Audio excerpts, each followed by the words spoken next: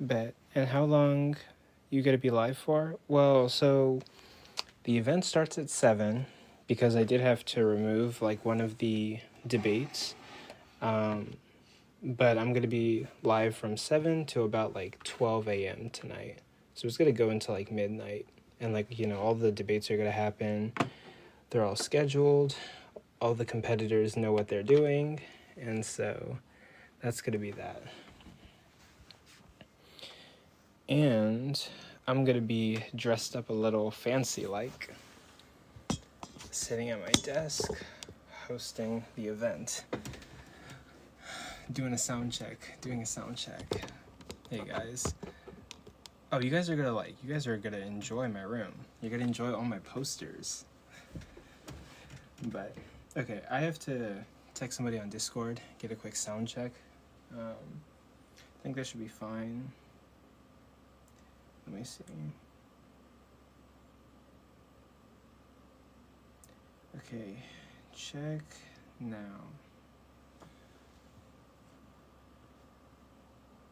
Yeah. Hello, this is for your sound check. Someone is hearing that on YouTube. Oh, this is an amazing setup. It looks so professional. The camera is so good. You got all the posters in the back. Neat. Okay. All you need is like a crappy green screen to ruin it all.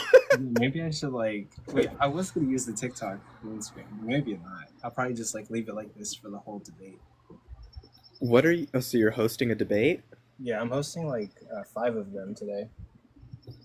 Oh, that's wonderful. Bro, I love when you host debates because you're very good at letting both people annoy each other and stay out of it. Yeah.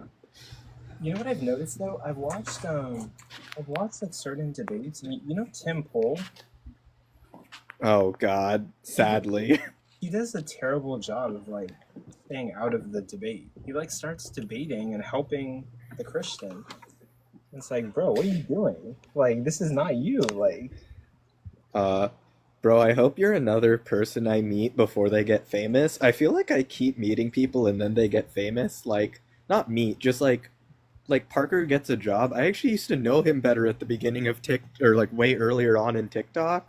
I think one of the most interesting conversations we had was on a Discord where we just talked about staying true to yourself while getting famous. And he had a really interesting view on it where he was just like, I don't know if he was just really smart when it came to it. You could tell that he was going to go places. In my head, I'm I think I was going to some classes at that point, because my health wasn't as bad. But hopefully, dude, I'm on new medication and hopefully my health gets better. I hope so too. Yeah. Also, I thought you just whipped out a hookah or something. Oh no. Dude, this is an amazing setup. So who are you hosting the 5 debates for? Wait, hold on. Oh, he's getting his headphones. It does seem to alter the volume. I think it's switching to you talk now? Hello. Oh, it's your microphone now, I think. Yeah. Oh, it seems like it lowered the volume of your microphone, or you switched to your microphone. Oh, I think I switched to this microphone. It's a fancy one. And also I got a new sound card so I can alter my voice. It's a way better one. So I'm testing it out. Dude, I was reading up on sound. Dude, I usually when I have manic episodes, I just read a bunch. I was trying to find Blitz sent me his paper for his PhD before, and I was trying to re-find it, and it's cuz I was realizing things about his paper, and I was like, wait, this paper that guy's really fucking smart. I was going back and forth about stuff cuz how vague can I be? It's about the Poincaré group, which is a group that talks about all waves. And it was... Keep going. The more I'm thinking about it, the more genius it was. Oh, he's hosting for Mathew! Who's Mathew debating? Matthew is debating Matt, and it's going to be pro-choice versus pro-life. Which one is more justified? Oh, I think one of the things that I wish about debates was if the so I think in essay writing you call this a thesis statement or the central point of a debate or whatever you would call. I wish the thesis of each debate was a lot more specific, like would a pro-choice stance would the adoption of a pro-choice or would the adoption of a pro-life stance by the government be more or less beneficial for both the moral and fiscal systems in America? Moral or more? Moral and fiscal. So it ties money and morality together, but it also ties the pro-choice and the pro-life position together, because the idea is you're always trying to make connections. So pro-choice and pro-life alone don't really mean much, but when you start to tie them to the ideas of monetary gain and moral ethics, then you start to get something much more beautiful there, where it's like, oh, now we're not just debating, but we have a goalpost. The goalpost is financial and moral superiority. Which of these stances is fiscally and morally more superior? And so you kind of get two ends to fight on. So one person might win the moral debate but lose the fiscal debate. And so in a sense, you kind of have a way to go 1-1 or 2-0. Okay. Yeah, I'm listening to you. I'm just dealing with some sound stuff, but I am listening. Not superior. Maybe superiority is a bad word.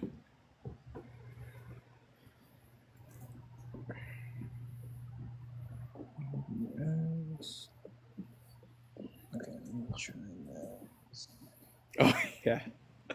I was admitted to a psych ward because I didn't realize I didn't realize non-doctors could be psychiatrists.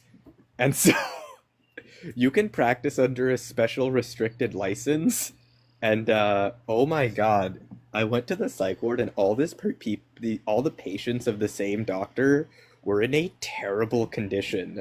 And all the other patients were like getting better. And I'm like, there is something horribly wrong. So I got a second opinion and they were like, yeah, you seem fine. You're just... It now says on my medical record that I'm obsessed with math. So I don't know what that means, but that's on my medical record now. Bro, diagnosis, he's a fucking math head. Oh yeah, don't forget to, is the debate today, is it going to be on this host or is this or this live, or is this just a test live to see all the things? It is going to be on this live. Oh, okay. You might want to restart the live before you do it again, just because it kind of re-jumps you into the algorithm, because there's some weird, I don't know, there's weird things about how the algorithm... This is the thing I hate. They use AI systems now, and the thing that made, like, for example, the original Reddit algorithm was really, really smart. Same thing with the original Google algorithms, and they were replaced with AI algorithms that are dog shit. Handcrafted algorithms are so much better than whatever fucking just have things happen. It's actually just rolling dice on a tray and then hoping the right dice fall down. And it's best for homogenous community engagement, where basically you just get a bunch of people who are the same interacting, but you get no heterogeneous mixtures of ideas. So you don't get people who are very different interacting with very different people. It naturally leads to thought clusters or in-groups, and it's disgusting to me. So I'm glad that you're doing debate stuff like this to try and break the in-group sentiment or the way that in-groups work. Okay. Wait, no, yeah, I agree with that too. Like trying to get people out of their like echo chambers and into... That's a better word. Bro, it took me 7 years to describe echo chambers and you used one word. Oh, okay. Now I feel like a moron. You're breaking people out of their echo chambers. Let's see. Oh no, dude, you're like, wait, what? You're like 10 times smarter than me. What are you talking? What are you talking about? Intelligence is. Do you know what intelligence is a measure of? How to make big word small word. You made big word small word with one word. That's intelligence. Oh yeah. I also agree with that too. Yeah, and you did it. You did what I couldn't. That's all it is. That's intelligence. That's the human condition. Make big word small word because big word make me scared.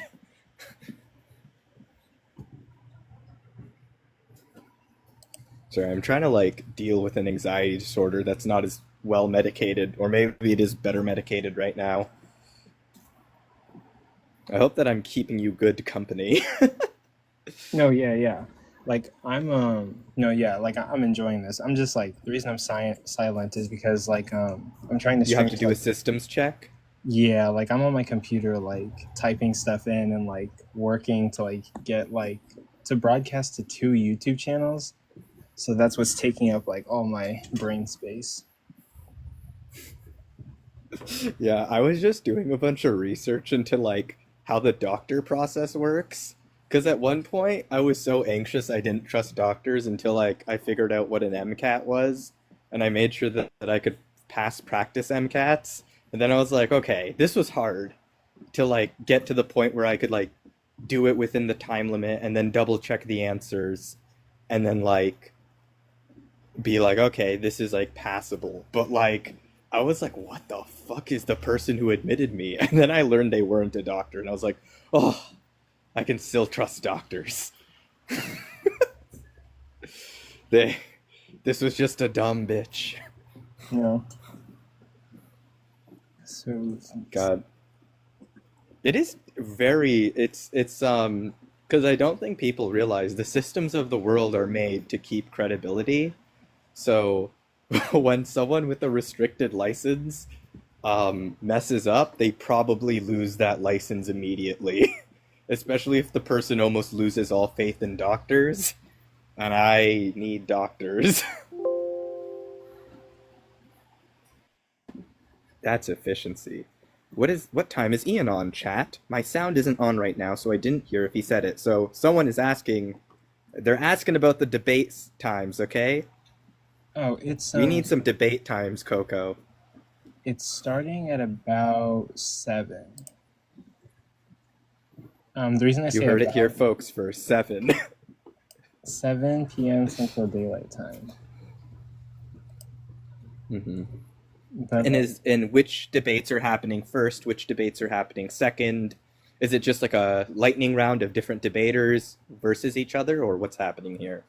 it's gonna be Ian's debate's gonna be first, and then I think Ooh, we got Ian. after that it's gonna be Ceasetoknow, I think, versus Jeht. Then Mathew versus Matt, and then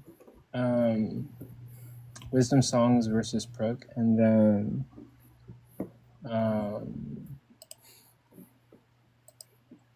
Could I ask about each debate topic as well? So could you introduce it with time, or not the time because you said the time was 7 Central Daylight yeah, Central time. Daylight Time.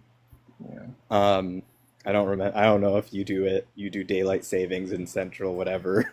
But because I know one of the provinces doesn't do daylight time, but I know you're American, so I have no clue how that works. Um, it might. Debates will approximately be 1 hour. Oh, so it's 5 hours of debates from 7 to 12. Yeah. Is that correct? Yes. Yeah. So it's going to be 5 debates, and it's going to take from 7 to 12 to get through all of them. And I mean, granted, there's going to be like some talking in between. So Yeah. In addition, if I may ask, what are the 5 topics if you want to run down them? um, They're going to be. Oh, did someone? ISH. Oh, he might have been. He might have been one of my friends in real life. Wait, hold on. You have friends?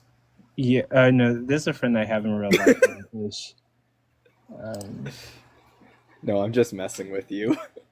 Bro, you don't say no, You say yes, fuck you. That's the correct answer. oh, like I don't mind because I don't know. No, it comes with it's parcel with it comes with the package, me being a dickhead.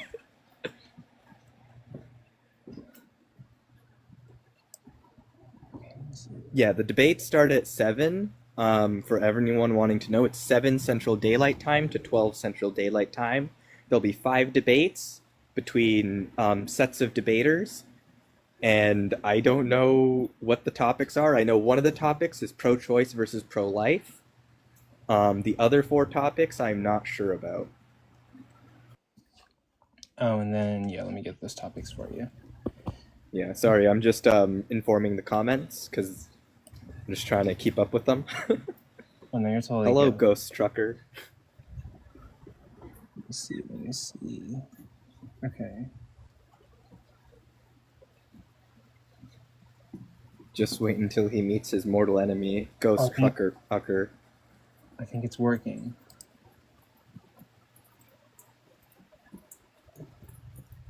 I think it's working. Yeah.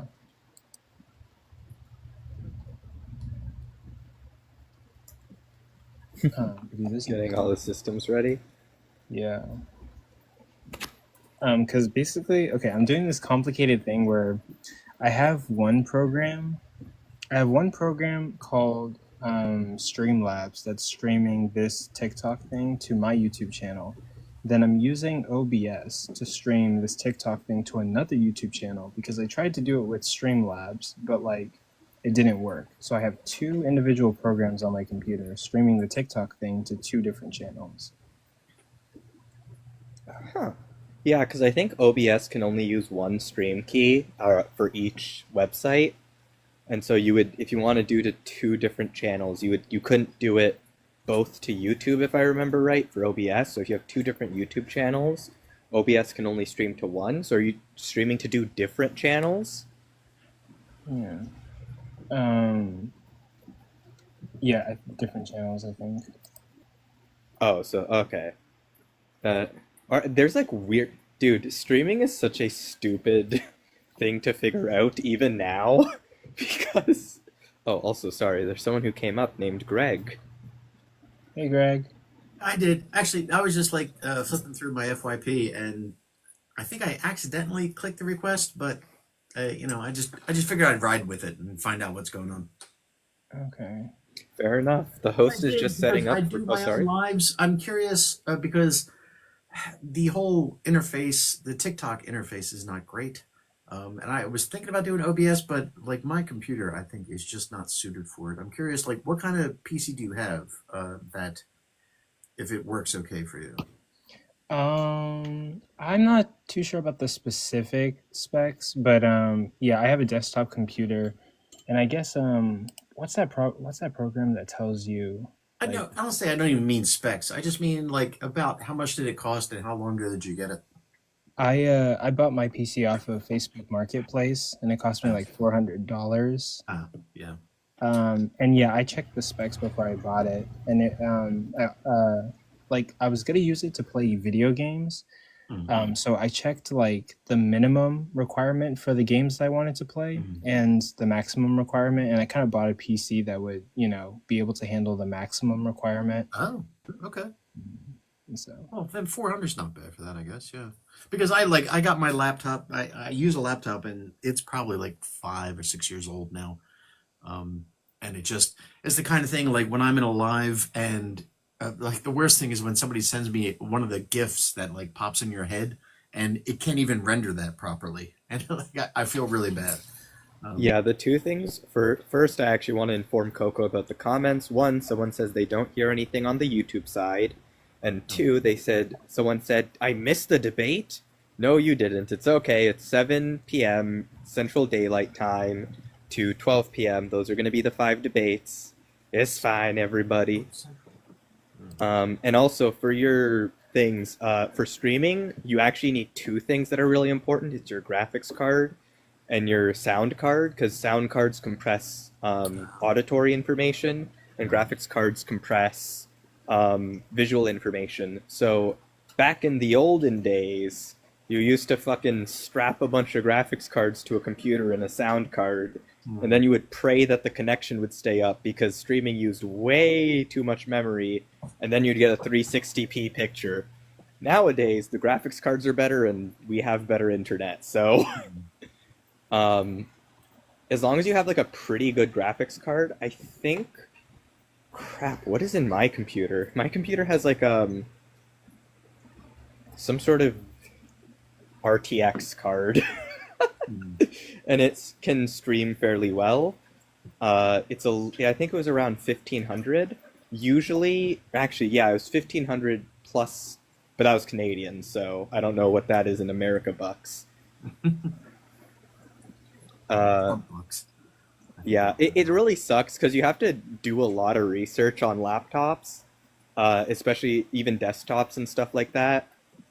Generally, what the thing I do is I look at the graphics cards and I look at the sound cards and I look at the processor and I look at what's the laptop build? Do people like the laptop?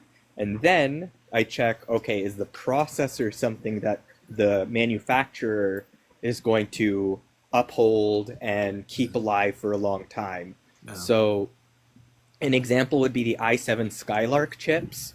They fucking loved those chips. The Intel people, if there was a dick to be circumcised, they would have sucked the skin right off. Damn. Okay? Okay, guys, I managed to figure out the audio. It was a little pain in the butt, but like I figured it out because I'm a tech genius. No, I'm kidding.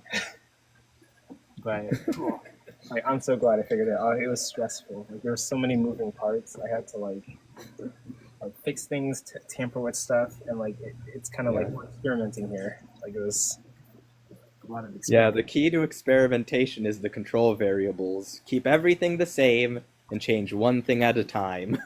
Wait, actually, like literally, because like essentially like I plugged some stuff in and I was like, okay, this is not working, so let me change like one variable. Oh, also, sorry to interrupt, Coco, but there's a question from the chat. Whoa, nice lightning. Will the debate, all of them, be on YouTube afterwards? It's midnight here now, says Tree Rotter. Whatever. Oh, yes, they will be on YouTube. I'm going to edit them maybe tonight and like let you know about that. I'll have to like download the YouTube video, but like I'll figure that out and I'll get it to you. Follow me. I'll follow you back and I'll DM you updates. One of the things you can also do with OBS is OBS can save the recording. Now, the only thing that's annoying is depending on how you save the recording, this thing will be a huge 100 gigabyte file. So make sure you have hard drive space. Okay. Cool. Can you guys hear me? Yep, you're sounding good. Bet. You might want to put the microphone on a stand because as it shakes, it changes the audio quality a little bit. So you want it somewhere where it can be a, quote, control variable and something you don't need to change very much. Okay, let me figure that out right now. But good advice.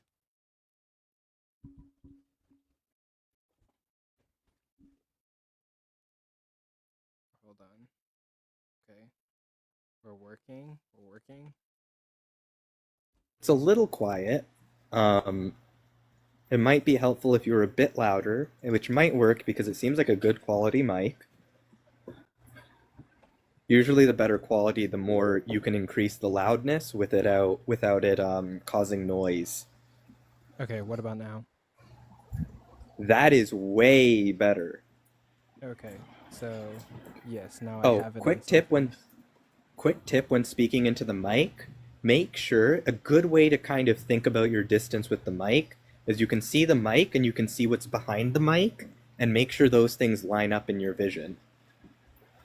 Okay. Pick an object behind the mic and you line it up with the mic, and then you're always talking at the same distance. Can you say that again? You look at something behind the microphone, and then when you're looking at the microphone, you make sure that the microphone covers or lines up with the thing behind it. That way, you can always make sure you're the same distance, and it should take the same amount of space in your eyes. Yeah, gotcha. Thank you. Okay. Working on that right now. Moving stuff around. Ooh, Miz has a question. Do you know if Styx will be debating tonight? Sorry if that's somebody who's supposed to debate tonight and I'm blanking on their name. It's just Jesse. I'm just bored and chilling. It's fun. Okay. What's the order? Someone's asking for the order of all the debates today. Okay. Can you give us the order, Coco? Yeah. Sorry, I'm like one. I feel like I'm your co-host. Honestly, like Jay's gonna be my co-host for this event today. Damn, And, didn't he's invite probably gonna me? be doing that too. Yeah. I love co-hosting over hosting, because then I can be a bit of a dickhead. Really know what you mean. Yeah. Yeah. Because it's like, listen, if I'm being too much of a dickhead, the host will tell me to shut the fuck up. Well, like, I wouldn't say it that mean, and like, no, like this is perfect. Like, I want you to critique me and to tell me like what I'm doing wrong, so I can like do it better. And you see, and, like, he said that spoken just like a host. It's like myself. It's like when I do like talks, like I will occasionally have people in because I kind of know they're going to be my anger translators. You know, I am doing the best I can to keep an even keel when I'm talking to people, but I will sometimes invite up somebody I know is going to say what I'm really thinking. Okay. All so, the slurs. Oh, also, did you go through the list of the debates and when they're happening? Yes. 'Cause- and I timed them and everything, and made. Oh, no, I mean, did you explain it to the audience yet? So... Oh, Oh, and by the way, 'Cause- controversial. It is true. Your mic has gotten quieter. You were good a little while ago, but now it's not great. What about now?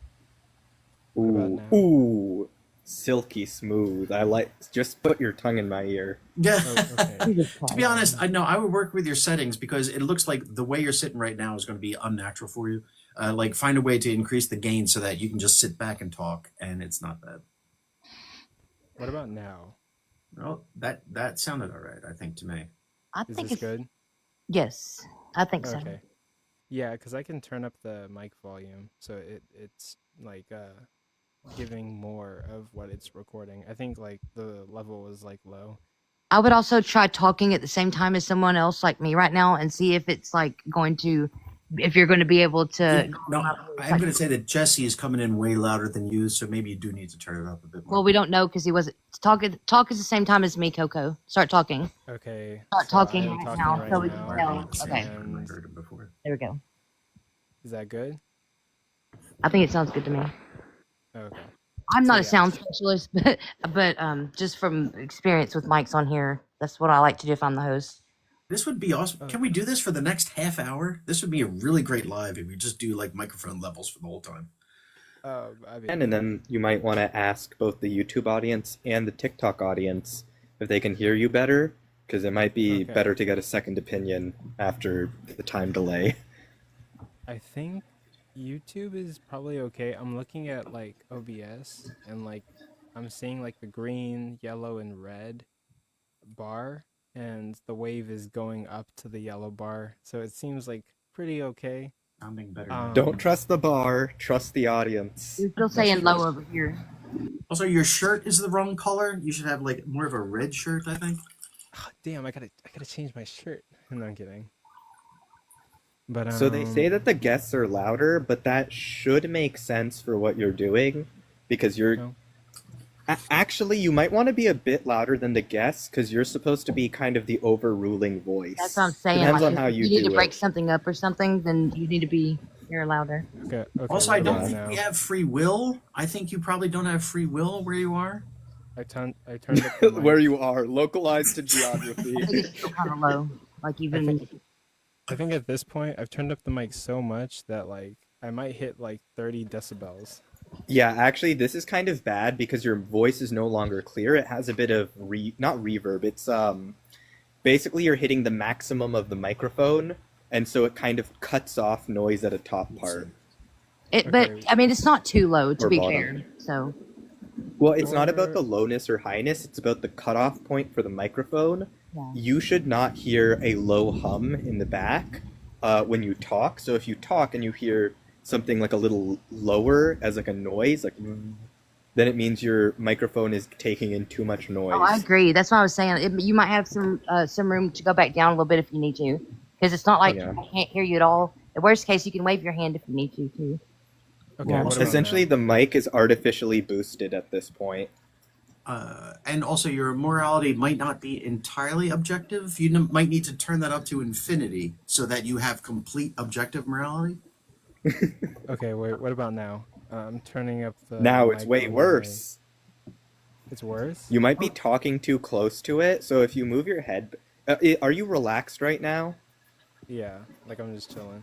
But Dream and Dawn, Okay, where- that's better. Where are you listening Oh, to sorry. it from? This is good. Dream and Dawn, That's are you on way better. TikTok? Right now, yes, this is me on TikTok. That's funny because he's still I don't know what the thing is. He sounds quieter to me. Like Jesse is for sure. Jesse is at like the correct volume. Another I thing would is, say. it could And- also be people on our end. So like, there probably isn't a general Wait, condition hold on. of Let me say a accuracy. sentence. You're- Does this sound good By the way, right now? That sounds good. And I'll- remember one thing, keep your spinal posture straight, because it keeps your voice box loud and clear. Okay. I'm gonna give you the realest piece of advice I've ever given. Anybody, mute motherfuckers. You understand? Like if you don't you do not need to make yourself louder. If people start getting out of hand, and if they start if there's people who are contributing to the conversation, let them speak. If there are people who are not, mute the fuck out of them. You know what I mean? He's right. And also, your left knee should be at a 90-degree angle. Like, make sure it is turned. Right. Coco alone. counterclockwise. Y'all have already got Coco having to do too Right. much. Just learn to mute. Coco's gonna turn schizophrenic like I am. I'm having Yeah. I'm not for the micromanagement, but Greg, I wanted to fucking talk to you. Yeah. I came also here for Yeah, I couldn't talk to that MD guy. I had to go away. I had to leave also because it has gotten even worse. If you can imagine that. Listen, Jones, this is not let's not continue a conversation we had in a previous live. I do them occasionally. Just follow me. Sometimes I'm available. I'll be happy to continue that conversation. But Alright. this guy has his own thing, and I don't want to interrupt. That's fine. It's fine. I got no issue with that. Oh, I just wanted to say one thing about the muting, Coco. One thing that you should do to keep impartiality is you should mute both of them at the same time when things are getting out of hand. So you can basically go, okay, you're both muted. We're going to cool down for a second. So everyone shut the fuck up while I sing the song of my people or something. I don't fucking know. He's right, but make sure you do it counterclockwise, because if you do it clockwise, then You TikTok guys does are not not like that. helpful at all. You need what you need to do. He's not casting a damn spell. Come on. I'll be honest. You need if first of all, if there's 3 people arguing at once, You sound like your phone's in your throat. Well, I'm sorry. I don't give a fuck if I'm being honest, but you need to just mute people who are out of control and make sure if you have just an example, you have one person who disagrees with the panel.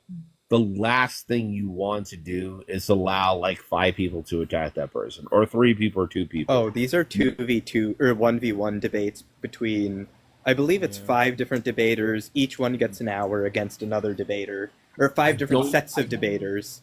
like 40 Okay, minutes, if yeah. there's already a systematic setup, then they're for. So just mute people who are arguing out of turn.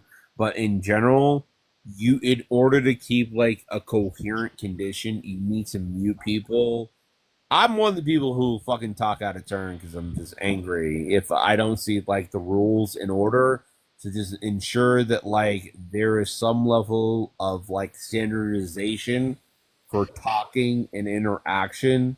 And if people fall outside of that realm, mute the fuck out of them so they know that there is like a standard. If you don't do that, people will consistently break the rules, break any condition you made. You have to actually enforce that shit because people will take over like easily. He's right. And also in like if you need to take an iron supplement, you need more iron in your diet. So make sure that you are taking like those multivitamins. You are not wrong by far. Is this a brand new setup that you're trying out, or are you just doing a mic check with the same Oh, things? I just recently bought a new voice card, which is like Voice those things where you card. can, yeah, like those things where you can alter your voice and stuff like that, and it has different like modes and stuff on it, and I just wanted to test it out for this event. It's Mhm. really high tech. It cost me like $140 roughly. Mhm. But I could show you guys like what it is because I Oh, is bought it it like a cheap. soundboard?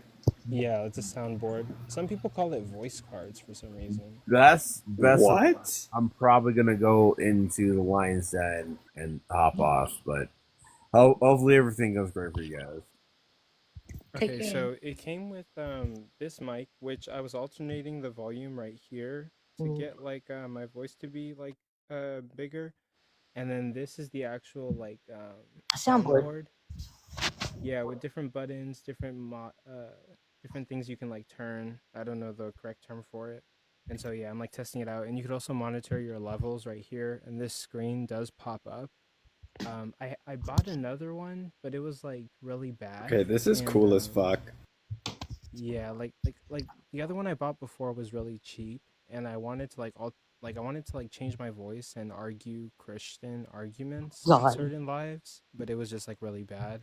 So I got this one. I'm gonna be like altering my voice and like making like Is a it fake hooked up to account. it right now? Huh? Is it hooked up right now? Yeah, like this is hooked up right now, and like I'm talking to you guys via Does it have like this. a siren or a bell or something? Because you can use that also, like to try to get order or get people's attention. Well, I have these different like sound effects. Congratulations, well done. That's an important one. That's the most important one. Never mind, I take it back. That's the no, this is the most important one. But yeah, and also like I can add sounds to this soundboard. Nice. It's starting at 7 just Jim. 7 Central Daylight Time to 12 Central Daylight Time are the 5 debates. Each one's about an hour. Yeah, or like 40 minutes roughly. But yeah. Um okay, so I have to finish like one more thing before this whole thing starts. I'm like nervous for this event, but I'm not even debating. But This like isn't I'll your win. this isn't your first one, is it? Or is it? No, I'm always nervous for these types of things. I like take it seriously, but like Hey, a little anxiety is good. It's good to take things seriously. Well, I like that yeah. about you, Coco. Everything you do, like you do it intentionally, so I can understand. I'm sorry. Do you Yeah. mind? This is oh sorry. I just accidentally tripped onto this. Do you mind giving me the basic what happens here? I don't even know. Okay, so yeah, definitely I would love to. So Oh, um wait, your micro one of your things is out of tune. I'll help you with it or I'll describe it later. okay. Yeah, What the left happened? channel is off. The right channel is perfect. Can you turn just a little bit to the left, and maybe that will I'm solve it? kidding. But okay, so like not to go into like all the background or like my whole like story or MO, but I actually came up with this idea like 4 years ago. I was working at like a Lowe's department, like a Lowe's like hardware store, and I was talking to one of my friends. Like I graduated high school, had a bunch of questions about like religion, and I was like, I want to start my own channel where like I can go on a journey and like figure out what I believe in, but also like share that with other people and help other people to figure out their stuff and like make this information more like available to people. So like I think August 2019, I think, is when like I started this channel. And basically my channel is about like documenting my journey to like study Christianity, Islam, all different types of religions, and share my journey to figure out like what I deem to be the most justifiable idea. But I also want to host debates. I want to debate people. And I also want to have conversations with people, and I have like different lives where I do that. And this isn't my first event. I've had like multiple events where like we do formal debates where we have like formatted debates where you're gonna make a opening statement. You have cross examinations, and we used to have judges, which would just be like some of my qualified friends with like college degrees or PhDs or some kind of expertise in some kind of field. But I've recently kind of like scrapped the judges because like certain people complained that they weren't qualified or like their degrees were irrelevant to the conversation, and I've just like allowed audience vote. So but yeah, like for one of my first events, we used a college debate rubric from Stanford University to make the format for the debate. But like ever since then, I've been formatting them myself and making like time sections and really changing it given like audience criticism and whatever the competitors want. So if they want a longer debate, they might get like a 9-minute opener and like an 8-minute cross examination and 2 rounds of that, and then 5-minute closers. And everything's like very organized, good to go. And like, I guess like one of the services I offer, I guess you could say, is that I will host a debate for anyone who wants to debate for any topic really, and I'll promote it. I've edited like these really like decked out videos promoting these debates and Can I getting ask eyes what on these program you're people. using?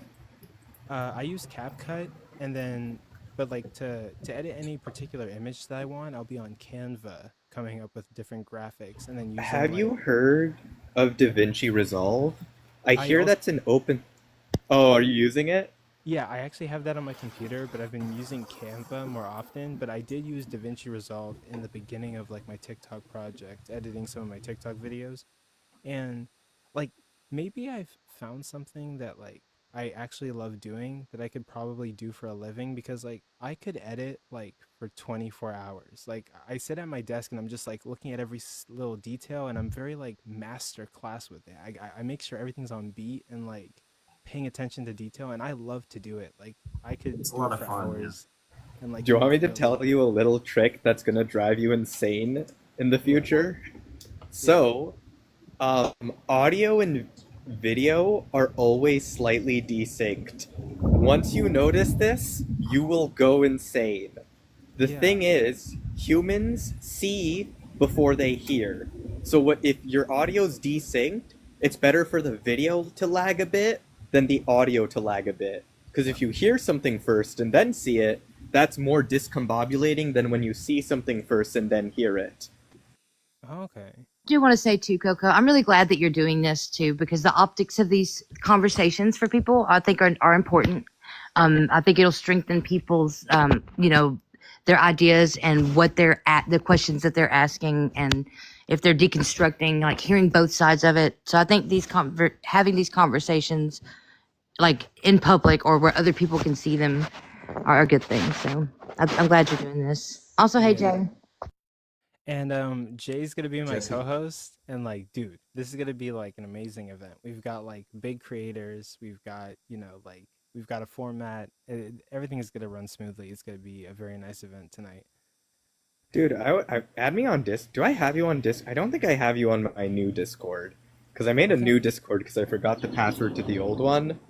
Um, I want to add you to help you with these things if I can, because this sounds really fun. Also, I would Yeah. love to make like, it would be fun to make comical shorts like a chat with Coco, where it's basically just like really stupid interviews, postscript about how you hosted debate, and it's like, well, how did you feel about hosting that?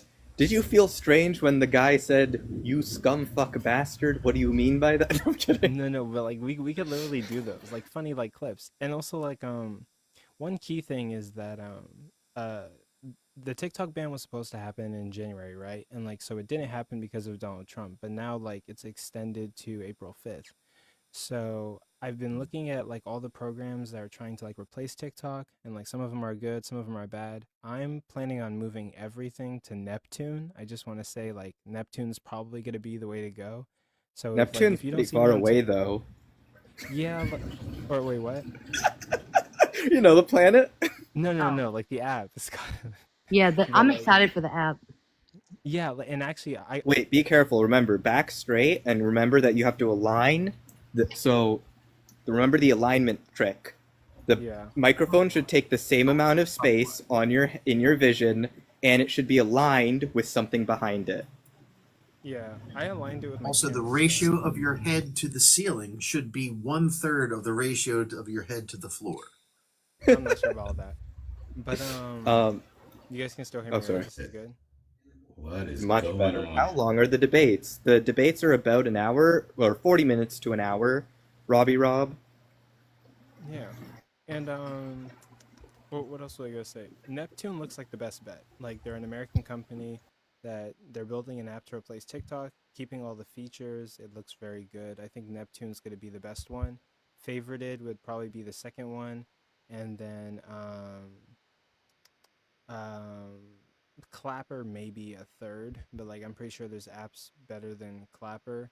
And I got accepted as a beta tester for Neptune, so I'm already on there early. iOS is gonna release uh like April 22nd, but like they're not sure. It's gonna release in April, end of April sort of. But I'm a beta tester, so I'm testing it out early. So like I get access. I've already made my file. I've already posted the video on there, and it looks good. Like I have faith in the program. I think like it's gonna be an American based like TikTok program that will be able to replace it and do it justice. So I suggest that all my friends, everybody who loves my content, there's 35 people in here, when Neptune comes out for like iPhone and like Android, everyone should download Neptune, and you can find me on there. And my username is going to be the same, mr.co.co3. Neptune's going to be the move. So, but yeah. Hey, can I? Love to formally debate someone on this, but I don't know who it would be and on what. I debate Blitz on Poincaré groups. I mean, like That would literally- get fucking trounced. Like literally, we'll do like any topic. Like I'll literally host any topic. I think I did like a Hobbit topic with Rebecca and Amdir a long time ago. That was pretty dope. I'll You host know any what you topic. should do? You should get co-hosts that are on rotation for different subjects. So if the subject is going to regard a lot of science or math, you could get someone. If it's going to regard a lot of anthropology, you get a different person, etc., etc. Yeah. And actually, speaking of co-host, yeah, Jay, I'm working on your background right now. I'm gonna send it to you in a little bit. Yeah. Did you get Hey, can I ask did you just get the quickly? rest of my text? Oh, Yeah. right. Jake. Yeah, add that if you can. If you can't, don't really worry about it. I can just say it. Coco, add me on Discord. I want to help you with these things. This sounds fun as fuck, and also, I think the new medication is working better. So, for my litany of health problems, so I think, and I'm trying to practice a bunch of, because I always do this. I always make large amounts of content and then never release it. I have like an entire PowerPoint, or like going from Galilean relativity to special relativity to general relativity, and it's just on my old computer and I never released it. And it's literally just like drawing lines and little animations and all that stuff. And I'm like, I need to man the fuck up and release some stuff. Well, so, Video like, stream, just like post them either on YouTube or here on TikTok. yeah. Thinking of going with a style that's very simple to make large amounts, so I was thinking of just explaining things using a whiteboard in 3 colors, red, green, and blue, and black, 4 colors, I guess, red, green, blue, and black. And the idea is that I could just edit it and I could explain a bunch of different math or science concepts, because I think there's very interesting descriptions of things Like there's something called the monster group and the friendly giant, and it's the symmetry of all symmetries. It's every way something can be like something else. And it's a mathematical group that exists because essentially you take every story, every word, and you find every synonym or every close enough synonym. And there's always going to be a distance between the synonyms because nothing is the exact same in math, but things are close enough. It's a story about all rotations, all connections, and the distance between them. Okay. Let me see. Okay. You're gone. I know I am great. So, are all of the debaters going to be under here? My plan is to put them like up where me and Jay are right now, and then me and Jay are gonna be on the bottom, and there's gonna be like nobody else on the panel. Going to be split into a quadrant of fourths. Oh my god! I remember one time I hosted a debate between Jorge and He Who Shall Not Be Named for Wait, who? Dark Matter. Don't worry about it. Wait. It was a sad day on science TikTok. Oh my god. Oh, Thank you, Jesse. Jay, Hey, can I have two things to say. One, Statler dry erase markers, really good. I really enjoy these.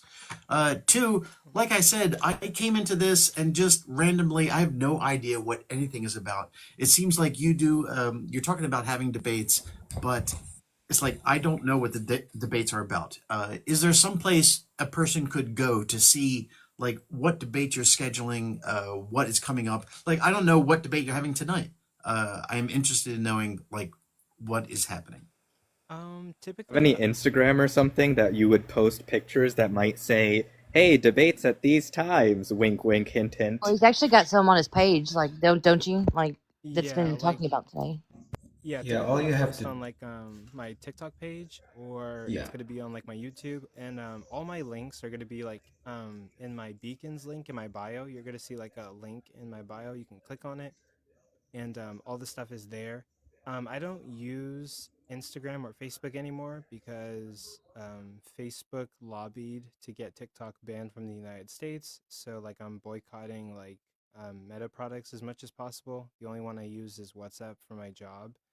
So like all my stuff is mainly going to be on like Lemonade, TikTok, YouTube, and the rest of the links are going to be like in that link in my bio. It's a beacons link. You'll see it. You just have to primarily follow the live creator that you want this information from, and you click on the bell, right, and you'll get notifications anytime they post anything. It'll show up on your For You page, or it'll show up in your contacts, messages, and it'll just tell you like this person just maybe put up a video or something like that, and you'll get all that information because Coco's pretty good about like promoting when he has these type of events. So Yeah, and by the way, those edits were pristine, I'm telling you. The only critique is that with this most recent edit, it did move too fast. There was a lot of text, and it did move too fast because it was trying to stay on beat with the music. So instead of making the transition happen on the third beat, I should probably make it happen on the fourth beat of every measure. yeah, fourth beat's gonna, the third beat's gonna be more of a treble, and the fourth beat is gonna be more of a like a downbeat, upbeat. So yeah, put it on the fourth beat rather than the third. The third beat comes very quickly and is a lot more third beats than there are fourth beats. So yeah, you want to put it on the fourth. Don't ever put anything like, if you're doing like this picture shows up when music hits at this particular beat, you never want to do third beat because on the third beat it's like, it's in drums they call it the treble.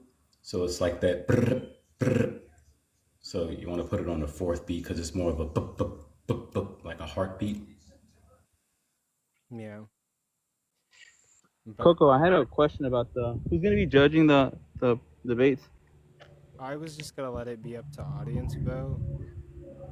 But But like most of your audience hates me, so can we do like a different way of like you want actual judges? yeah, cause everybody in your audience hates me. I hate you. Okay. I hate you. It's gonna be a challenge, but like, yeah, I'll find some judges. Yeah, run them through me though, cause I want to be okay with the judges too. I would say fine. You can pick two Christian judges, people that you think would be fair, and like tell you if you lost or tell you if you won.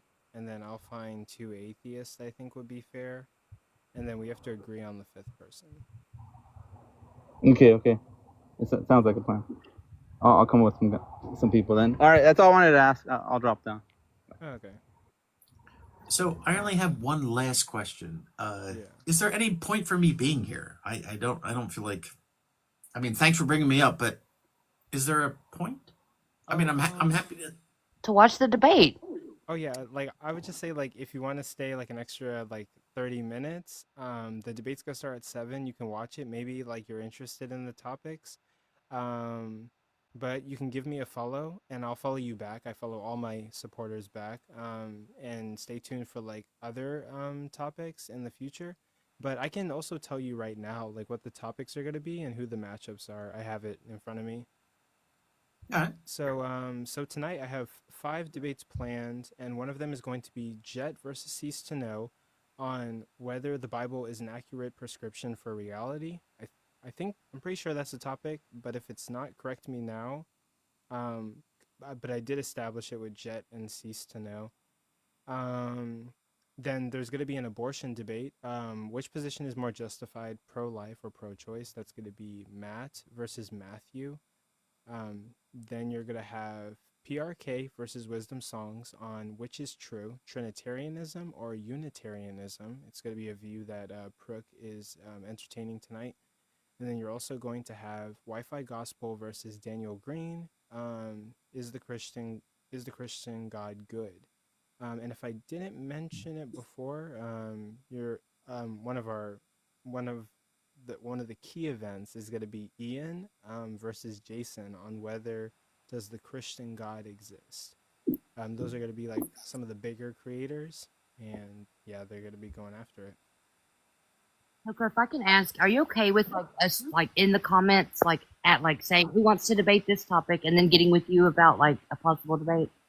Oh yeah, feel free. Like that's like 100% what my channel is for. If you are on my lives and you're like commenting and someone wants to debate you and you want to organize it, feel free, network, do what you got to do, then DM me and I will host the debate and I'll promote it for you free of charge. Okay. Coco, I have a question for you. Is there any way I can debate you on the negative effects of health for ramen? Top ramen? Top ramen? Yeah, sure, we could have that debate. I just don't know what would be the I'm positive totally benefits. kidding. Oh, okay. Like I don't know how I would argue that ramen is healthy for you, but we could have that debate. I'll do my research and see what we could do. But Also, who did you say is debating Jason tonight? It cut out for me, so I didn't hear that. it's gonna be Ian, allegedly Ian. Yep. And it's gonna be fun. It's gonna be really great. I'm a little like I'm like the nervousness is like getting out of my body, but like nobody realizes how much planning and like coordinating with people and their jobs and like promoting the event and then hours editing the promotion and like everything that goes into like putting I'm it all amazed together. how much you're putting into it, to be honest. Yeah. I see all the work that is required.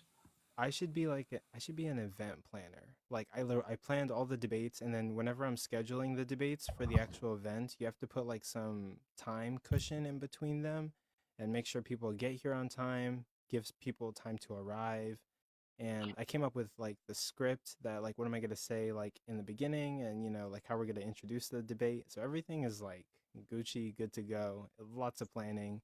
And then I'm also preparing for a debate on Sunday, which because I've been so busy like planning this event and that event and then also sleeping in between, I'm not sure how I'm gonna do in the tag debate, but we'll see. I might lose, but like I'll learn my lesson and be better in the future. But like there's a lot of moving pieces I'm keeping account of and studying for debates, and people don't really realize like how hard that is to do. But How will the voting go? Is it going to be like a poll, like for like with emojis or something, or? it's gonna be like the poll's gonna say who do you think won, and it's gonna have like the name of each contestant, and then you just like click on whoever's name you think won the Okay. debate. I'm excited to watch. Yeah, it's gonna be pretty good. I'm just about finished. Go ahead. Idea about that? Like maybe do like best out of 3 polls, like at the end, so that way like it helps have a level of fairness, if that makes sense. We could. I would Good have to idea. like reset the poll like 3 times. But yeah, we could do like a best out of 3. Or I could have people like comment on like a post that I might make post debate and tell me like who they think won the week after. Oh, is that Sticks? Hey, what's up, Coco? What's up? Sticks, what's up, my man? Hey, I just Sticks? wanted to make one. I don't know if it's even possible, but I know your last round of debates, Coco. It might be helpful to have the debate topic up on the screen because people are coming and going and they're not maybe sure what the topic is. Yeah, it might be helpful. I have like 5 debate topics, but maybe I can make a background for that and like yeah, I can get on my other accounts and then, you know, have them get on my other accounts, join the live, and then expand that screen with all the debate topics on it. As a person who came into this just randomly, I hardly agree. It would help to know at a glance what is happening here. Oh, okay. Give me one. If it's possible, it might be helpful, but looking forward to it anyway, guys. Okay. But yeah, like it's gonna be good. I'm downloading Jay's background right now and sending it to you via text. Also remember, sit behind the microphone, focus on it, look behind, left knee 90 degrees, cap turned, wider shins. Yeah, definitely. Right. I will be doing all of these that. things. But I got it like aligned and everything, and then yeah, I'm just like chilling. I don't have to like go too far. But let's see. Okay, I think that should be good. Jay, check that out, download it, and then use the green screen effect to get it on your phone. Yeah, I know all that part, Coco. Thanks. Oh, no, I've yeah, been on like, TikTok for like 8 years, bro. Oh no, yeah, sorry. I'm like, Thanks I'm though. overthinking. Thanks though. Don't you hate how these young people talk to us? I'm telling you, Jesus Christ, I'm not that old. I'm overthinking. Like people don't understand how my brain works. Like I overthink. I have anxiety. I like, you know, I'm thinking of impossible scenarios, and like every little detail. And like, yeah, focusing is a thing. Yes, Skits and Bits. These debates will be on YouTube. Yeah. I will probably tonight I'll take some time to like edit the debates. It does take a while. I have to like download it and then cut it up. But I will figure out how to do that. I could use a YouTube downloader off like online. A YouTube downloader? Is that what that? No. Like yeah, go to a website, you can download YouTube videos, and then I'll re-upload it, cut it and everything, or I will have timestamps in the video that I upload. Can I do a debate with Tiny on how he should deconstruct his beard? I will literally host it. I mean, like I could do that. That's a debate you can win. Oh snap! Do we have a matchup? Is Man, I'll cook you, Tiny. But anyway, we got 44 people in here. Everyone is super excited for the debates that we have tonight. It's going to be going down in about like 14 minutes. Thank you guys for being here. I really appreciate it. I can't have this channel or do anything that I do without you guys. thank you guys for like the gifts. Thank you guys for being here. Thank you guys for all the support. Thank you guys for liking. Thank you guys for sticking with me through like a lot of drama and like the rocky roads, you know, like that I've been through. People have stayed, some people have gone. Um, but yeah, thanks for sticking with me. I guess like I'm a human and I'm like working through things and getting my shit together. So Well, Coco, I just got to say on behalf of everybody, we appreciate you and thank you. yeah, definitely. And like I love to do this stuff, and I don't know, like yeah, like I love to do this stuff. This is fun. It's not just I think this sort of helps people. There are people who have DM'd me and they're like, yeah, like you're talking about like religion and like you're hosting a platform where we can talk and like freely express, and like it's helped some people. And yeah, like I guess I'm glad to help people, but I'm not like Superman. But I'm glad to help people. It's helping me. Like I've learned so much stuff on TikTok, and I guess like the main thing is just letting people know that like it's okay to not know whether God exists, and to take your time, explore different ideas, and like be true to yourself, I guess. But I'm not like a saint or anything. I don't want to like put myself up as like a saint. I'm like you can consider me like an anti-hero. Good intentions, but like, you know, actions are good and bad. I swear to God, if anybody ever hurts you, Coco, like, I'm gonna pull up on them.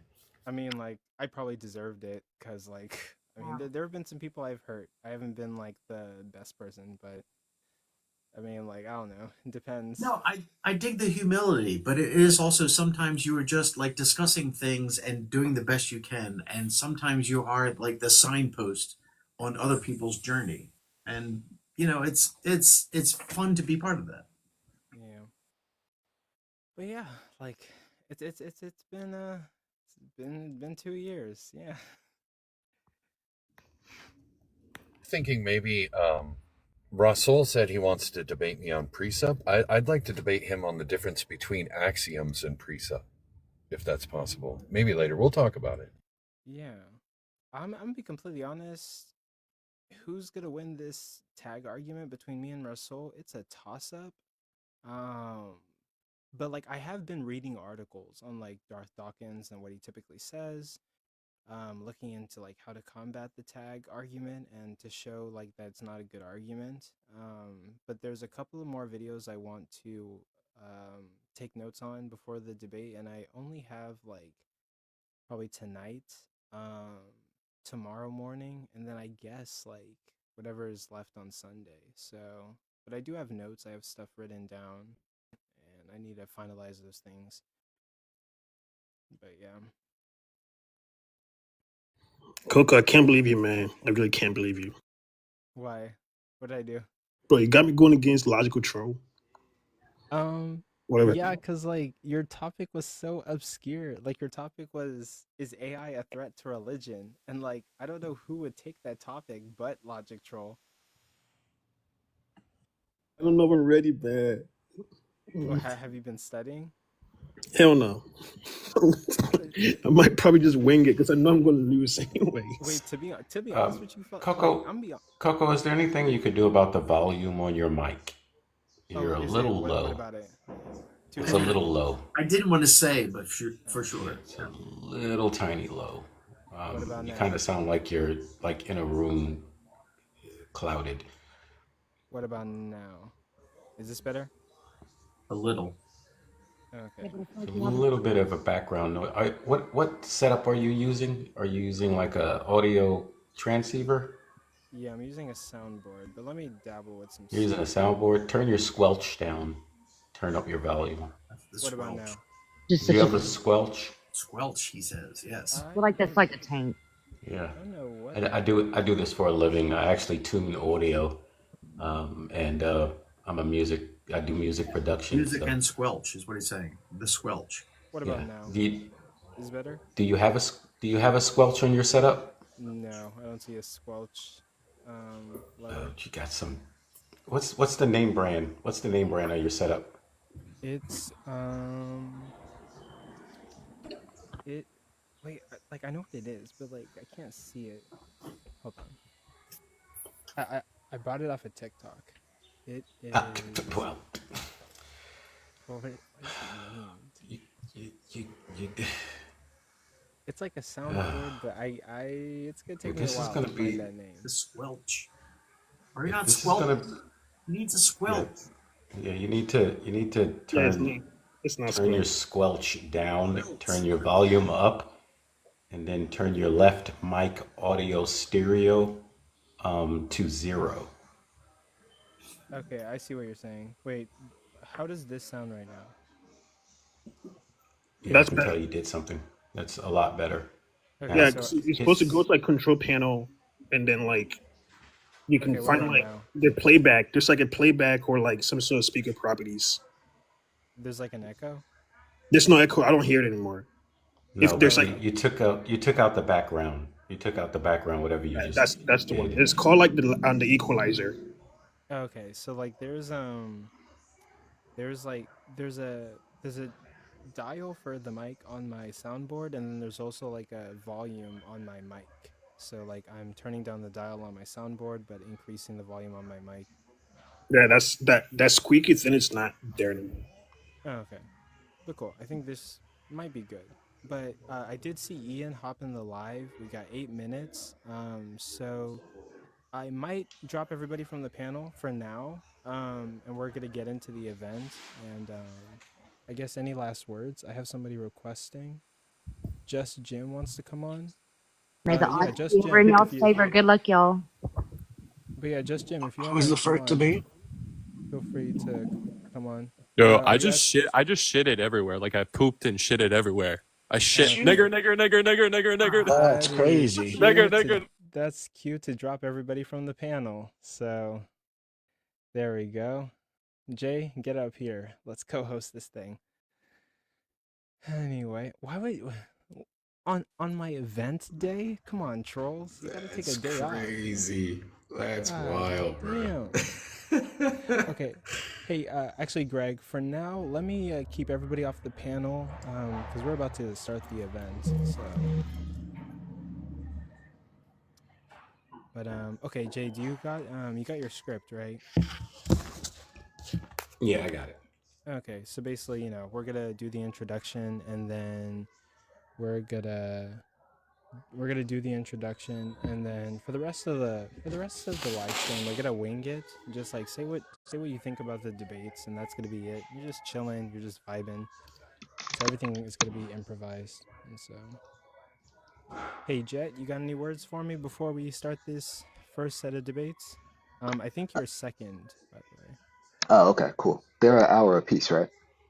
They're like 40 minutes. Okay, cool. Here, I can drop out then. That way you can use the panel for what you need to. Okay, but before you drop, let me tell you what your time is gonna be. Gotcha. So, let's see. This might be the old one. Hold on. Okay, I can find it. It's gonna take me a sec though.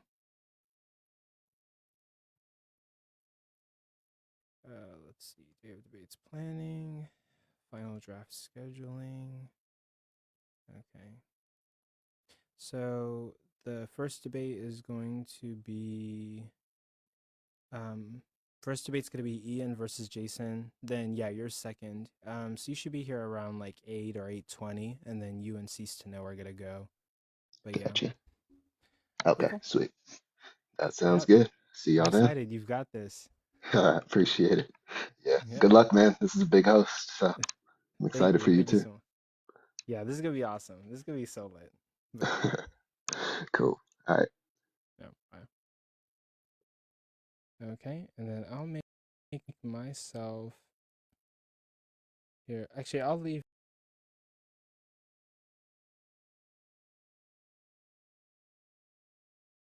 that. So, and Ian and Jason will start at like 7:20.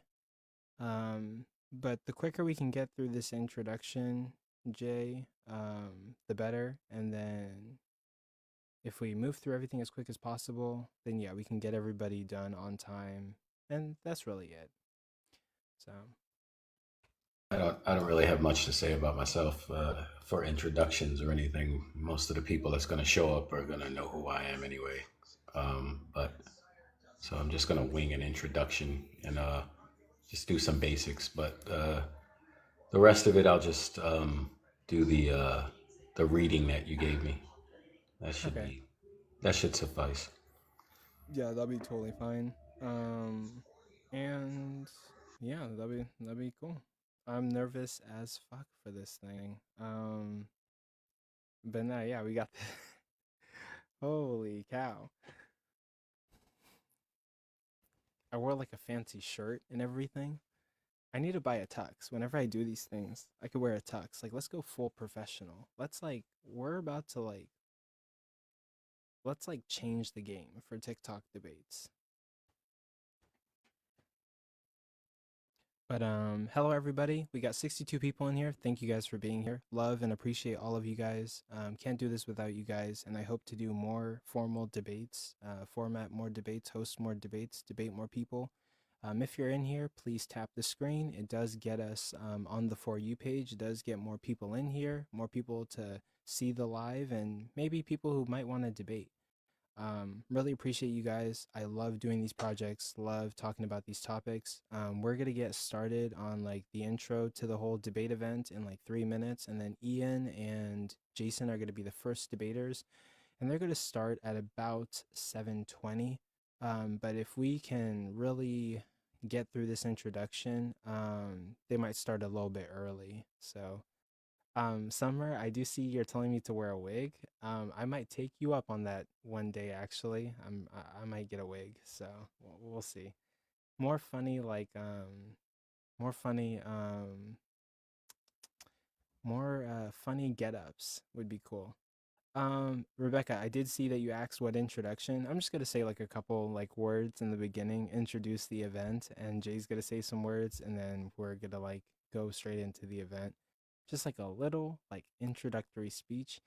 I also tried to keep it short this time, because like nobody wants to listen to me talk for like 30 minutes before the debate. So we're gonna like, yeah, 20 minutes is a lot, I know, but we're gonna try to bust it out as quickly as possible in like maybe 10 minutes maximum. Shouldn't take that long, but we'll see.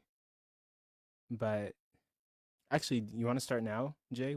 It's like 2 minutes to the event. We might as well just like start and get it going, and then get Ian and Jason up here. Yeah, sure. I mean, I'm here. You're in control. Do your thing. Oh shoot, let me make us same. Okay, so cool. Yeah, I guess I'm gonna get through it. So first and foremost, hello everyone, and thank you all for being here. I really appreciate the people who have supported me, even through the rocky roads this channel has faced and gotten through. Thank you to everyone who has stuck around and bared with me as I've grown as a person and made mistakes and learned. But in other regards, everyone, welcome to Day of Debates 2. The first day of debates was hosted by me and OG Kylo, and we did that when TikTok was about to get banned in January. Then, TikTok got banned and brought back, and this one I'm hosting with Jay as a reactionary response to the possibility that TikTok could get banned on April 5th, given Donald Trump only extended the deadline and did not get rid of the deadline for TikTok to sell to an American owner. Given TikTok might get banned, links to my other social medias are accessible via the beacon link in my profile page. So if you go to my profile here on TikTok, there's going to be a link in my bio. You can check that out. And I have a bunch of different social medias on there, and it'll show you where I'm going next after TikTok gets banned. But really quickly, I'll introduce myself and allow Jade to do the same.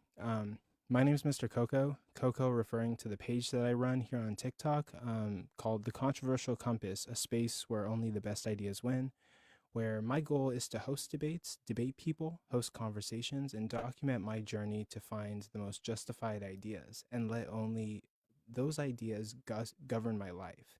And now I'm going to pass the mic to Jay, who's going to introduce himself. Hello, fellow debate enthusiasts. My name is Jay. I'm also known as the Gray Man. Um, I'm a apatheist, which means that I don't have an opinion as to whether or not God exists. That is my stance. I don't make the positive nor negative claim that a God exists. I simply listen to the arguments, and I relate to some and some I do not. So that's pretty much my stance. I'm kind of in the middle. It's the reason why I call myself the Gray Man, because I find myself in the middle of these debates between both the atheists and theists.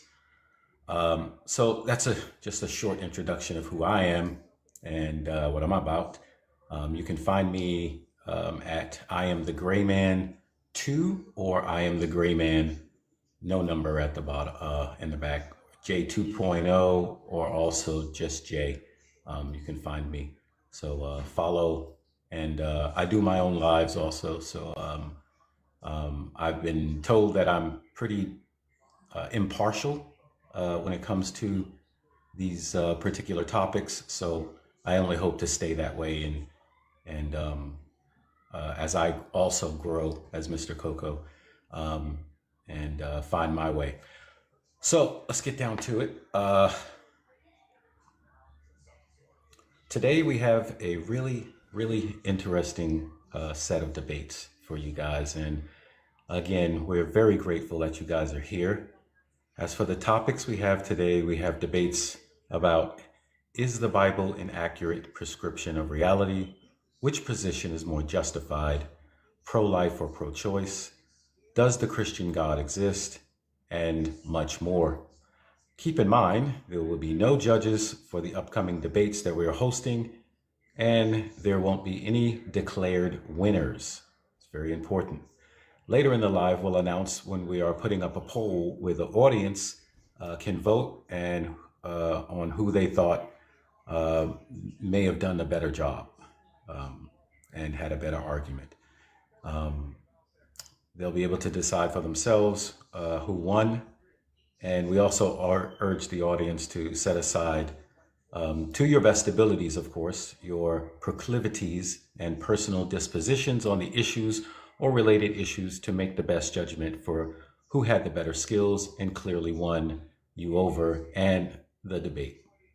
I also want to remind the audience to remember to not harass the debaters after the debate is finished, because they are humans and they have taken their time out of their day to do this for your entertainment.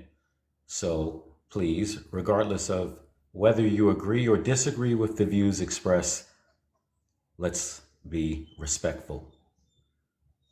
I ask of myself, I ask that if you are going to gift me, I would much rather you use one of these two up here to gift, as the proceeds will go directly to me in 100% whole, such that I could use it to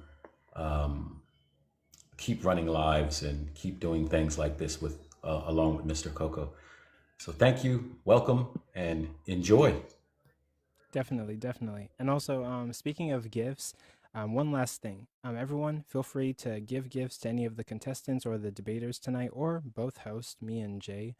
We have all taken time out of our day to do this for your enjoyment and also for like our entertainment.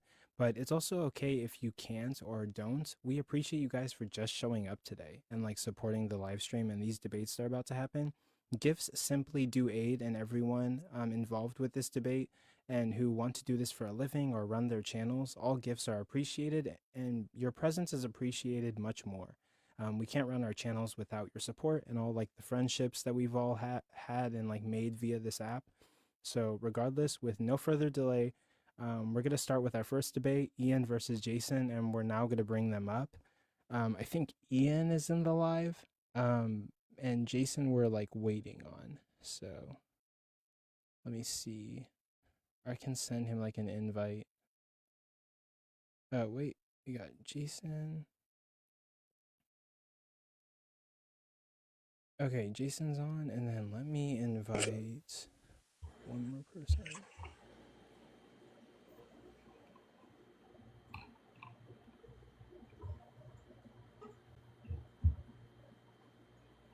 Let's see.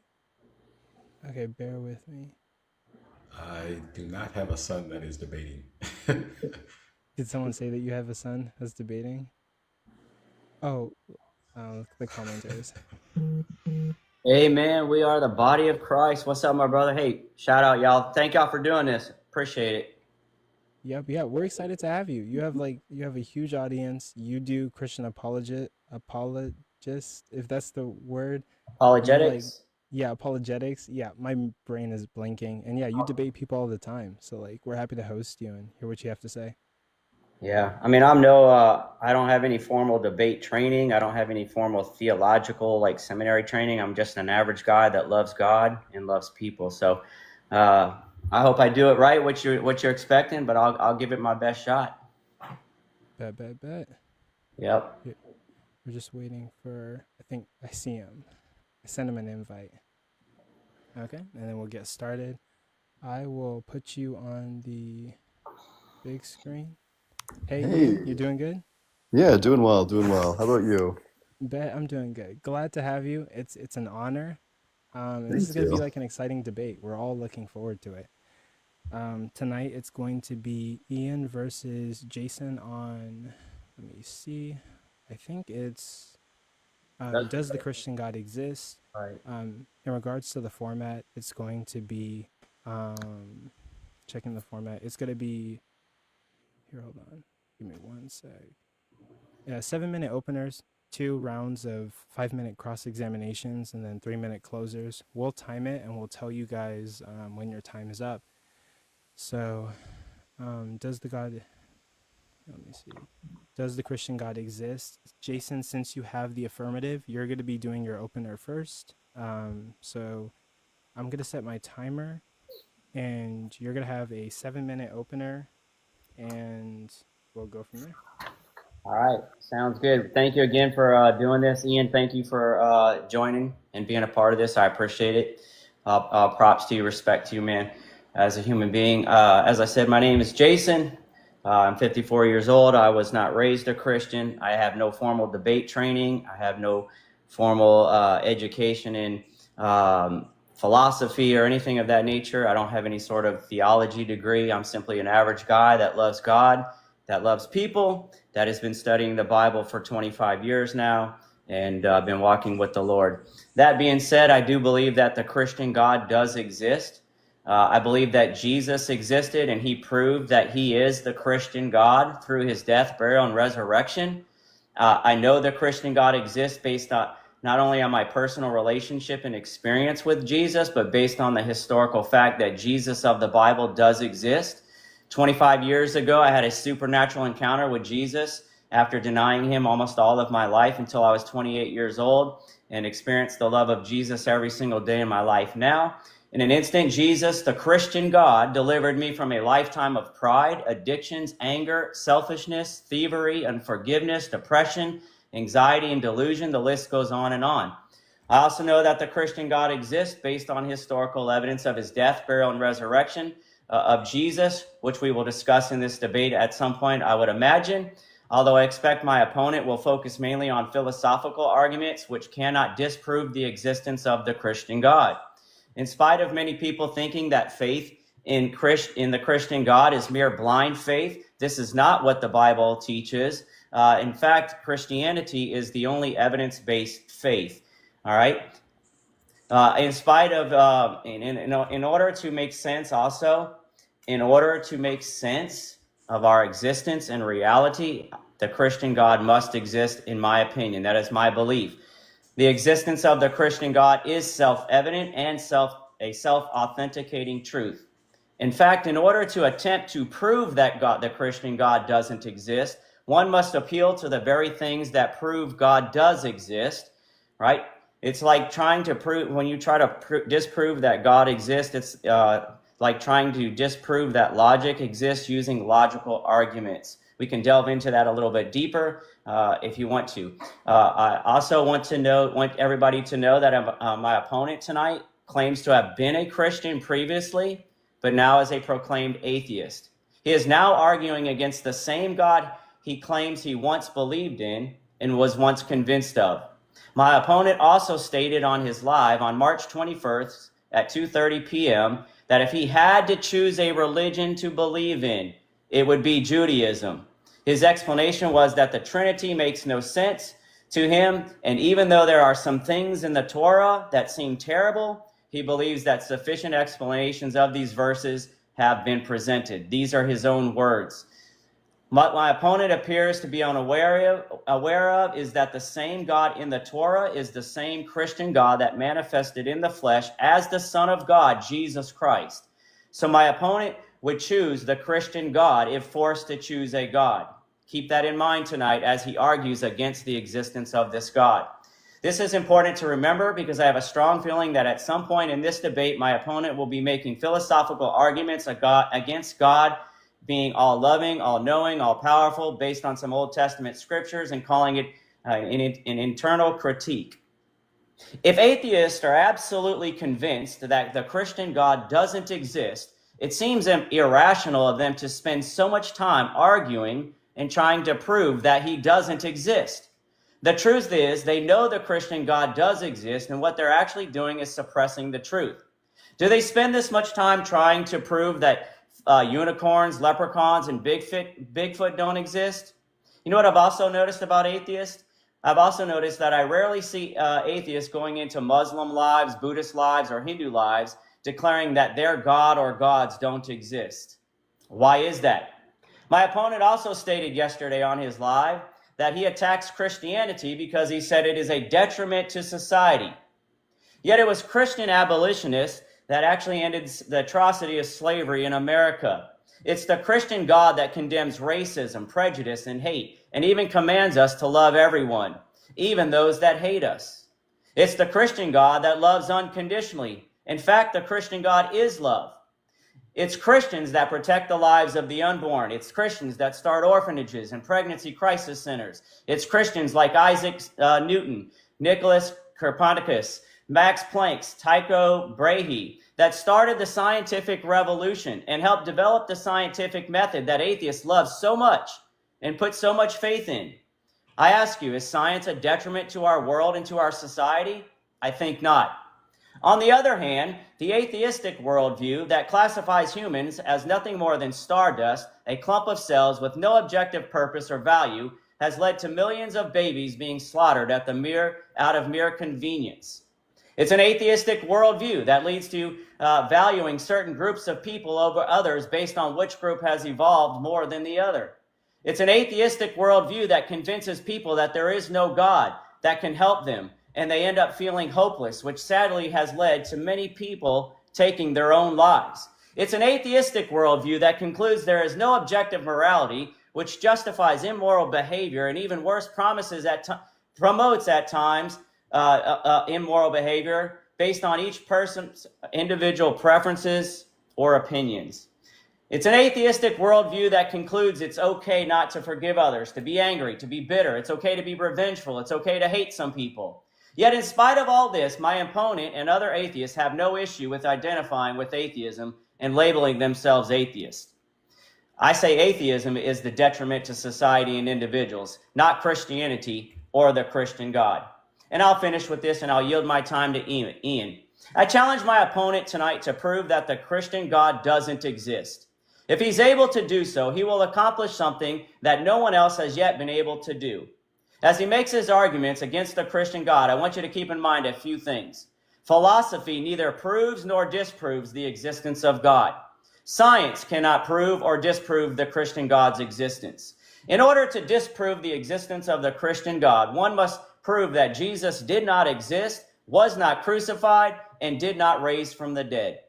Arguing that God does not have the attributes that Christians believe the Christian God possesses does not prove the Christian God doesn't exist. That's time.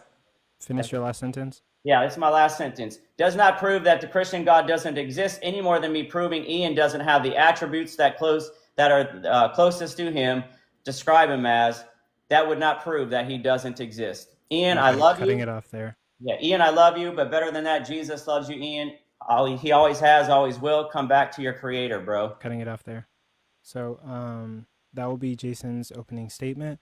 That was 7 minutes. Ian, it's now your turn. You're going to be doing the negation. I can start your time when you say your first word.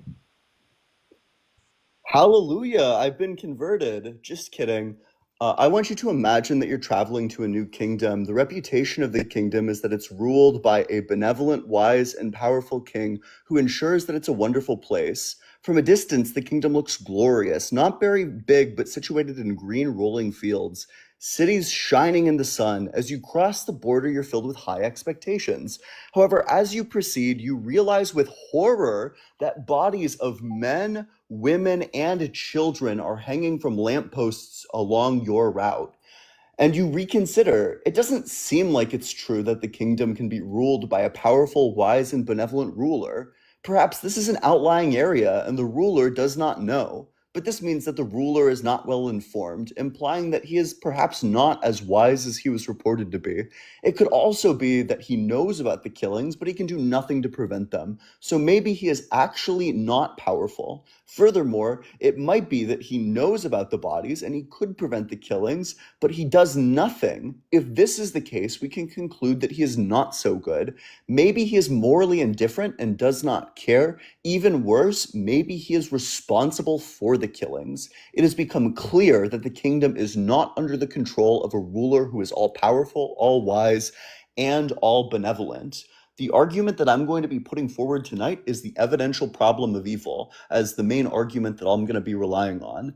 This argument functions under a data paradigm where we think about what we would expect if this world is ruled by a God who is good, powerful, and knowledgeable about all aspects of the world and to maximum degrees of all of these properties. We ask ourselves, what type of world would we expect to see? Probably a pretty good world, probably a world that reflects this kind of love. But when we look around, we see a horror show, and it makes us think that a good, loving God who's all-powerful and all-knowing cannot possibly exist. There's a couple of evils that I'll be laying out here that I think are strong evidence for the non-existence of the Christian God. The first evil that I'm going to be laying out is natural disasters. Between earthquakes, tsunamis, and all other natural disasters, there's over 200,000 deaths every single year. In the past, earthquakes have been so bad that they've taken the lives of nearly 1 million people. That's crazy. There's absolutely no reason why a good, loving God would create a world where one of the properties of the world is that it causes people to be unalived en masse.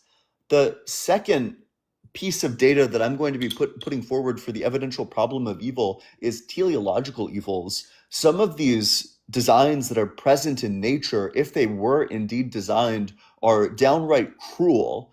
I'll specifically point out the short-tailed North American shrew.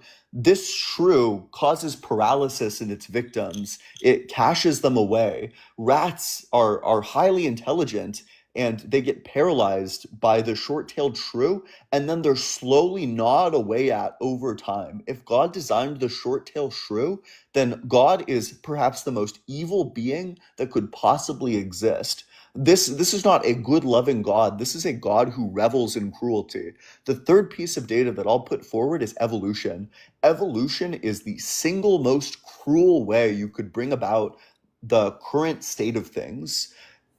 The driving mechanism of evolution is natural selection. It's things surviving and reproducing and taking the lives of other things. Only the things that are good at surviving and reproducing get to survive and reproduce, or at least they're more likely to. All the other things get brutally unalived. This is a horrible process, and it's been going on for the past, I don't know, like a couple billion years? Horrible atrocities. Literally, think for a second, during the Australian wildfires, koalas were incinerated. Events just like this have been going on for the past billion years. Feeling, thinking, living creatures have been experiencing horrors. The next piece of data that I'm going to put forward is just the evidence related to the female anatomy. The majority of pregnancies in the female anatomy are miscarried. So if, like Jason says, these pregnancies, these fetuses are in fact babies, then the way that God designed the female anatomy is such that it promotes abortion. If you think atheists do a lot of abortions, you should see what God's design is up to. The next argument that I'm going to focus on is just the argument that prayer is useless. Premise one, either what you're praying for is perfect or it is not perfect. That's the law of excluded middle. Premise two, if what you're praying for is perfect, then it was already a part of God's plan. Premise three, if it was already a part of God's plan, then the prayer didn't change anything. Premise four, the other alternative is that the thing you're praying for is not perfect. If the thing you're praying for is not perfect, then God cannot and will not do it. If God cannot and will not do it, then your prayer didn't change anything. Thus, the conclusion, either way, necessarily, your prayer didn't do anything. It doesn't change anything, which means Christianity is false just on that basis alone. I'd like to close things out with probably, I guess because Jason was hinting at tag stuff, I'll run two more arguments. The next argument that I'll run is the funniest argument that everybody should be running against presuppositionalists. Jason claims that his God is self-authenticating, that it's self-evident. So here's an argument. If God exists, then I know that he exists. I don't know that he exists. Therefore, God doesn't exist. And finally, I'll wrap things up with my favorite verse in the entire Bible. He went up from there to Bethel, and while he was going up on the way, some small boys came out of the city and jeered at him, saying, "Go away, bald head. Go away, bald head." When he turned around and saw them, he cursed them in the name of the Lord. Then 2 she-bears came out of the woods and mauled 42 of the boys. And with that, I yield my time. Okay. And that will conclude your opening statement with 3 seconds left on the clock. So with that, both of the opening statements have been spoken to the audience. So we're going to start the first round of cross-examination. Jason, you're going to start by asking questions to Ian. You get 5 minutes. And don't start yet. Let me set the clock. And go ahead. You can start your cross-examination, Jason. All right, thank you. So I want to point out quickly, briefly, Ian did exactly what I prophesied he was going to do. He basically made a bunch of philosophical appeals to try to deny the existence of God. Ian, my first question is to you. Can philosophy either prove or disprove the existence of God? Yeah, definitely. Okay, that's not according to what most philosophers say. They say that philosophy cannot prove or disprove the existence of God. Okay, what made you appeal to? Again, I said he would appeal to God not being all loving, God not being all powerful, God not being perfect. Again, he's just making philosophical arguments. He did nothing to address the basis of my argument or the basis of my faith. He made no comments or rebuttal to anything that I said regarding the death, burial, and resurrection of Jesus Christ, that Jesus Christ was God in the flesh. So what I would like to ask you, I have a couple of syllogisms myself. Premise number one, Jesus is real. He's not a mythical being. Premise number two, Jesus is the Christian God. Conclusion is, therefore, the Christian God exists. Ian, do you agree or disagree that Jesus, the historical Jesus, actually existed? Yeah, I think a historical Jesus actually existed. Okay. Do you agree that he died by way of crucifixion? Yeah, I agree that he died by way of crucifixion. All right. Do you believe it's historically accurate that the claims of a physically resurrected Jesus were made very early on after his crucifixion, within days? Within days? Yeah. No, I don't believe that.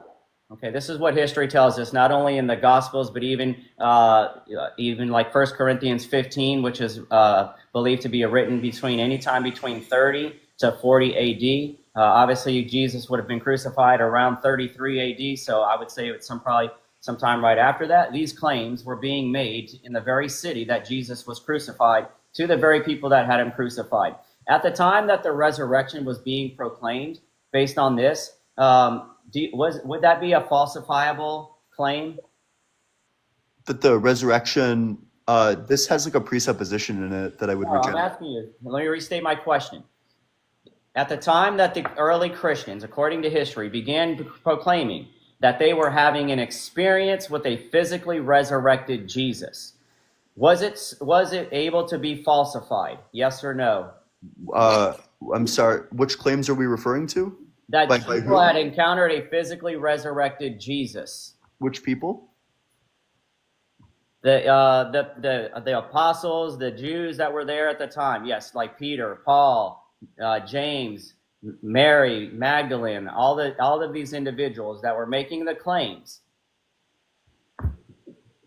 Was it able to be falsified? I'm going to reject the presupposition that they were making Not this. a presupposition.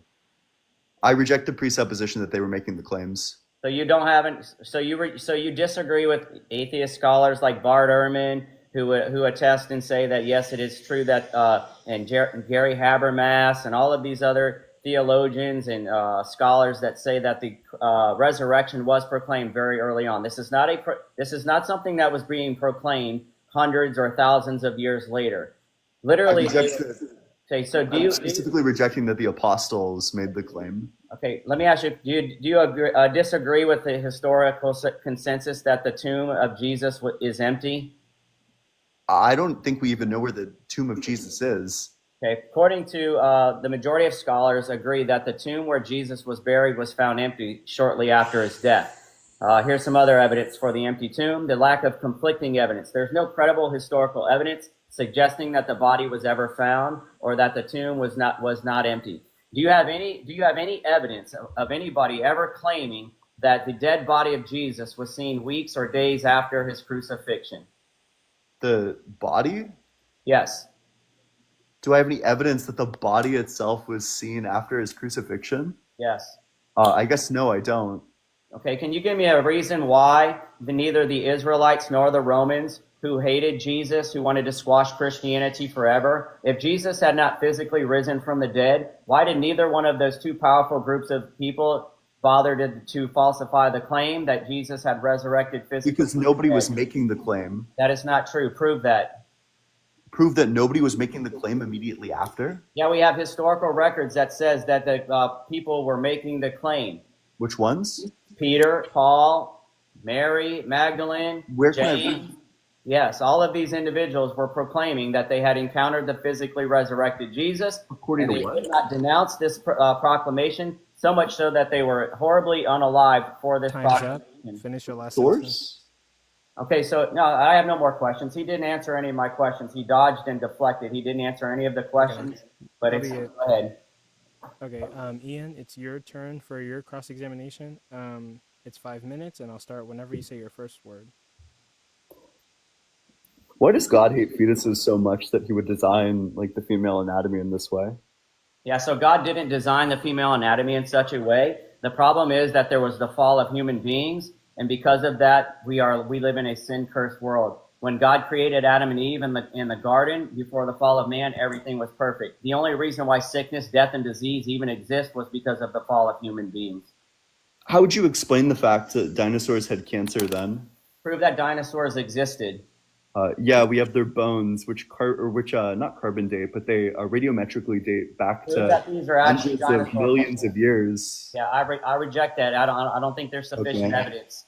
Yeah, we reject dinosaurs. Got it. Sure. Yeah, What it's about a the mosquito? We have a supposition, just like you said about the claims of the resurrection. Your claim about dinosaurs actually existing, I ask you to prove it. Yeah. What about okay, sure. What about the mosquito that we have in amber, and the mosquito has malaria, and it's like 20 million years old? Yeah.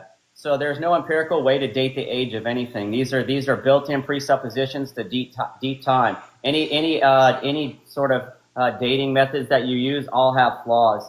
Do you think scientists are just like jerking their gherkin? Like, what do you think scientists are getting up to? Yeah, do I think that there are scientists that have bias and allow that into their experiments and their tests? Absolutely. Because there are scientists on the other side with just as much education and degrees as the scientists that you would quote that say that the earth is not billions of years old. What does God let kids get unalived by cancer? Yeah, so it's not the will of God for any kid to die of cancer. They are supposed to be healed. The reason why they don't is not because of God. God doesn't give anybody cancer. But again, it goes back. The only reason why cancer. I'm so sorry. Wait. I don't need the Adam and Eve story again. If there was a button in front of you and if you push that button, it would cure cancer. Would you push that button? All right. So first of all, the reason why sickness and disease exist. Wait. That's not the question. Yeah. If there was a button in front of you, and if you push that button, it would cure cancer, would you push that button? God did something even better than a button, so nobody has to die of sickness. But that's a totally complete subject. Okay, wait. It's a totally different subject. Are you going to stick to the? Hold on. Are you going to stick to the debate? Oh my God! Look at this dodging Daniel. That's fine. We'll run it. No, I'm not dodging. What was Jesus's gender before he came into the earth? Jesus, before he came to earth as God, is a spirit. He's a male according to the word of God. And was he made that way by like some sort of part? God wasn't. Did he have like made. the male parts? God isn't made. When Jesus came as God, when Jesus came as God in the flesh, he was a male. I'm sorry, and what made him a male before he had a body? Because God says he is. God says. Oh my God! So Jesus self-identified as a man? Based trans allyship? Oh my God, that's incredible. No, not trans. So you're just what you're doing right now. Jesus was a man because he identified as one? He calls himself him, right? He refers to himself as him, created in his image. Okay, Yeah. so you just like self-identify. Hold on. So Ian, what does this have to do with God, the Christian God existing? I was just wondering if you're a trans ally. Whether he's a male or a female, what does that have to do? How does that either prove or disprove that the Christian God doesn't exist? You're doing exactly what I do. Wait, hold on. Wait, it's my cross-ex. It's my cross-ex. My apologies. Yeah. No, that's totally fine. That's totally fine. Give this time back that I took. Why does no, it's okay. Why does God so let's say that there's like a deer in the woods and the deer gets crushed by trees and has to like get unalived in like a slow, painful, horrible way. Why wouldn't God take the deer out of its misery? Like, why does the deer have to experience all the suffering to the end? Again, everything in this world, we live in a fallen, broken, messed up world because of sin. And so bad things are going to happen. But you keep appealing to this whole problem of suffering and evil, which is only a problem in a God worldview anyway. Even according to Richard Dawkins, since you want to make... I don't care about Richard Dawkins. He's like a pseudo-intellectual hack. Wait, I super don't care about Richard Dawkins. Wait, but who did Adam and Eve's children sleep with? Who did they have kids with? As far as I know, according to the Bible, they slept with each other. Is incest always wrong? Not necessarily. Not necessarily? Did we hear that right? Not necessarily? It is now. It's not necessary. So morals are relative? No.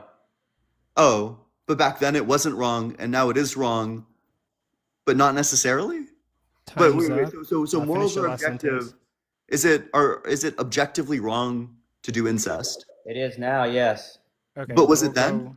Okay, we'll stop it there. Okay. We'll go to the next cross-examination. Jason, it's your turn. You have a 5-minute cross-examination. It starts when you say your first word.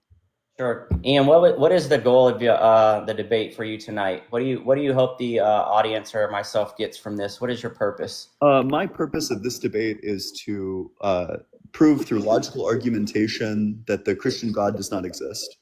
Okay, so through logical argumentation. All right, let me ask you a couple of questions then. Is it logically impossible for a maximally great being to exist? A maximally great being? What does it mean to be maximally great? Is it logically impossible for a maximally great being to exist? Yes, I'd say so, because in this instance, there's going to be great-making properties that contradict with each other. For example, there's probably a contradiction between being all just and all merciful, because sometimes when you give somebody a punishment, you're not giving them mercy, so you can't be all just and all merciful, for example. Yeah, so this is your philosophical opinion, and many philosophers would disagree with you. The overwhelming consensus is that it is not logically impossible for a maximally great being to exist. What law of logic does it violate that a God creator exists? The law of non-contradiction. How does a creator existing violate the law of non-contradiction? Yeah, because time can't be created, which means the universe can't be created. There would be a contradiction in the idea that an immaterial mind created the universe. Who says that time is created? Because space-time is the fundamental substance of the universe. So if God created the universe, then God would need to create space-time. How do you know that God isn't space-time? because that would be blasphemy, and I think you're a Christian How is that blasphemy? because that would make you a pantheist. Show me in the Bible where it says that God is outside of space and time. So typically, ever since I believe Aquinas, but it could have been earlier or later than that, there's been like a creator-creature distinction, which holds that the Earth, the planet, the universe is separate from God. That these are not, like, God is not the universe. Otherwise, you'd be a pantheist. Yeah, no, you're a pantheist because you believe that the universe is eternal. Essentially, that the universe is the source of everything. So you would be more the pantheist than I would. Show me where that God is outside. Show me any scripture in the Bible where it says that God is outside of space and time. Yeah, just that he was alone in the beginning. That doesn't, obviously, if God exists, he exists somewhere. And we're talking about time. The beginning is time. Show me a verse that says that God is outside of space and time. Sure, yeah. Let me pull it up. By the way, you said that it was logically impossible for a maximally great being to exist. That is not the consensus among philosophers whatsoever. Anybody in here out of the 440 something, it's a simple Google search. Is it logically impossible for a maximally great being to exist? The answer is no. Yeah, so the verse you're looking for is Psalm 92. Hey, what does it say? Before the mountains were brought forth, or ever you had formed the earth and the world, from everlasting to everlasting you are God. Yeah, that doesn't say that God is outside of space or time. Oh, I'm sorry, wait. So where was he in this instance before he had created anything? How do you define space? I don't know, just however the physicists define it. Right. Well, if something exists, it has to exist somewhere. Where does God exist? Or I'm sorry, it's your cross-ex. God fills all time and all space. The reason why eternity exists is because of God. The reason why any space exists, the reason why anything exists is rooted in God. So anyway, I just want to point out that you disagree with the overwhelming majority of philosophers that a maximally great being it's logically impossible for it to exist. My last question for you. Does the universe have a beginning? No. Okay. Can you prove that? Yeah. So you disagree with the overwhelming consensus among scientists and physicists that the universe began with the Big Bang? I would reject the presupposition that this is the majority view. Well, that's just as simple that this is what study does, research does. The overwhelming consensus, anybody can look it up, but I'll finish with that. So Ian not only disagrees with a lot of philosophers, he disagrees with even physicists and scientists, according to his worldview. I'll yield the rest of my time if there's anything left. Okay, I'm stopping the time there. You had 22 seconds left on the clock. So, Ian, you're going to do your 5-minute cross-examination, and this will be the end of 2 rounds of cross-examination. You can start anytime. I'll start when you say your first word. Do you think that prayer is useful? Yes. Okay. Would you agree with the law of excluded middle that either what you're praying for is perfect or it is not perfect? The law of excluded middle, to my understanding, means that something is either true or false. I don't see where the law of excluded middle refers to something being perfect or imperfect. So either P or not P.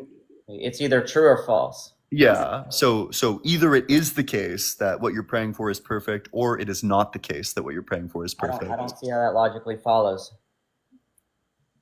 You don't. Okay. So I don't know. Maybe we'll just learn something about the law of excluded middle. So the law of excluded middle is a law related to propositions. Let me pull up like a formal one for you. Yeah. Okay. This is a clarification question. Are you asserting that the law of excluded middle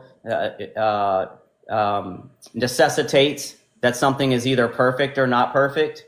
So with not P or P being any proposition, that's the law of excluded middle according to Bertrand Russell. Mm-hmm.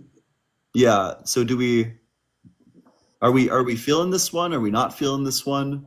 I mean, I thought I have a pretty good grasp of the law of excluded middle. I don't know how that relates to either a prayer request being a perfect prayer request. One, are we not? Either a prayer request being a perfect prayer request or long. Sure. I'll just agree with you. Yeah. Either a prayer request is perfect or not perfect. Yeah. So what you're praying for, if what you're praying for is perfect, would you agree that it was already going to be a part of God's plan? Not necessarily. I wouldn't know what is perfect. I rely on only God. Only God knows what is perfect. I have no problem The admitting. question doesn't require you to know it. The question is just asking if it's the case that what you're praying for is perfect, then is it the case that God was already going to do it? Ian, I don't know that. Do you understand what the purpose of prayer is? I'm just asking you if God. So would you agree that God does everything perfect, that every single thing that God does is perfect? Yes, everything God does is perfect. Yes. Does God always do the perfect thing? If there's a perfect thing to do, is God always going to do it?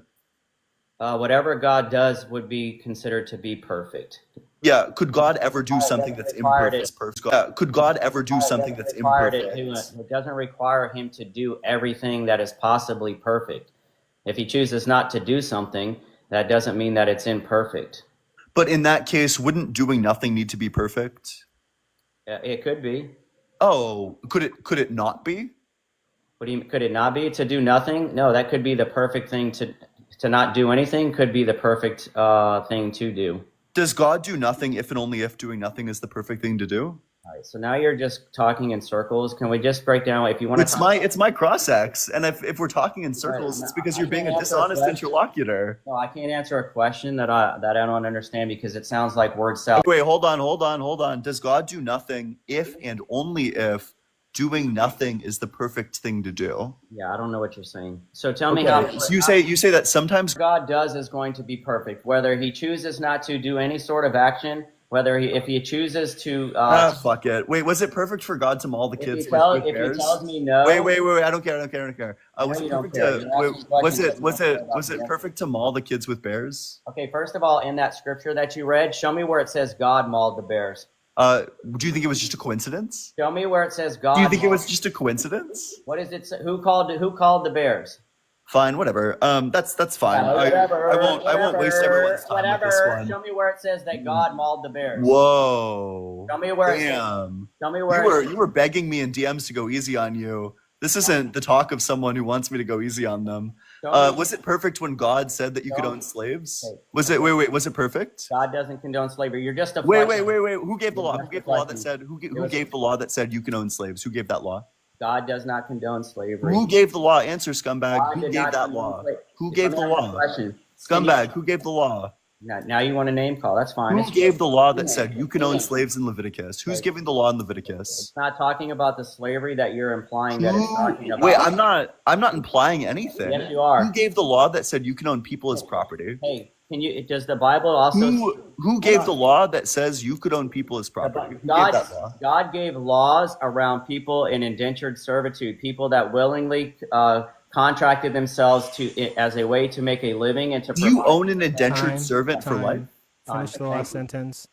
Yeah, the last question. Do you own an indentured servant for life? You can answer that. I don't know. Okay, the answer is no. Okay. No, it's not. I said I don't know. I don't think that if I remember correctly, that anybody that was considered to be an indentured servant was free to go after 7 years. There were certain guidelines around that. And by the way, okay, we'll cut it there. There. We're gonna go on to the closers. Sure. Jason, since you were the affirmative, you'll start with your closer. That's gonna be 3 minutes, and the time starts whenever you say your first word. Absolutely. So as I stated in my opening, the foundation of the Christian faith is the death, burial, and resurrection of Jesus Christ. God came as Jesus Christ. God was manifested in the flesh, justified in the spirit.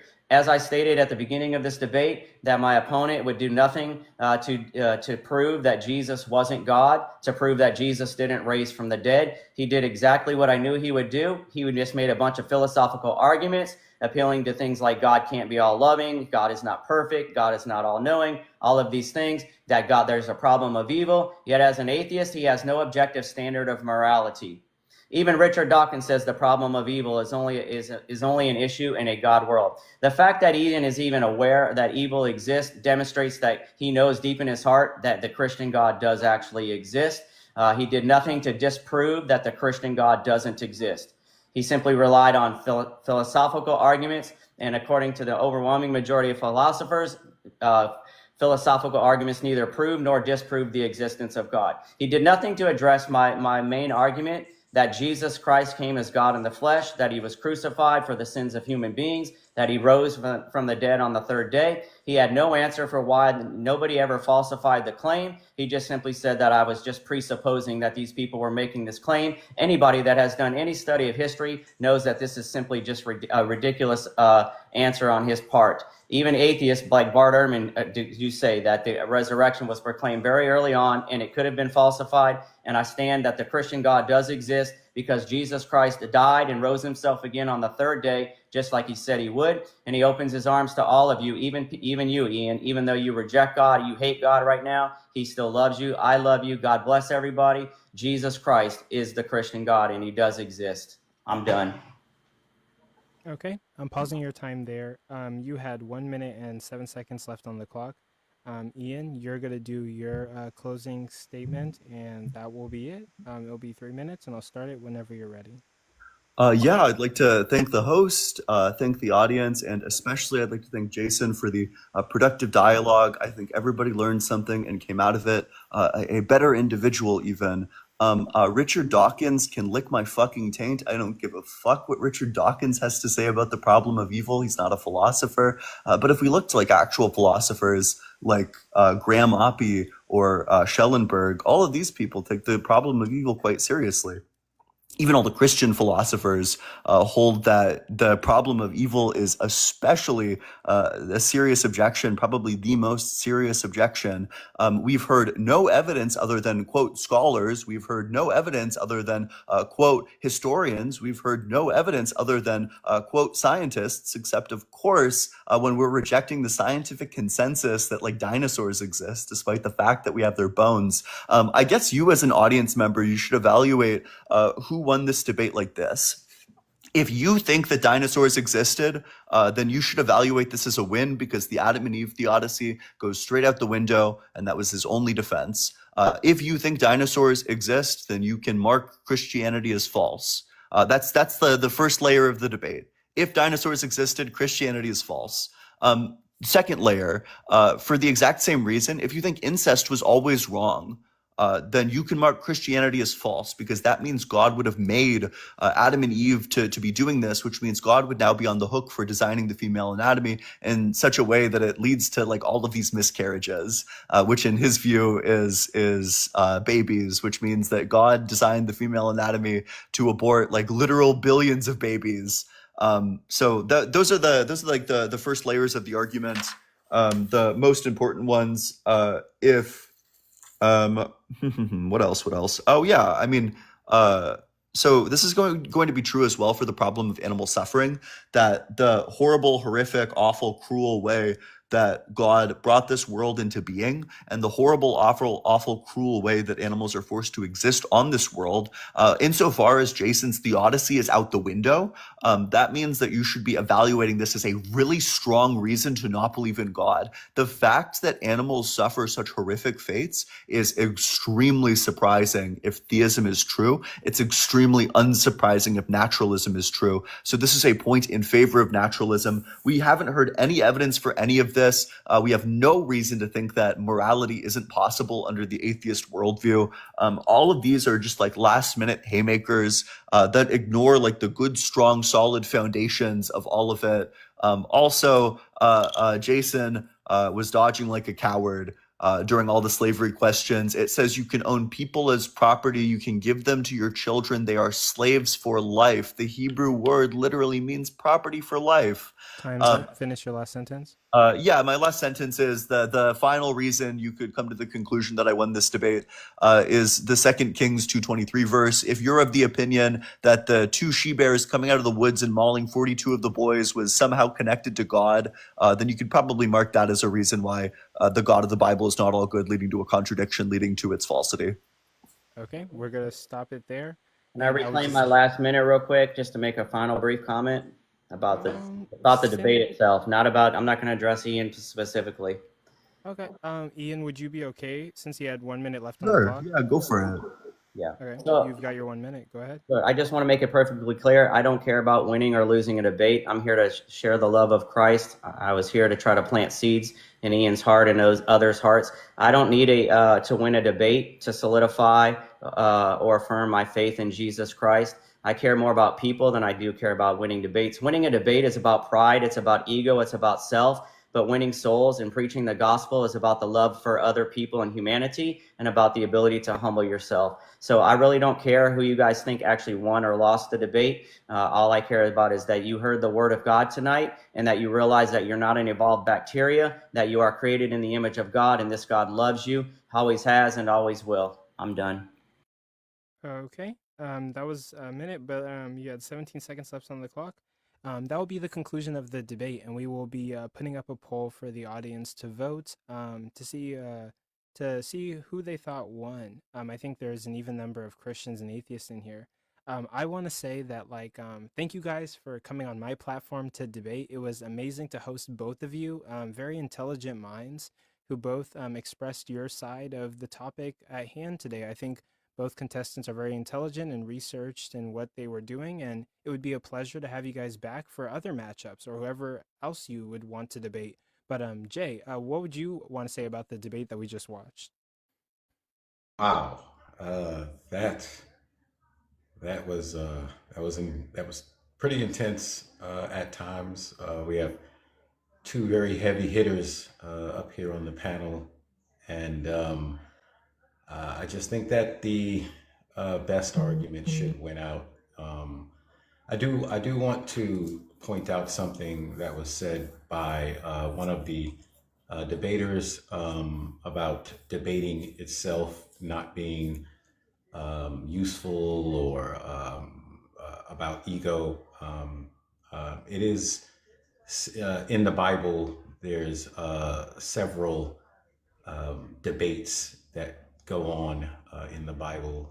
Some between James, I believe Jacob.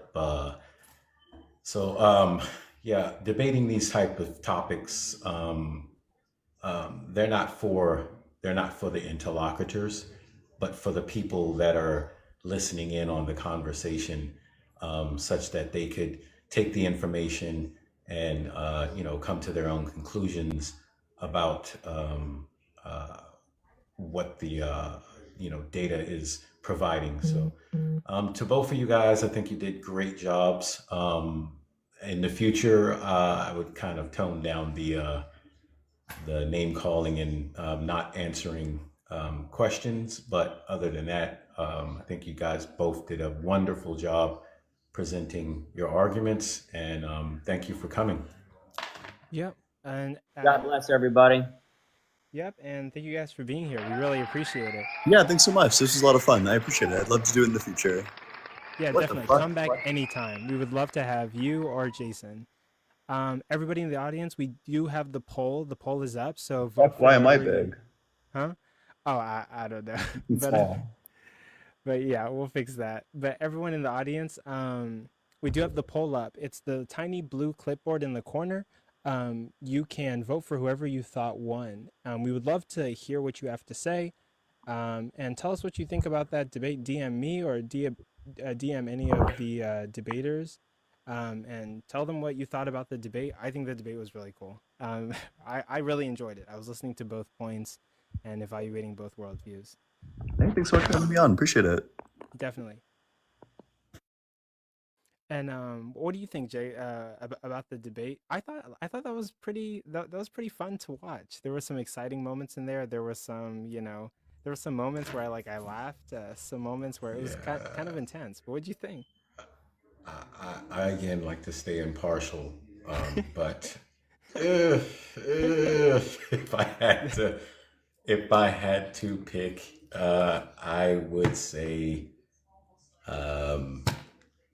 Ian on a landslide. I think his arguments were just, they were just better, better thought out, better presented, and I'm not saying that Jason did a horrible job or anything like that. I'm just saying I don't think he presented a lot of his points clearly and concisely. And I don't think he answered a lot of the questions that were being asked to him.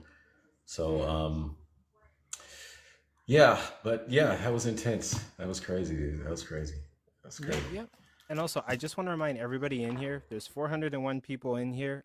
Any of you can debate on my channel. Anybody, any topic, just DM me. I will organize it and I will promote it for you for free. I love to host these things. Anybody, any matchup, DM me. We'll get it set up and we'll get that going. Our next debate is going to be Jeht versus Ceasetoknow on is the Bible a accurate prescription for reality? So I'm going to be bringing Jeht and Ceasetoknow up here.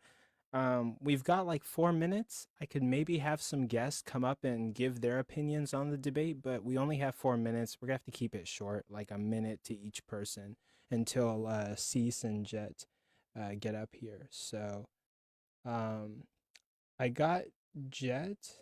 I've got Cease.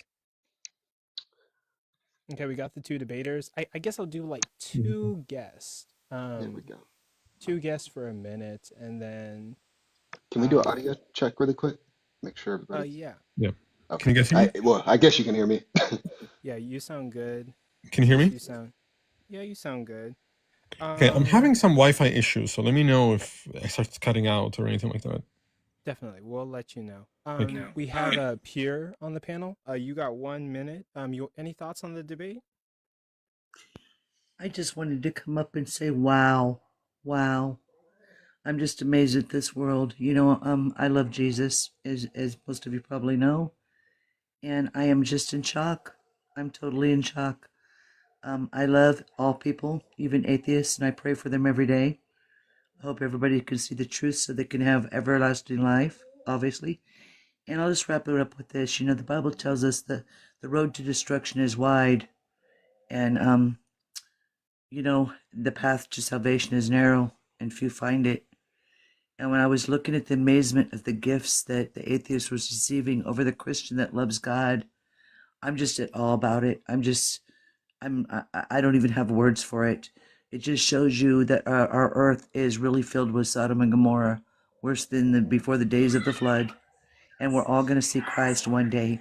Every tongue's going to... I'm sorry to How about we interrupt, don't but do you have dehumanize anything people? to say about the actual debate that was presented? That was all I wanted to say. God bless Okay. you guys. And then, Okay, yeah, thank we'll you have very to much cut for it coming. there. Thank you. Yeah, thank you for coming, and come back anytime. But we're gonna do one more guest, and it's the next person in line. Oh my God, I made it. I think the debate was very structured. Coco and Jay, I think that you guys did an amazing job. I think that necessary points were pointed out. I think that misogyny was pointing out, racism was pointing out, slavery was pointed out. I think that that both sides asked necessary questions, and I feel like not everybody gave logical answers. I think to deny things like dinosaurs, you know, I think it was pretty clear cut for me. I appreciate all the talking, all the points that Ian made that were also necessary. I appreciate the decorum that was kept here and the time that was kept here. I think Jay and Coco did an amazing job. But yes, Ian, I'm even more atheist now. Thank you, Jason. I'm an evangelical atheist. So, thank you. Okay, definitely. Thank you for those remarks. We really appreciate it. So now, everyone, we do have Jeht versus Ceasetoknow on whether the Bible is an accurate prescription for reality. That's the topic, right, guys? I'm pretty sure, right? Yeah. Everything right? Yeah. Okay, cool. These guys did request for a longer debate. So if the formatting seems a little bit different, they requested in advance because they wanted more context when it came to the topic that they were debating. So it's going to be 9-minute openers, 8-minute cross-examinations, and a 5-minute closer. We're going to start that right now. The affirmation, which I think is going to be Jeht, you're going to go first. So let me set my timer, and you're going to have a 9-minute opener, and we will go from there. You can start whenever you say your first word. I'll start the timer. Okay, cool. All right, so what's up, y'all? My name is Jeht. I will be, I guess, defending the New Testament. And so basically, I think when it comes to topics like this, trusting the Bible, is it trustworthy, anything like that? Um, I like Dr. Wallace's perspective on this. He's a biblical scholar, but basically, absolute certainty and absolute skepticism really hurt historical discussions. So from the jump, I basically want to establish that, like, I'm speaking from a perspective of reasonable and most likely when it comes to history, not the kind of confidence we can get with math. So so basically, this argument for me anyway boils down to four separate kind of sub arguments. So I'll just kind of lay those out and then kind of go into them a little bit for the opener. So basically, has the text we have today been altered or changed over time? Basically, meaning if Luke wrote something down and we're reading something Luke didn't say, then we're believing something false. Defending the authorship of the Bible itself. How do we know Luke wrote what they say he wrote? How do we know that James, Paul, Mark, any of those authors are actually attributed to them? Specifically, the Gospels. The others are different. Original authors wrote down the truth, so it doesn't really matter if we properly preserved Mark, Matthew, Luke, or John if they were wrong or were lying. So properly preserving a lie doesn't really help the Christian argument. And then lastly, contradictions make the truth unlikely. That is also a big one too, which is we have four gospels that say a lot of stuff, and some of those things seem to be unreconcilable. So what do you do with trying to figure out the truth when four people tell a story different? So going into each of those, basically, do we have anything altered from the original?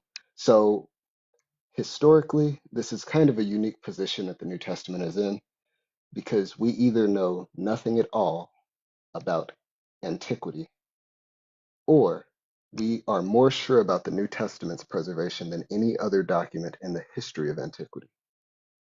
Alexander the Great has about 1,000 year gaps between when he lived and was doing all his conquering and when we actually found a document talking about him that was dated.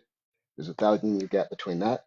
Josephus is a huge help to understanding Jewish culture, Greco-Roman culture, the Roman Empire. Josephus is a humongous historian, but there's an 800 year gap between what he's done and when we found what he did. Seneca, Pliny the Younger, Plutarch, 800, 700 year gaps. And stuff just gets more and more like that.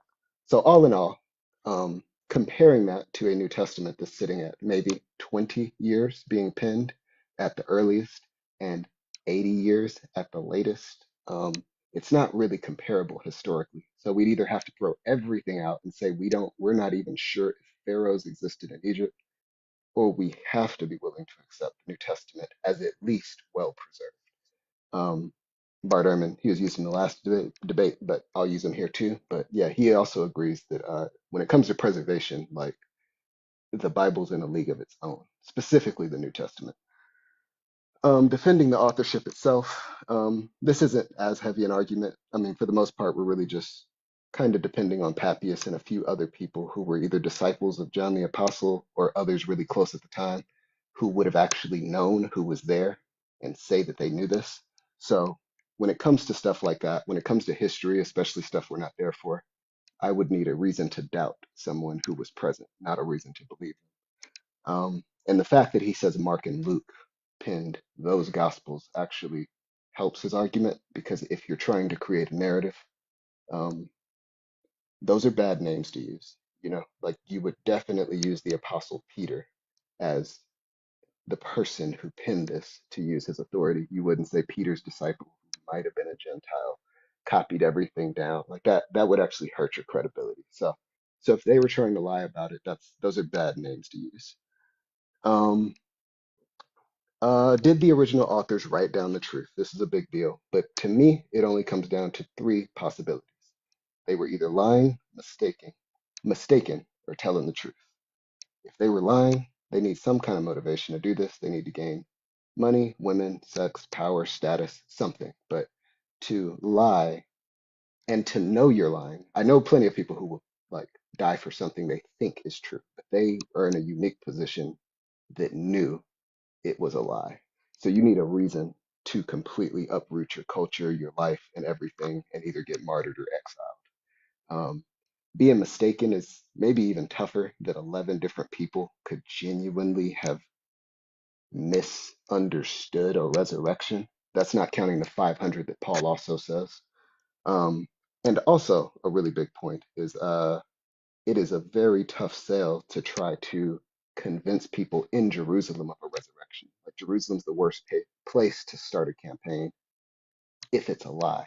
That would that is where everything happened. People were actually there. That would be akin to me trying to convince people in New York that 9/11 happened in Seattle. Like, that's just the wrong location to try to start a movement that you know is a lie. So so yeah. And then lastly, the contradictions make the truth unlikely. This one is unique. I have a few contradictions in my head that I could probably reason out. I have a few that are still tough to do. And I'm sure everyone in this chat probably has more that I haven't even thought of. So I'm going to take a broader approach to this because I don't think I'm not in the business of trying to reconcile everything. So this is what I will say in general. At worst, contradictions make us doubt which one happened, not if the entire event is fabricated. And I just made an example for this to kind of help out. But if I told everyone here that I lived in Germany in 2019, you may or may not believe me. If after this, one of my friends posts a video and says, no, he's wrong. He was actually in Germany in 2020. And then somewhere along the line, my parents, they're old, so they're on Facebook. They might post, no, in 2017, Jeht was in Germany. He always gets his dates wrong. So it's completely understandable that everyone on TikTok would have no idea when I was in Germany. It's completely different for someone on TikTok to not believe I was. So even though we have contradictions in the claim, the event itself doesn't get hurt. Bart Ehrman actually used this example, and it didn't even make sense to me. So I'm going to present what I would have said to him as a rebuttal. But in Mark 5:21, there's a contradiction in this story in Mark 5 and Matthew 9, and it's Jairus. Basically, he comes to Jesus saying that my daughter is sick. Can you help her? Jesus says, sure, we're on our way. On our way. The woman grabs his garment. He says, power has left me. That whole thing happens. And then they say, hey, Jairus, don't bother the teacher anymore. She's already gone. That's gone. Then Jesus says it's okay, and he goes and raises her anyway. By the time we get to Matthew's version, Jairus walks straight up to Jesus and says, my daughter is gone. Is there anything you can do, Jesus? So, all that to say, when something like that happens, I can shrug my shoulders with the rest of the world and say, I'm not sure if Jairus came up and said she's gone, or if he did the opposite and came and went with Mark's testimony. But the point of both of their stories is a resurrected girl. So to me, in this sense, it's one of those things where whenever you're hearing testimonies and cross-examinations and things like that, especially with detectives, like when stories match up too much, it actually hurts the credibility of an argument. When you see people telling stuff from different angles, leaving out different details and specifying different things, or just shortening stories because the Bible legitimately is not trying to tell a full account of anything. Like the Sermon on the Mount, I'm sure was not a 10-minute read like it is in the Bible. I'm sure that was a sermon. So there's a lot of things that actually may be getting condensed for the sake of clarity. Time is up. So, Finish your last sentence. okay. Actually, that was my last sentence. So, yeah, all in all, those are the four categories in my general defenses for them. Details can come later. Okay, that was an awesome, amazing opening statement. Thank you, Jeht, for that. Ceasetoknow, we're going to start your opening statement now. You're going to have 9 minutes, and it starts whenever you say your first word. Okay, can you guys hear me okay? Yeah, we can hear you. Perfect. So first of all, thank you for having me back on your platform for a third time. I appreciate it. I appreciate the audience. I appreciate my opponent here. The question is the Bible an accurate prescription of reality? I'll be making the case that it is not an accurate and reliable description of reality. But I think first we need to narrow down what we're specifically discussing here. I think for either of us to make a case one way or another, we should divide the categories in which the Bible could be an accurate depiction of reality, and then test whether or not it succeeds in these categories. My position is that there are essentially four categories. scientific, moral, historical, and philosophical. Now, obviously, within the limited time that I have, I won't be able to go into all the details and all the examples in which why the Bible fails fantastically in all four of these categories. What I can do is provide a brief summary of enough of these failures to, I think, successfully make my case. Now, my opponent started with the history. So let's start with that category first, since it's where he started to go. But first of all, any supernatural claim in the Bible would by definition not be justified within a historical framework. History as a field can only address what most likely happened in the past, given some empirical prior, right? There are no empirical priors for miracle claims. There's a best hearsay. You can't even attribute likelihood to something supernatural because there are no tools to ground these claims in a way that can be shown to not be purely imaginary.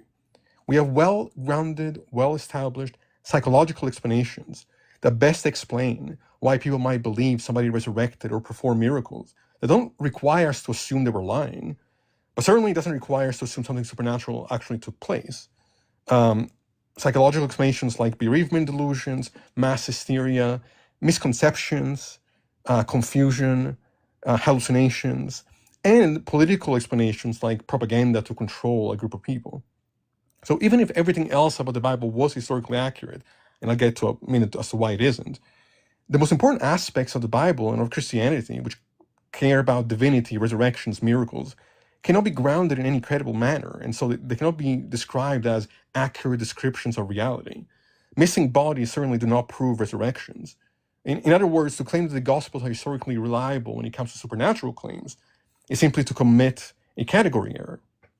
Now let's go over why the Gospels are not reliable even in a non-supernatural context. First of all, I want to mention scholar Christian Hansen, who recently, I think as early as August 2024, published a paper discussing claims of eyewitness accounts as literally devised in ancient writings. In this paper, what she talks about is that even if real eyewitnesses were utilized, there's no way of determining if these witnesses were faithful in their recollections. In fact, ancient eyewitnesses were often untrustworthy in their reports as part of their role in verifying propaganda. And often, eyewitness accounts were used and invoked for propagandistic agendas. As such, the gospel accounts cannot be trusted. But it's even worse than that, because we have examples in ancient writings of people simply creating fictional witnesses for their own purposes. Something, by the way, that Christian scribes themselves claim occurred. Right? So, contrary to popular opinion, which often cites eyewitnesses to validate certain claims in the Gospels, the reality is that eyewitness testimonies are highly malleable sources across Greco-Roman historiography and literature. So they're not trustworthy in this context. Now, more issues to go over. There's a time gap and lack of eyewitness accounts. The Gospels were written 40 to 60 years after Jesus' death, meaning they are not contemporary accounts. Scholars generally agree that they don't contain direct eyewitness accounts. My opponent mentioned the 500. This is only attested by Paul's letters. We have examples by the thousands in modern times of people being confused about what they think they're perceiving and thinking they're seeing some miracle when it's actually just a natural phenomena that can be explained away scientifically. We have people, college-educated students, believing their favorite gurus are gods on earth, right? But I'm supposed to take the stories and mythology of the first century more seriously? I think that's ridiculous. Secondly, theological focus. The primary focus and purpose of the Gospels was to confirm the Christian faith and present theological messages, not to provide a factual historical record and account of Jesus' life, which is why my opponent's comparison to other documents, historically speaking, is mistaken, because they're trying to do different things. They're different approaches to and expressions of messages. Now, contradictions and variations. The Gospels contain inconsistencies and variations in their narratives, including differing birth narratives, genealogies, and resurrections accounts.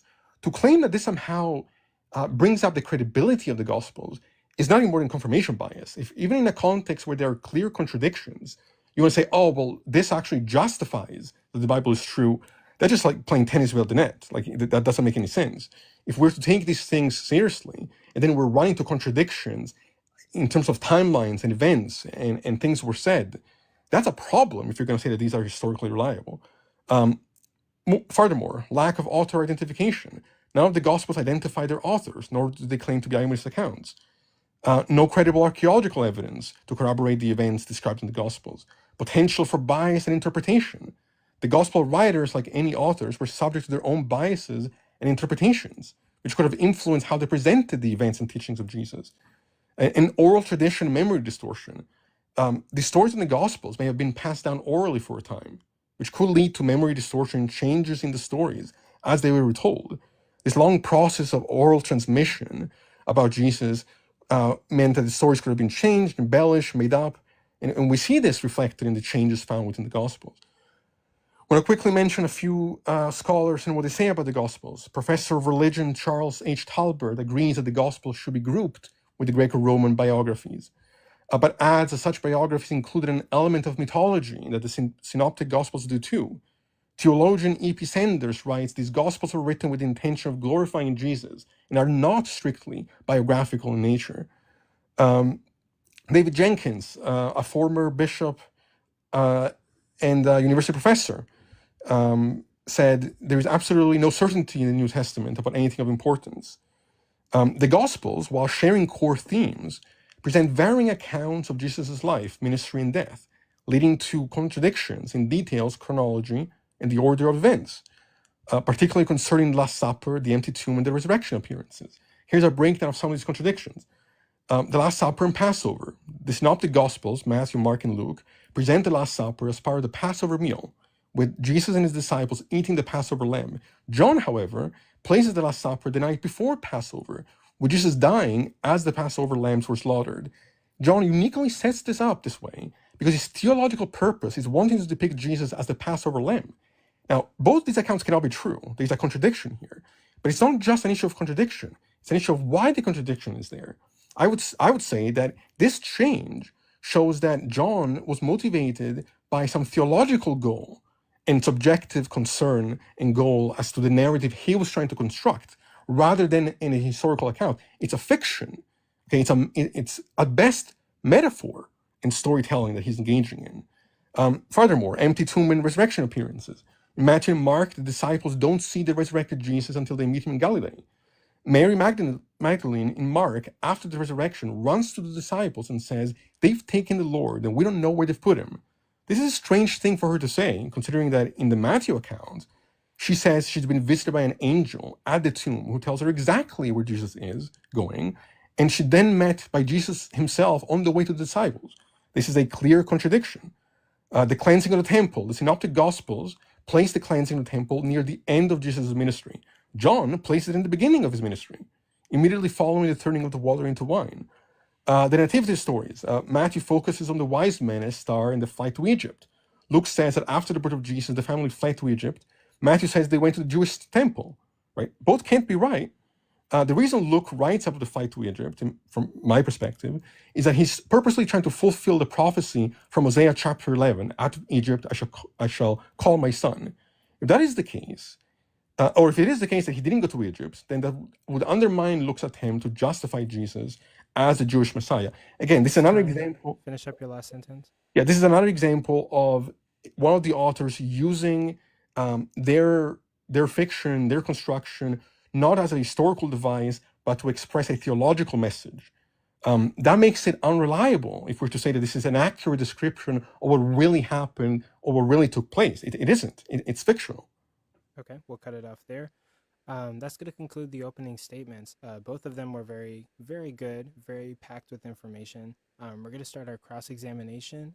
Jeht, since you're the affirmative, you're going to go first. You're going to have 8 minutes to ask any questions to Cease and do your cross-examination. It starts when you say your first word. All right.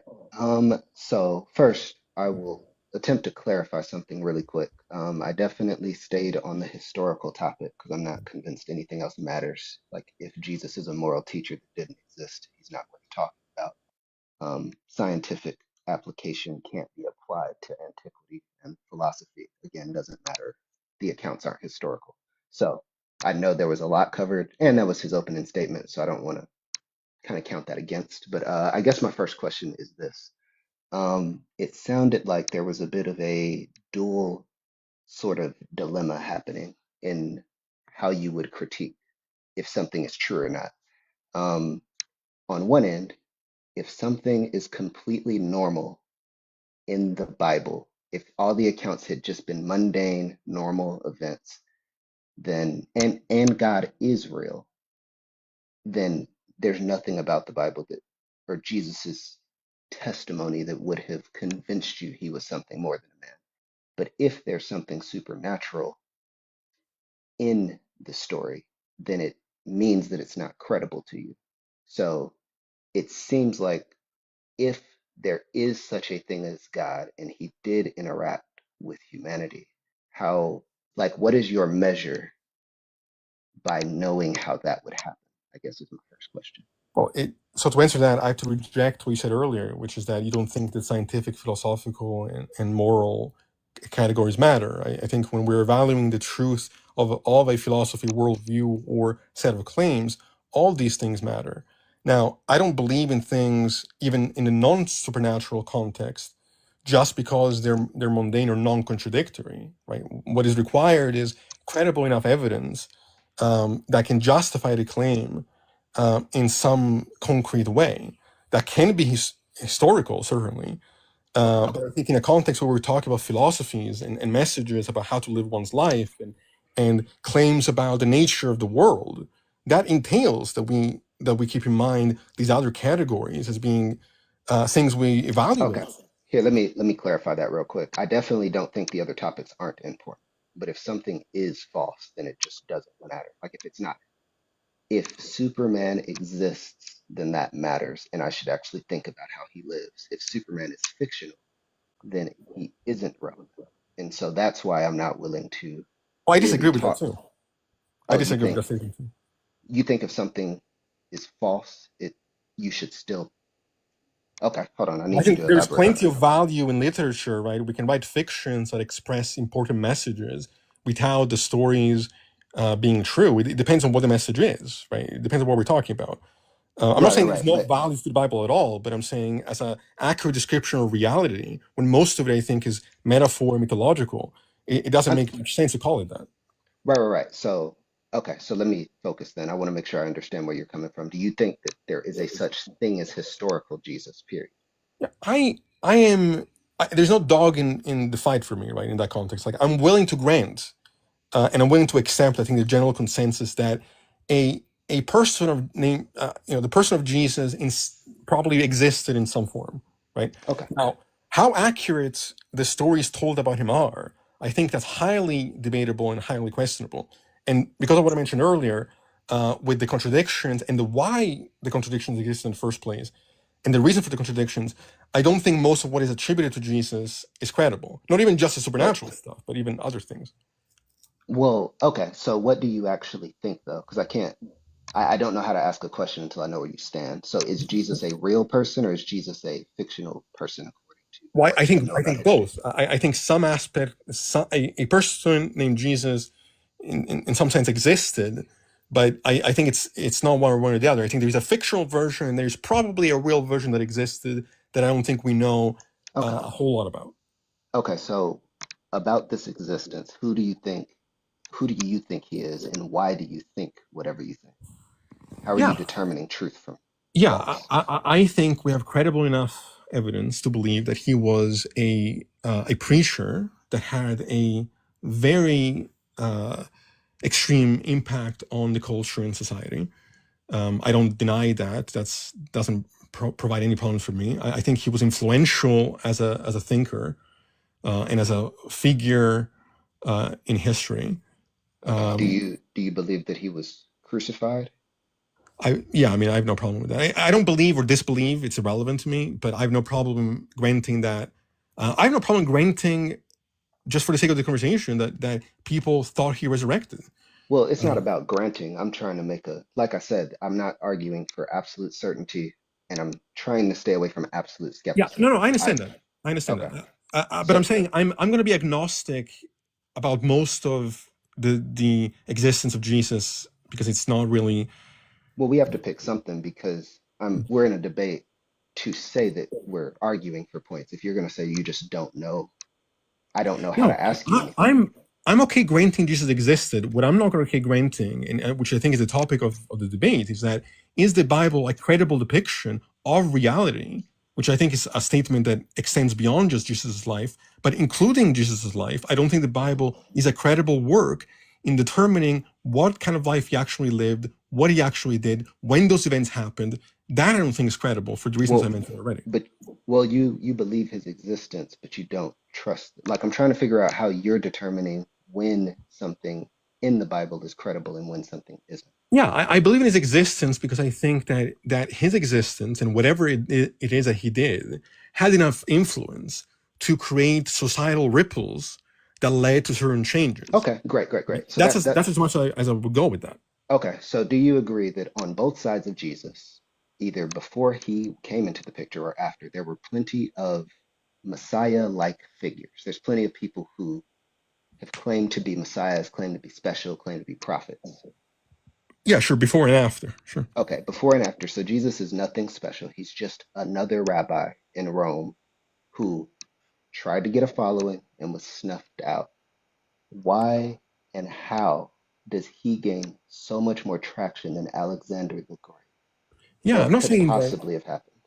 Right, so I'm not claiming that he was nothing special. Even among so-called prophets, there may be aspects of their philosophy that may be special, or it may be the case that they're simply more influential or convincing than other people, and therefore derive more of a following than some other figure, right? That's not.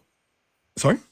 Like I'm trying to figure out if Jesus didn't actually do what he said, then he's just another person who was snuffed out by the powerful Rome, but somehow. No, that's not. That's a false dichotomy because again, it's not the case that either he was just like anybody else or he's who he says he was. He could have been somebody who was influential and was more convincing potentially than somebody else. But it doesn't mean that the things he claimed were true, right? That's not how psychology works. Just because you're convinced by one person or another doesn't mean that therefore automatically the one that convinced you Say your last sentence. is doing something real. Okay, well, I guess that was my last. Okay, I will cut it off there. Ceasetoknow, it's now your turn to ask questions. You've got 8 minutes on the clock. I'll start whenever you say your first word. Okay, so my first question is, how do you explain why it is that in the Synoptic Gospels, Matthew, Mark, and Luke present the Last Supper as part of the Passover meal, with Jesus eating with them, while John places the Last Supper the night before the Passover, which is dying as a Passover lamb? Why is there this contradiction? That just falls to the argument I made first, which is I can place the Last Supper before or after, but questioning if the Last Supper happened because one or three of them got the day wrong is a different statement. So it's not just that they got the day wrong, right? There's a reason. I'm not asking why they might mistake a day, right? I'm saying that in terms of thematically, the Gospels in that context are expressing two different messages. It's not just an issue of date; it's an issue of why there is this contradiction. Well, they got the day wrong is the simplest explanation. Right. So you're saying he just happened to get the day wrong, and that was the only explanation. Like this kind of falls to the same argument I just said. My intention, if I say that I lived in Germany in 2019 and my friend says it was 2020, the intention was Germany.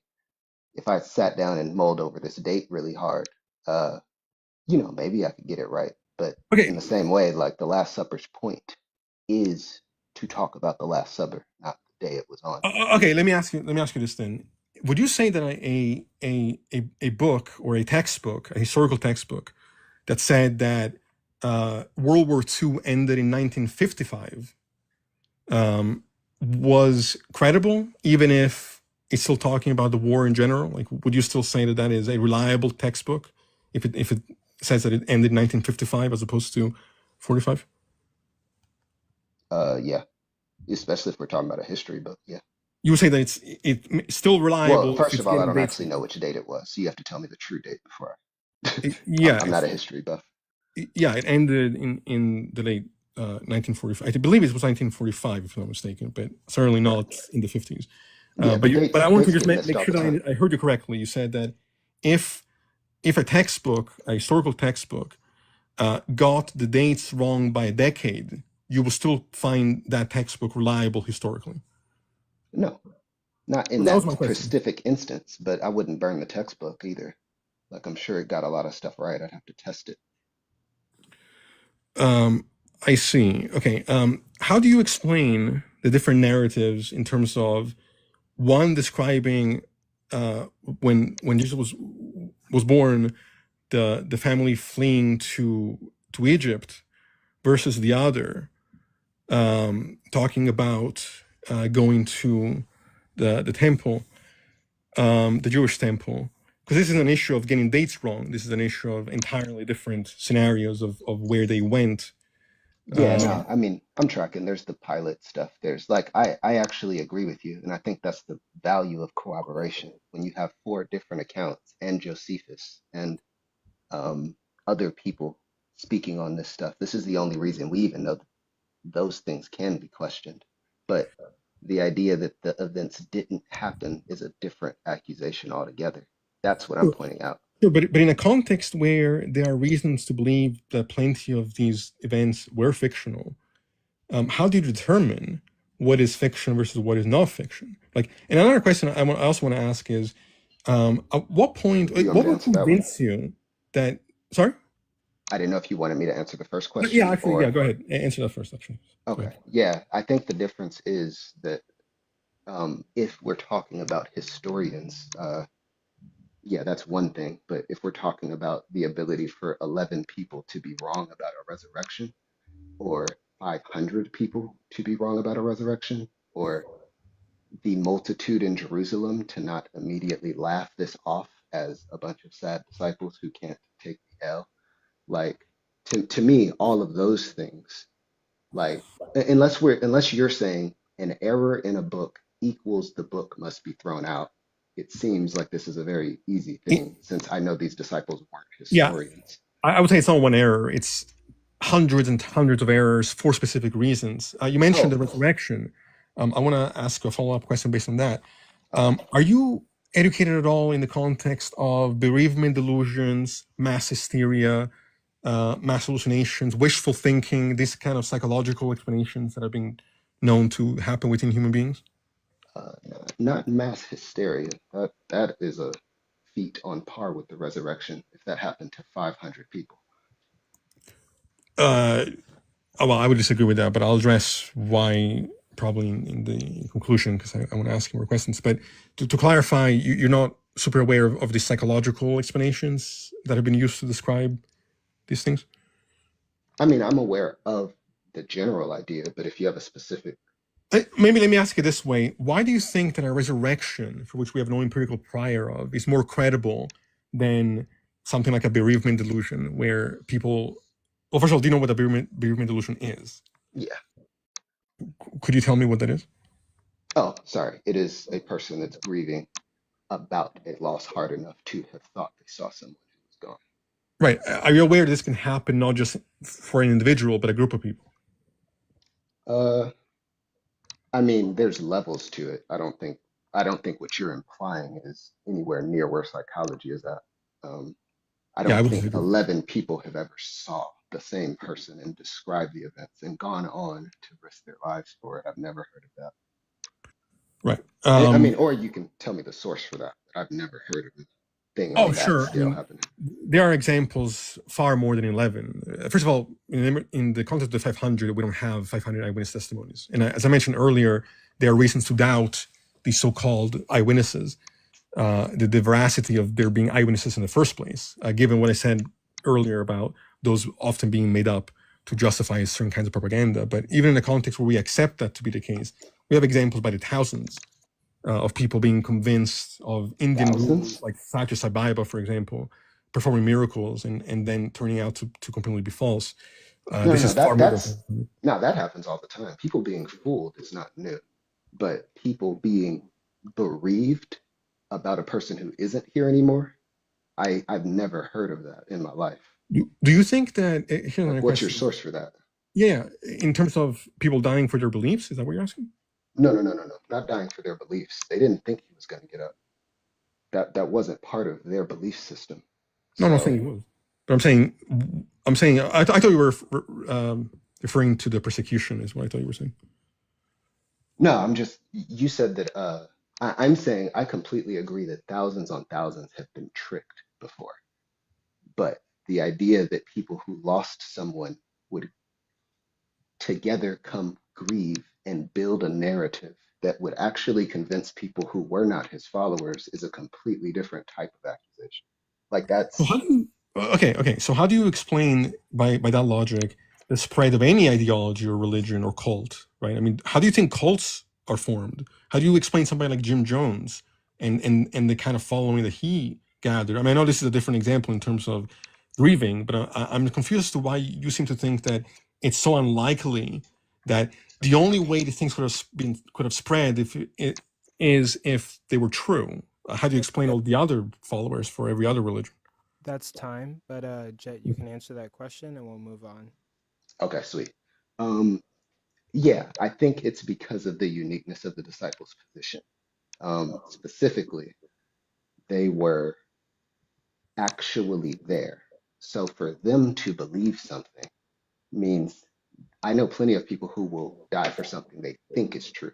I don't know people who will die for something they know is a lie. And for these people, the actual people who watched their teacher get unalived to come back and then convince people who watched this happen and weren't following him, like that's a completely different scope when it comes to what would have had to happen mentally for those skeptics. Okay, I'll That's cut it off there. okay. So next is going to be your second round 8-minute cross-examination. Jeht, I'll start the timer when you say your first word. Okay. Let me see. So how if it is possible for a God who created the universe, like we agree that if there is a God who created everything, then creating the universe is a greater feat than like creating life itself is a greater feat than just raising one person from the grave. We agree on that? Sure. Okay.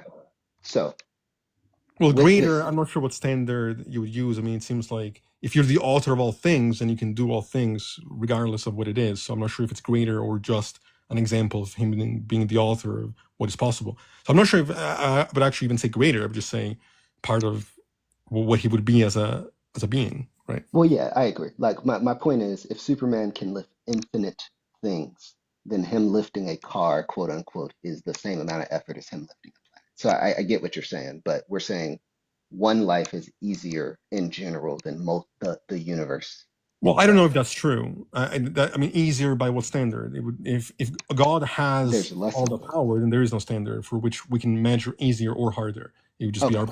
I mean, yeah. Basically, yeah. God's infinite, so it is what it is. But I think you get what I'm getting at, which is that if I'm holding a worldview that can make sense of the fact that, oh, yeah, nah, it makes sense that God can do both of these things.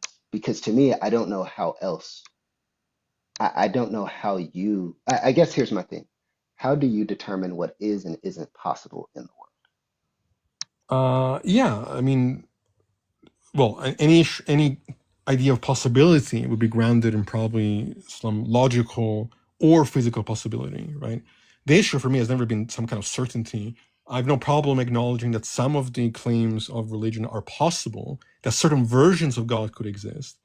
I just have no reason to accept that any of those things are actually corresponding to reality. So I have no problem granting that much of this stuff is possible, though I will ask you a question in my next round world? Okay. about something, but go ahead. Yeah. So yeah. So I still kind of want to know though, like, how do you determine what is and isn't possible though? Like, what is your measure? Yeah, it would be applying certain philosophical tools, certain scientific tools, whether it's an empirical framework in terms of grounding possibility in empirical priors. That would be a way. So that would be purely scientific and empirical, or grounding possibility in some philosophical sense. talking about possible worlds or what is logically contradictory or not contradictory. So science and philosophy would be the two tools that we use to answer that question. Okay. So since those two fields are constantly growing, is it possible that something could be possible and logical, but outside of our understanding? Well, if you're saying outside of our understanding, I mean, yeah, there are plenty of things that could be possible, right? I think there may be versions of God that may be possible. I don't think that the Christian version certainly is. Well, you don't have to answer the Christian part. I'm trying to just get the baseline logic here. So since our understanding is limited, it is possible that something could be possible that we think is impossible, right? Something could be possible that we think is impossible. I'm not sure what you mean by that. I think there are things that could be possible and that we are aware already could be possible. And I can give you an example to make this easier. So if I went back to the 1st century and I said, hey, if I pick up this device and put it to my ear, I can talk to my mother on the other side of the planet. Everyone would have laughed at me, right? Mm-hmm. And then I would have successfully done it, and they would have called it science or magic. Right. They probably would have thought it was magic, right? Okay, fair. Now, if I told you right now that I could clean your room for you right now by clapping my hands, and I clapped and I did it, what would you call that? An unexplained phenomena, and I would ask you how you did it. Okay, which means, so you agree with the idea then that, I mean, unexplained phenomenon is synonyms with miracles, right? No, I don't. You don't think that? Okay, No. what do you think a miracle is? A suspension of the existing laws of nature, whereas there could be unexplained phenomena that exist within the laws of nature, but we don't have a full picture of what those laws of nature are. Right. So I'm not saying that there aren't unexplained phenomena. Of course there are.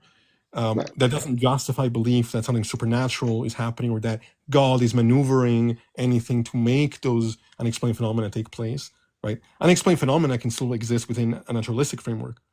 Yeah, so what if instead of okay, it seems like the word miracle is actually hurting the argument.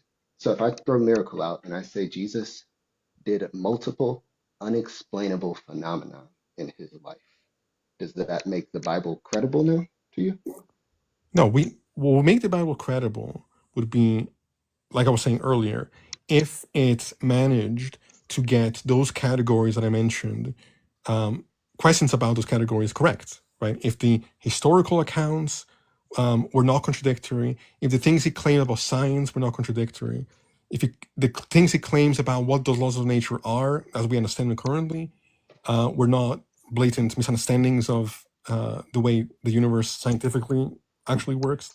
Okay, this might help. Do you think of the Bible as one whole book, or do you think of them as separate documents? No, I think of it as I think of them as separate documents, and I think of them as not being. I don't think that the goal of the Bible is to be an accurate description of reality, which is the topic for tonight's debate. I think what they are is, like many other things, expressions of certain lessons and ideas through mythology. Right? That's what I think most of the Bible is.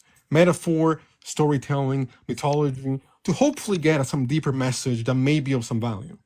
Well, yeah. But I'm not trying to argue, because to me that's what I'm saying. I'm like, I'm not talking about the books we have stapled together that we call the Bible. I'm saying separate documentation about Jesus.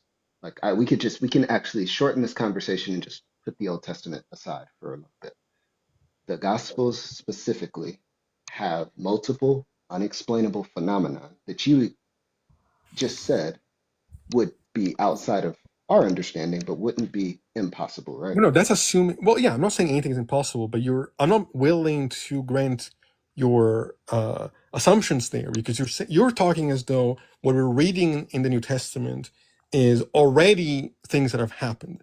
I'm saying two things. One, I have good reasons, historically speaking, to doubt that what we're reading is not fiction. But even in a context where I was to accept the idea that people believed that some unexplained things occurred, I have psychological explanations, well grounded in science, well attested to by the thousands, that better explain why people might have thought those things took place better than the assumption that something supernatural took place. Okay. What? I'll just ask this. I do want those sources on what phenomenons you've seen for mass hysteria of Certainly. Okay. Okay, and then we'll cut it off there. Ceasetoknow, it's going to be your cross-examination. You have 8 minutes, and this is going to be the end of the 2 rounds of cross-examination before we move on to the closers. I'll Sure. start the time whenever you say your first word. Okay. So would you agree that if the notion of the Christian God was shown to be incoherent, that therefore the Bible as a whole could be rejected as some constructive description of reality? I'm not necessarily, I understand the question before I say yes or no to that. Okay, if the very notion of God as the Christian, or even theism, let's back up a little farther. Okay. If that notion of God can be shown to be contradictory or incoherent, would it not follow, therefore, the Bible, in an attempt to describe that particular God, would be false in its message? I see. Yeah, no, I agree with that on this premise that Christianity comes before the Bible. So, like, the Bible didn't create Christianity, in my understanding. Christianity created the Bible. I want to ask something. But yeah. Sure. Real quick, because I actually don't think I got an answer earlier. Why do you take miracle stories as more credible than psychological explanations? Is it just a lack of sources that you just haven't been? No, I don't. No. I don't actually think that's true. I take high skepticism with things that are unlikely. So it's not that I think, it's not that I would believe a resurrection based off of little evidence. It's that the evidence I think I have is extremely high. And How do you determine likelihood in a context of something supernatural, which by definition lacks empirical priors? And again, going to eyewitness accounts, with what I mentioned earlier, them eyewitness accounts not being credible as literary devices, on what ground do you say that there's all this overwhelming evidence? Well, you said a couple of things in there. You said that the documents aren't credible. So we'd have to establish that's true. Because if they're not credible, I agree we shouldn't believe them. The argument I'm making is that they are. So we'd have to start there.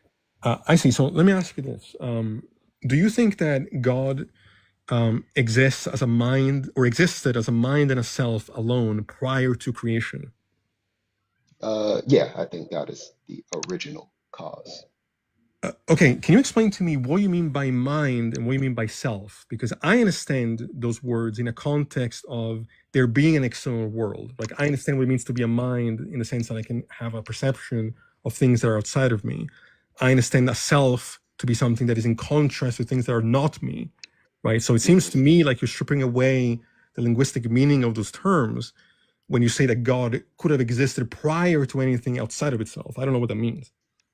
Yeah, I mean, we would have to get into a cosmological conversation, but the shortest way I could say it is I don't think when an inventor makes a digital world or a video game, it's like that when you create, it doesn't make you less of yourself to make something new. But So God, is the inventor in an analogy not existing in an external world?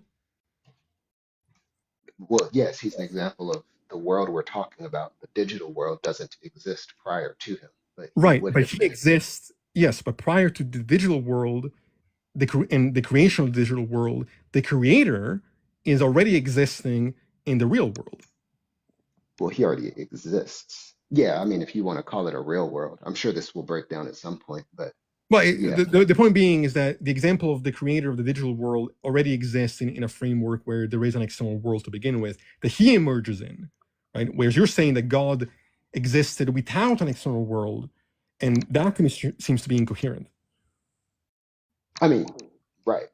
Like it's something that we don't comprehend as finite beings. So if we're going to talk about what infinite looks like, I think we are going to have trouble with that. That's like trying to give quantifiable measures to infinity. No, I have no problem with infinity. I mean, I could believe in an infinite universe and never assume that there's a God present there. It's not an issue of infinity. It's an issue of what it means for something to be a mind and a self. Infinity is a different concept. So, like I was saying earlier, in a context, to just say, well, it's beyond our understanding, well, that's a problem for me, right? And I don't think it's beyond our understanding. I think it's actually what I'm trying to show you here is that actually what you're expressing is incoherent. And sometimes it's beyond our understanding, is that you're actually saying something that couldn't be the case.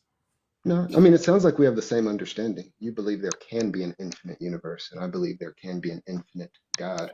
But my question So wasn't we're about just infinity, deciding. right? Like my question was about what it means to be a mind and a self, right? To be a mind couldn't be infinite, right? Or to be a self, or maybe it could be infinite, but in a context where there is still an external world alongside it, right? That's what I'm trying to understand from your perspective. But Yeah. I mean, I don't want to get into a cosmological argument if we're talking about scripture. Like, I this can isn't prep for no, that this isn't too, but cosmology. This is philosophy. But I was I mean, curious. both. Yeah, because I mean, both are still the case, though. Like, But the the reason argument why I for the brought this up because documentation. this is related to the scriptural concern. Because what I was asking, the reason why I asked you what I said earlier was, if philosophically it could be shown that you believe in something incoherent, then that would bring more reason to not trust what we're reading scripturally, because the overall worldview that you were deriving from the scripture would be incoherent. I mean, no. How do I say this? It really comes down to, again, if something is beyond our capacity to understand, it's not the same as saying something is impossible. And so, since none of us know how the universe started, I'm willing, I, I'm willing to be agnostic on a topic like that. But it does have to explain certain things that are difficult. And I think the universe's origin has major issues in a completely different type of conversation. Yeah, There is no my question cause. was not about origin of the universe. Maybe there was some talking past each other there. That was not my question. It was not about the origin of the universe. It was about what you mean by God, and what the God that the Bible describes is what I'm saying is problematic. It's not about the universe. It's about the character or the nature of this God ending up being a concept that's actually incoherent. But how much time do I have? I'm guessing that's probably it. No, you have 1 minute and 6 seconds. Sure. Let me see if I have any other questions. So how do you deal with because I don't think I got an answer to this earlier or reply to it, in a context where historically it's well understood that people of that time would make up eyewitness accounts in order to justify propaganda. How do you tell what eyewitness accounts are credible and which ones are not? Yeah, I'd say you test them against each other. There's a reason why we're still debating a Jesus now, and we're not debating Julius Caesar, who also thought he was a god. I think there's plenty of different factors that can go into it, but yeah, the fact that something like a random Jewish Messiah could become a worldwide phenomenon means something had to happen significant enough to make this specific nobody a somebody we're still talking about. Like that to me needs an explanation. Do you believe that about Joseph Smith too? Finish up your last sentence. Yeah, Joseph Smith is sitting in a completely different category of credibility. We can get into it, but that's not close to me. Okay. For real, that's not close. Okay, we'll stop it right there. And we're going to conclude with the 5-minute closers. The affirmative, you can do your closer first, and I will start the timer when you say your first word. All right. So my closer will probably not take all of the time, but I do want to reiterate a few points, because I know we covered a lot of ground. So hitting the 4 topics that I brought up, yeah, as far as the New Testament being credible, I'm not sure there's another document that anybody can think of that is even remotely close when it comes to the preservation of a document. I'd be more than happy to provide the sources on why that's so, but the situation the New Testament puts us in is either we have to revert back to the Dark Ages and just say we can't be sure about anything, or we can at least be sure that these documents have not been changed. Doesn't make them true, just unchanged based on how early we got them, how they've been preserved, how many copies we have, and the availability we just have to things now. So to me, even biblical scholars, no one's arguing if we've preserved it well. I can't say that. People are arguing it, but no one that matters is. Defending the authorship itself.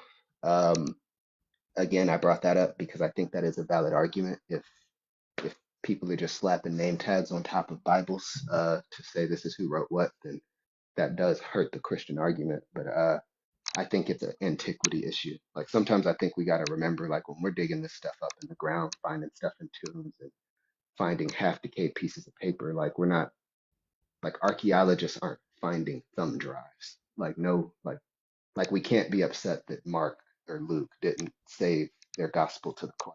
Like what we have is arguably the best kept documentation in the history of humanity. Again, when it comes to the gospels themselves, the gospel writers, I would still need a motivation for what they're doing, unless there's a huge bias against the idea of, I won't say miracles, I'll just say, what did we say? Unlikely phenomenon. I forget the exact word, but yeah, there needs to be a motive for lying in the disciples' situations, because this is 11 people who literally saw their Messiah unalived in a horrible way, and then decided for themselves, I am going to follow suit. And the first thing I'm going to do with my teacher that taught us that lying is wrong is to invent the greatest lie of all time. That seems like a humongous jump for them to go from a teacher that taught you to do right by people, tell the truth, and into let's lie and get ourselves destroyed for no one's gain. And let's make a pact to all do this together. And none of them recanted. In fact, they grew followers. Being mistaken is still difficult. The idea of mass hysteria is not something I have ever heard of. And psychologically, I do actually want to see those sources on not someone being fooled, but someone grieving to the point where they started a movement that fooled others who were there to see it and weren't grieving that same person. And starting that in the location that everyone who got the person unalived was there for. And then lastly, we talked on contradictions. So like I said, there's a lot of different ones that hit a lot of different points. I'm willing to kind of rest my head on the fact that, like, hey, at the end of the day, everyone on TikTok should believe I lived in Germany at some point. The idea that we would just come to the conclusion that because I got the date wrong and my friend got it right, where there's multiple accounts, that we just like, or like my opponent said, it's like the Civil War's date ending was wrong. Like it's almost as if the date was wrong in that history book, I should believe that the Civil War is still happening today, or it never happened at all. Like it's the ability to throw away so much of history because certain things might be contradictions. So I will say I'm not a fan of the fundamentalist view that there is absolutely no issues whatsoever, cover to cover. I think that does more damage than good. Like I said at the beginning, absolute certainty does a lot of bad. And I think absolute skepticism does the same thing. This is me just saying the most rational explanation that I can think of for how a nobody like Jesus became a person we're still debating about today, and not the hundreds of people on either side of Jesus that claim the exact same things, needs to be explained. Finish your last sentence. Cool. To me, all of these are cases that work their way towards this being a rational argument. This won't convert, this won't do the whole thing, but I do think this is a rational case for the Bible being something different than anything else we got in history. Cool. Okay, that was amazing. That was awesome. Thank you for your candor. Ceasetoknow, we're gonna do your 5-minute closer. I'll start the time whenever you say your first word. Yeah, I would say that a number of false dichotomies were expressed, especially in the last closing statement. It's not the case that either the Gospels or the followers of Jesus were lying or it was true. They could have believed what they were saying but be wrong about it, right? And again, psychologically, we have far better explanations as to why that could be the case than otherwise. Nobody's saying that they had to lie. By the way, there are something like 200,000 and between 200,000 and 700,000 variants of various manuscripts in the Bible and rewritings and changing of things and changing of events. It's not the case that these things have been perfectly preserved from the original.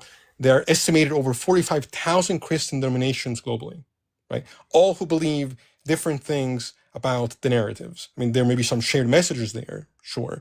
It's still within a certain category of religion, but there are severe disagreements about the theology behind these denominations. So even in that context, from a religious perspective, to say that the Bible is an accurate description of reality is problematic when you have thousands of Christians who believe different things about what the Bible is even saying. Now, it's not the case that you either have to accept the Gospels are reliable or we throw out the rest of history. This is just completely false. And I mentioned a number of, including religious scholars, who talked about how the Gospel should be understood. They were saying that the Gospel should not be understood in a historical, as a historical biography, but rather a theological message, right? And I think that when we understand not just that there are contradictions, but why those contradictions exist, we see that there is a theological and mythological and metaphorical process taking place, rather than an attempt to tell historical events, right? And I'm not saying that there's one contradiction, therefore we throw out everything valuable about the book, right? The question is the Bible a reliable framework to understanding reality? In a context where, for all the reasons I mentioned, the Bible, historically speaking, certainly is not reliable. In fact, it seems like it's mostly fiction and metaphor. And then all the other ways in which it fails, which we didn't even get to, right? Scientifically, it gets things wrong. Morally, it gets things wrong in the defense of slavery, for example, Leviticus 25, 44 to 46, or Isaiah, I believe, 6:5, where he talks about, fearing your masters the way that you would the Lord in heaven. It gets questions about morality wrong. It gets questions about science in the stories of Genesis completely wrong. In the context of history, we have no reason to trust what's being written there. I don't have to throw out the rest of history to look at the Gospels, not from a historical and biographical account, but rather from a theological account set up to express particular messages within a metaphorical framework. Right? Now, that might have some merit, right? But that is not enough to claim that Christianity or the Bible is reliable in the context of understanding reality as a whole. Again, philosophically speaking, there is a huge problem because, again, the example I gave of the interpretations, there are so many different interpretations and of the same scripture where there is what we call an underdetermination of theories there, where we can't even get the specific messages. We can't even agree on those messages. And so, from my perspective, the Bible fails in every category that's been put there. Morally, scientifically, historically, philosophically. The Bible, I think, fails to accurately describe reality in all of these categories. And again, I don't have to believe anybody was lying about anything. There's nothing surprising about why we're still talking about Jesus today, right? It's no more surprising than why cults exist in anywhere else in the world, why belief systems have spread by the millions, right? This can easily be explained psychologically, sociologically, politically. There are explanations like, the reason why people might want to try to control people in the masses using the fear instilled by religion. Why people might really be moved by their misconceptions about what was taking place and be moved by an influential and convincing preacher. All these things can explain the spread of Christianity without ever having to assume anything on insufficient evidence, without ever having to assume that some miracle took place, some resurrection took place. The claim here is that Jesus is unique in history. He's unique only by numbers, right? He's not unique in terms of the ways in which people believe those things. Yeah, my last statement is, I appreciate you giving me the chance to come on here and discuss with you guys. I hope I've laid out my case for you as to why the Bible fails to be credible in this category. So thank you again. Okay, that was amazing. That was like really like information packed and filled with like a lot of knowledge and a lot of stuff to learn from. I genuinely appreciate both of you guys being here. That was a packed debate of like information, and I hope that the people in the audience like learned something from everything that was said. There was a lot of interesting different perspectives to really like look at. So I appreciate both of you guys for being up here. And yeah, thank you guys. As far as like time goes, I would allow for guests to come up, but we are 6 minutes behind schedule, and the next debate is going to be it's going to be if I'm correct, WifiGospel versus Daniel Green on Is the Christian God Good? So I guess what we can do is I'm gonna look and see if they're in the guest request. If not, we can have a couple guests until they arrive. But yes, they will be going next at about like 9:20. So thank you guys for coming up. I'll drop you guys, and I'll DM you guys later to say thank you further. But yeah, I love the debate. It was awesome. Thank you. Thank you. Oh, there were people at the bottom asking if there was a poll too. I didn't know if that was still a thing. Oh yeah, I gotta put up the poll to see who won. I will start that um, right now. But great debate, by the way. Ceasetoknow. That was fun. I appreciate Thank you. Pleasure to talk with you. Yeah, so I'm typing it out right now.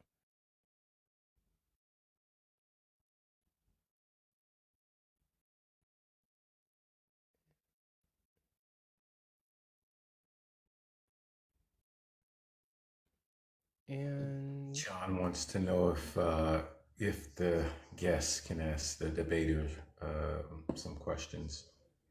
Probably I guess I'll allow them to do that like right now. I've put up the poll. Let me check if WifiGospel is here or if Daniel is here. Oh, they're both here. Okay. How about I'll allow John to come up.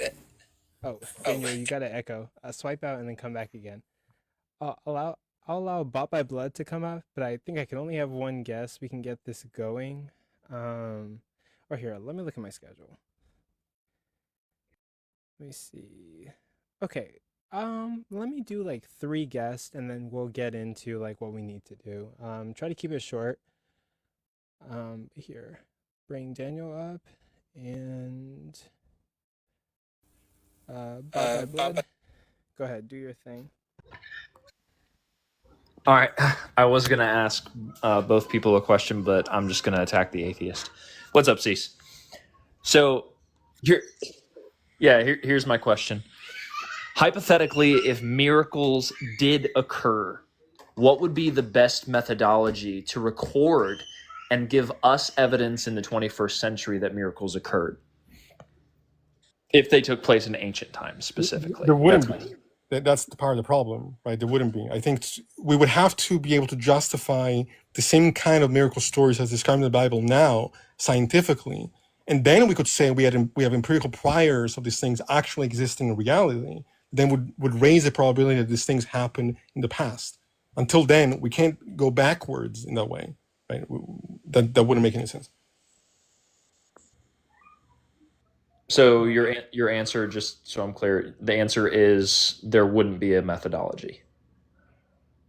Well, the methodology or there wouldn't be a best methodology. The methodology would not be one where we would have to look back in time. It would be one where we would have to ground these phenomena now, and then we could go and say, okay, well then, because these things we actually know can happen, not just out of some epistemic possibility, right, but as an actual phenomena in reality. Once we see that it can actually happen, then we're justified in saying, okay, well then it might be more likely that this did take place back then.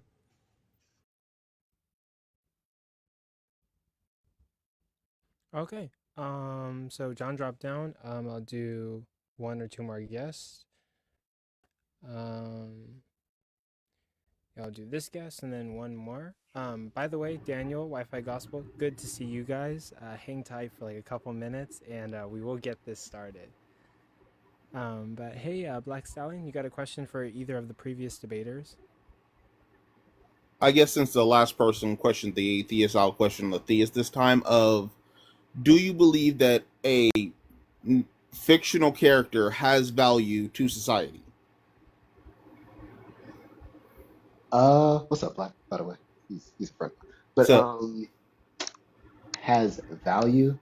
Yeah, I think Yes. philosophies have value. Like The Boy Who Cried Wolf is a valuable story that I don't think is true. So yeah. So if I'm not saying Jesus was a fictional character, I'm saying the mystical things that the Gospels said Jesus did are just things that the Gospel did in order to pump up Jesus the same way we do in the modern day with power scaling. Sorry, your icon is fitting. But I mean, if that's true, then that just is true. And so Jesus is another helpful superhero narrative that isn't true. If it is true, then yeah, but we got to talk about why we're assuming mythical. But that's what the debate was about. So. Okay. Yeah. I guess I'll stop it Okay. there and then try to get to the next guest. But thank you for coming up, Black Stallion. If I have time afterwards, I'll definitely like let anybody come up and talk about any of the debates.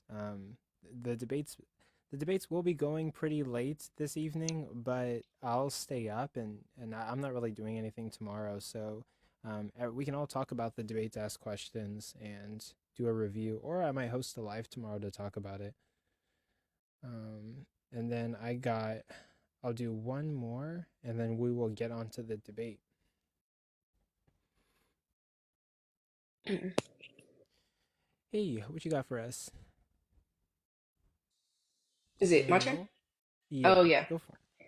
Go for it. I guess it's more of a comment, so I'll definitely keep it short. I just wanted to say I really thought this was a good debate from both debaters. I think the atheist reminds me of like just in the lane of like an Alex O'Connor, you know, just like having genuine questions, like genuinely trying to understand rather than being petty. And then I think the Christian was just you know, providing good foundational arguments, which I think just caused it to turn into a really good debate. Honestly, this would be my last sentence, but I think these debaters would benefit a lot if they came on again in the cross-examination type, because I think they miss each other a lot, or more so things are not able to be addressed in the individual statements, but when they get to speak to each other, I think they actually progress more in the conversation. So if in a future debate they can do that for a bigger chunk of time, I think that would be great. And that's all. Okay. Thank you for coming up. Thank you for your candor. And yep, we will get on with the other debates. We appreciate you. Thank you so much. I appreciate it. I appreciate all the gifts. Thank you. Yep. All Thank right. you, See Cease. y'all. Thank you, Jeht. Feel free to request any time to do any other debate, any other topic with any opponent. I will host it. I will promote it for free. And this is a reminder to the 124 people in here. If you want to debate somebody, any topic, any opponent, I will host it. I will promote it for you for free, and get that going. Jay, do you have anything to say about the previous debate that we just watched? I think it was very informational, jam-packed with lots of information and things that we can learn from. I think it at times kind of veered off topic, but for the most part, I found it, like you did, informative. And I think, yeah, if Ceasetoknow and Jeht had more time, I think they could have actually ironed out something within the debate. But for the most part, I think they both did a really great job. Jeht at defending, and Ceasetoknow, of course, bringing the heat as normal. But yeah, great job, guys. Definitely. Both of those debaters, very good, very prominent debaters, very skilled debaters. So today, our next debate is going to be between WifiGospel and Daniel, and they are going to be debating the topic, is the Christian God good? Is the Christian God good? So, hey, good to see you guys. I'm sort of looking at my document, trying to get everything in order. Is the Christian God good? Oh, I think Daniel, you might have an echo. Oh man. Okay, let me try again. Okay. Sorry about that. TikTok can be like wonky and stuff. But really quick, I will remind everybody, please tap your screens, like the live. That gets more people in here to watch these debates, and I appreciate all of your support. Thank you for the gifts, especially thank you for like gifting the guests who are here debating. I really appreciate that. I want the guests to benefit from these kinds of events as much as me, or even more so than me. So thank you guys for that support. Continue to tap and like the live, and we appreciate the gifts, but mostly we appreciate you guys being here. So thank you so much. How's that? Is that Still running an echo, Daniel. all right? Give me one last try, all right? One last. Or if it doesn't work, I'll just I won't speak when you're speaking. I'll like mute while you talk, and then like we'll just alternate if it doesn't work this next time. So it's fine. We'll work around it. Yeah, you guys tap the screen as much as you possibly can. We have another two heavy hitters on the panel in WifiGospel and Daniel. And so support the live as much as possible in this debate. This is going to fare to be a great one, I would presume. Okay. So I think we'll try to make do. Hopefully the audio will work throughout the debate. But we're going to start with the affirmatives 7-minute opener. That's going to be WifiGospel. The topic is the Christian God good? Here, let me grab the timer, and we will start that now. And you can start. I'll start the timer when you say your first word. Awesome. Thank you, Coco and Jay, for putting this together. Thank you, Daniel, for being my partner. I know there was a last-minute dropout. I'm happy to fill that position, so appreciate being here. I just want to start off by saying that Euthyphro's dilemma is a false dilemma. Something is not good merely because God commands it, nor does God command things because they are good independent of himself. God's commandments are good because they reflect his nature, and evil is a privation of good. Now let's talk about Daniel's worldview. If Daniel's worldview is true, what does it mean for anything to be good or evil? Right or wrong? In order for God to be good in Daniel's worldview, it would simply rely on the individual preferences of a person. Since preferences are equal, there's no way for Daniel to tell me that my preference that God is good is wrong. There's also no way to differentiate between Daniel's preference that God is not good and my preference that he is. In other words, there are no moral facts. A moral fact includes a descriptive moral judgment that is true for all individuals, such as being a PDF file is wrong, and descriptive moral judgments that are true of one individual, such as Daniel is good. If morality is subjective, there are no moral facts, and therefore it cannot be true that anything is good or evil. The problem with this is that Daniel himself will not be consistent with this view. How do I know this? When I ask someone who believes morality is subjective, is being a PDF file wrong, they often respond with yes, to me it is, or yes, I think it is. But that's not actually answering the question consistently with the idea that morality is subjective. Saying that you think something is saying that you believe that something is. So again, saying that you think something is saying that you believe that something is true. If there are no moral facts, you can't believe that a moral judgment is true. So what they mean when they answer with yes to me, or yes, I think it is actually, I prefer that people are not PDF files. I don't care about your preferences. I want to know the truth of the matter. It's like asking what happens when you mix baking soda and vinegar, and getting the answer, well, it's my preference that it bubbles. No, it does bubble. It's not based on opinion or preference. It's a fact. In the same way, the question, is being a PDF file wrong, isn't about how you feel about it. I'm asking, if being a PDF file is wrong is a true statement. If morality is truly subjective, then being a PDF file is wrong has no more weight than I don't like broccoli. We all know instinctively it's more than that. I am asking for the truth of the matter. And if there is no truth of the matter, then your answer has to be no. Being a PDF file is not wrong. In the same way, and this is extremely important because this ends the debate right here, if I say God is good and there are no moral facts, then Daniel can't consistently say that I am wrong for having that opinion. He can't even say that the opinion itself is actually wrong. He can only say that he holds a different opinion. That's what a preference is. So in both my worldview and Daniel's worldview, there is nothing actually wrong with saying God is good. That's not actually a false statement. Now, Daniel's probably going to bring up things in the Bible that God has done that he feels are wrong. So what? I don't care if Daniel feels that everything God has done is wrong.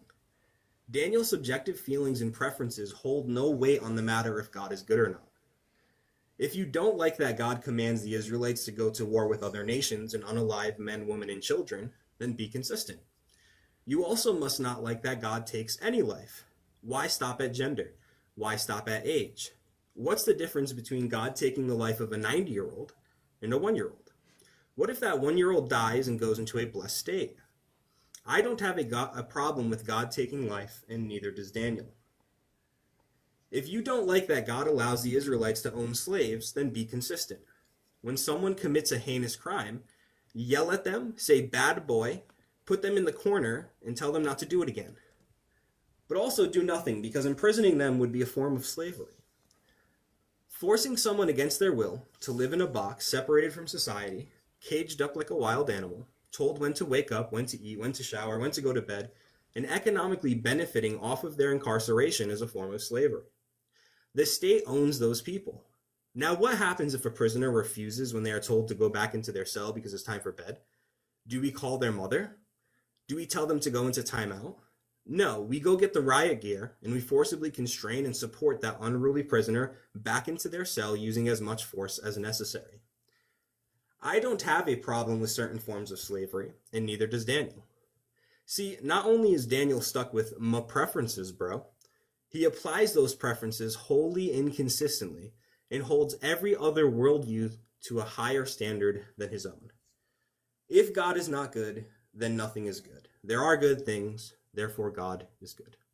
Thank you. That's my time. Okay, gotcha. I'm ending your time, and you had 1 minute and 36 seconds left. So now, Daniel, you're going to do your opening statement. It's going to be 7 minutes. I'll mute to help with the echo, but I will start the timer whenever you say your first word. Can I just check my audio first, perhaps? Is that working now? Without echo? Actually, I think this is perfect, actually. Amazing, Yeah. amazing. Hey, thank you so much for the heads up. I appreciate that, dude. Thank you for all the gifts so far, too. That's crazy.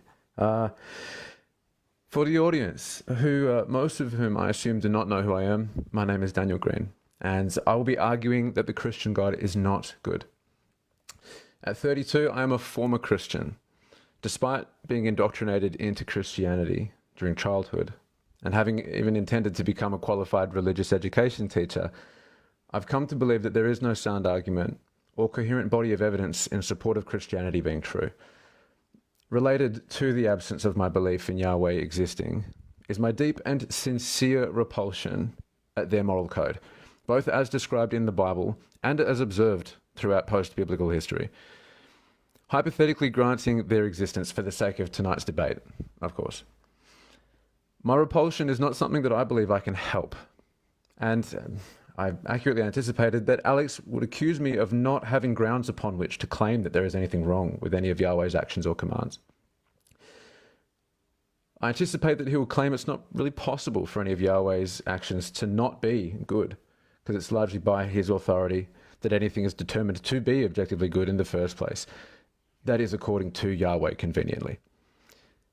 I believe Alex is likely to accuse me of using my own subjective experiences, oh, well, I was right there too, to inform my moral standards, which will be accurate of him to say.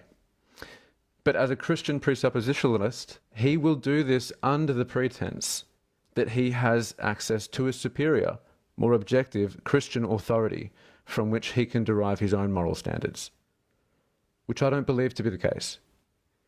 I believe Alex, just like the rest of us, is experiencing reality subjectively, and as such has only ever been able to construct his own beliefs and moral standards in response to what he has experienced. Again, just like the rest of us. Because of this, I believe Alex's definition of what constitutes good will be just as valid as anyone else's has ever been, including the audience's and my own. But I'll be hoping that the audience is honest with themselves while listening to the debate and when reflecting afterwards, in asking themselves whether or not they sincerely believe the allegedly all-powerful, all-knowing Yahweh can really be considered definitively good. I would ask the audience to note the double standards we're expected to ignore when it comes to Christian morality. As beings that are certainly not all-powerful or all-knowing, we still aim to hold each other to an appropriate degree of accountability, one that's roughly proportional to our powers of moral reasoning and our ability to act upon them given our stage of development. Yeehaw, cowboy, thank you. For example, we do not hold young children to the degree of accountability as we do older children, nor do we hold older children to the same degree of accountability as adults. Again, because we understand that different degrees of power to reason and act morally are reached as we develop. But when it comes to Yahweh, an eternally all-powerful, all-knowing entity, the bar that we otherwise set, proportional to our ability to consider, carry out, and reflect upon our actions, no longer exists. Does this seem like a fair arrangement? Would the audience prefer to live in a society in which the most powerful are held to the lowest moral accountability? Should we consider a system like this to be the design of a good God? You may have heard Christians defend Yahweh's abuses of power with a token, his ways are higher than ours. But when confronted with how Yahweh chooses to wield his omnipotence, being told that it's Yahweh or the highway is not good enough for me. I wouldn't accept the most powerful human conceivable personally assuring me of the goodness of their actions, while they both command and personally commit the slaughter of children and infants. So why would I abandon that standard altogether in order to accept the same actions from a supremely powerful being with an unlimited number of options at their disposal in any given moment? Self-appointed dictators are to be resisted, not worshipped or thanked for showing mercy in the form of having chosen slightly less reprehensible courses of action than they otherwise could have. The Bible is full of examples of Yahweh legislating, condoning, committing, or otherwise commanding his followers to commit acts that I think the audience would almost certainly not sincerely accept as those of an all-good, supremely powerful being. He commands the Israelites to slaughter various neighboring Canaanite tribes, including their children and their infants, for the crimes of their ancestors at that, or for occupying land that he's decided he wants the Israelites to live on. He legislates the marrying off of graped virgin daughters to their grapists and prohibits them from being divorced. He condones the taking of non-Hebrews as property that Hebrews can bequeath to their children as inheritance. He condemns all of humanity with original sin for the actions of the first two humans that he ever made, despite, mind you, knowing full well that they would fall short of meeting his demands before he even chose to make them in the first place. Honk honk. He punishes all of Egypt following Pharaoh's refusal to free the Israelites, a refusal which Yahweh himself planned and ensured would come to pass. All this without even having yet touched on the innumerable examples of him choosing not to act when doing so would alleviate or avoid unnecessary and abject pain and suffering, while costing him absolutely nothing. The list of Yahweh's misuses and abuses of power really could go on for quite some time, but perhaps it would be best to make sure you as the audience have just read the Bible for yourself and learned a little bit about the shocking events of history as we understand them to be. I have nothing more for now. Okay. pausing your time, and you had 25 seconds left on the clock. Thank you. So right now we're going to start the cross-examinations. Let me take a look. So it's going to be 5-minute cross-examinations. WifiGospel, you're going to be asking your questions first. I'll start it whenever you say your first word. Hey, Daniel. Hi, man. So, How you doing? Good. How are you? I'm good. Pal. Good. Based on your opening statement, would you say that moral facts do not exist? I don't believe that they necessarily do. Is being a PDF file wrong? To confirm your suspicion, I believe it is. I don't believe we should support it or condone it, no. So when you say you believe it is, it means that you believe that statement to be true, right? Correct, yes. Okay. But if there are no moral facts, that statement can neither be true or false. Isn't that right? I'm not claiming certainty of objective morality. I'm just stating my I didn't beliefs. ask for certainty. Yeah, so when you say that you believe something, it means that you believe something is true, right? I believe it's more likely to be true than an alternative, yeah. Okay. But if there are no moral facts, then a moral statement cannot be true and cannot be false. So you saying you believe it to be true, wouldn't that be a contradiction in your worldview? No, because I don't think that claiming belief of something is the same as stating certainty of it. Right, but I'm not sure you're understanding it. When you say you believe something, you're making a judgment about a proposition. You're saying that this proposition, as you said, is most likely true, right? I believe it is more likely to be true than false, yes. Okay. Can But you? if there I'm are open no- to reason to believe otherwise. Right. No, I would agree with you, but not based on the same grounding here. The question for you is, if there are no moral facts, can a moral statement be true or false? We can believe so. I think Christians can believe that they have objective morality too, but I don't think that they can necessarily have certainty of that either. So- That's my belief. So are there moral facts or not, Daniel? To repeat myself, I don't believe that there necessarily are. Okay. That's satisfactory. Let's see here. Earlier,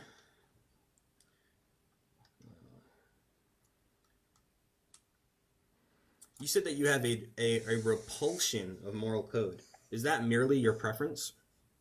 Yeah, I can't help it. I can't help that I find Yahweh. Your preference. Why is your preference better than anyone else's preference? Well, I can't say that it objectively is, but I can give reasons for why I hold to it. Okay, so if your preference is not better than anyone else's preference, how do we know which preference is right? I don't think that we can know objectively. Okay, so if It's my frustrating. preference... Don't get me wrong. my It's preference frustrating. is- Okay, that's fine. If my preference is that God is good, could that preference be wrong? Sure. Wait a minute. You just said that preferences, if you have a preference and I have a preference, we can't tell which one is right or wrong. So how can you tell my preference is wrong? I don't think we can know that it's wrong, but it might be. Okay. You asked me if it could be wrong, not if it is wrong. All right. So is my preference that God is good wrong? I believe that it is, yes. Okay, so you have a different preference, right? Correct. Okay, that doesn't mean my preference is wrong just because you have a different preference, right? Correct. Not objectively, that's right. Okay. So you have no way of telling that my preference is wrong. I have reason to believe that yours is wrong. But again, I'm not that's claiming, fine. at no point am I claiming certainty of moral fact at all. At no point have I ever done that. Well, there are no moral facts, right? I'm not convinced that there necessarily are, no. Okay. Now you said that we have to hold each other accountable. Why is that? We don't have to. I didn't say that we have to. I say that we tend to. Okay. Yeah. All right. So if my preference is that we don't hold each other accountable, then that's just fine as well too, right? Not by me, no. Right, but again, you can't say that my preference is wrong. Not objectively, but I can give you reasons as to why Not I even believe that it is. subjectively. You can just hold a different preference. Are you a solipsist? No, not at all. This has nothing to do with this. Well, I am experiencing reality subjectively, unless you don't believe me. You don't have to believe me. You can think that I'm just a Right, figment of so- your imagination, but It, again, has nothing to do with this debate. If you say that you like chocolate, actually, what is your favorite flavor of ice cream? My favorite flavor? I like bubblegum. You know that light blue one? That is pretty good, yeah. Yeah. So I it's your like it. preference when you go to the ice cream store. If they have light blue bubble gum, that's what you're gonna get. Yeah, and I don't see that my preference of ice cream flavored, hurts that's anyone fine. either. My preference, and again, whether hurting someone is wrong or not is also a preference. Okay, We don't have finish to go your there. last sentence. All right. So my point here is that if my preference is to have cake batter ice cream, can you say that my preference is wrong? Okay. No, and I don't think it's important either because you're probably not hurting anyone by preferring that either. Okay, sorry about that. Yeah, I should have let you answer that question. But okay, Daniel, you're gonna start your cross-examination. You get 5 minutes, and I'll start the timer when you say your first word. Sure, thank you so much. Do you believe that any punishment dealt out by any arbiter of justice should be proportionate to the perceived crimes committed? Yes, as well as proportionate to who the crime is committed against. Got you. Okay. Do you have children? I do. Right. Do you love them? I do. Yeah, me too. I got a little daughter. You got a daughter or sons or? 3 boys. Hooey. Holy Trinity. As a parent, do you believe that the punishments or consequences that you choose to deal out to your children who you love should be proportional to any transgression that they commit? Yeah. Yeah, okay. Me too. Imagine that you had a child that was born without the capacity for moral reasoning. That part of the brain just didn't develop, maybe. In the middle of this child's playpen, you choose to place a button which, when pressed, will cause the child's ability to reason morally to spontaneously develop. Imagine you command that child not to press the button that you chose to put in the middle of their playpen. Yet sometime later, they end up pressing it. Now, they do have the ability to reason morally. Do you believe it would be just to punish the child? Within your analogy and within my limited capabilities, no, but I don't think your analogy is one-to-one with the garden. I'm not saying that it necessarily is. I'm just trying to get, thoughts out there. You don't believe the analogy is one-to-one. That's fine. You don't think it would be just to punish the child. Cool. I don't either. I don't think that would be proportionate whatsoever. Do you believe it would be proportionate to the child's failure to adhere to your commands, to curse their descendants for all time? You said, is this before they have the capability to reason morally? Yeah. If they don't have the capability to reason morally, I don't think it would be just to punish them or their descendants, no. Okay. So, in your mind, what makes it just for Yahweh to condemn all of humanity for the actions that Adam and Eve couldn't help commit? I thought you weren't going there, but let's. It's funny. No, yeah. I didn't say it wasn't going there. reason- I said I recognize it wasn't necessarily a one-to-one analogy. Okay. So the reason for this is because God told Adam and Eve, one, they had moral responsibility. They had the ability to reason morally. Eating from the knowledge of, or the tree of good and evil, saying that they had the knowledge of good and evil wasn't that they couldn't reason morally. It was the ability to choose good and evil for themselves. So it's just a misunderstanding there. Also, the reason their descendants were punished was because they were given mercy. They were told that they would die the day that they ate of the tree of good and evil. But they didn't die. Instead, God slaughtered an animal and clothed them and kept them alive so that he could redeem them. And part of doing that was that their descendants were cursed. Was it necessary for God to do all of this? God freely chose to create beings with free will. Was it necessary that he create? No. Okay, so he chose to create a scenario within which he knew these people that didn't have the ability to morally reason because they had not yet eaten from the fruit of knowledge of good and evil. Do you deny that it was upon eating from the tree Yes. that's when they got the understanding of what's right and wrong? Yes. Okay. So what were they lacking before they ate from the fruit? I'm not sure that they were lacking anything. They had the ability to choose the good from the wrong, and they chose the wrong. So they didn't gain anything from eating from the tree of fruit and knowledge. No, they actually they lost a lot. They went against the command of God, and God cursed them because of it. Okay, so they had knowledge of what's good and evil before eating from the tree that is the source of good and evil. Yeah, just because the tree is the knowledge of the fruit is the knowledge of the good and evil doesn't mean that they didn't have the ability to reason morally. Okay, what do you think That's not Christian constitutes what must precede? Well, maybe not your denomination. What do you believe must precede the ability to reason morally? Free will. Okay, got it. Was it possible, given the scenario that Yahweh knew he was going to set up, before even setting up the Garden of Eden, was it possible for Adam and Eve, to surprise God in any way? Okay, answer that Not that question, God- and that'll be it. Yeah, not that God would be surprised, but God's knowledge does not determine human actions. Okay. Okay, We'll stop thank right you. there. We're going to start the second round of cross-examination. WifiGospel, it's your turn again, and I'll start the timer when you say your first word. All right, is it your preference that it's good, evil, or morally neutral to own an animal? Personally, I think it depends how you acquired them. I have 2 rescue dogs, which I think would be worse off if they were left where they were before I bought them off of their owners at that time. I think I take better care of them than they otherwise would have got.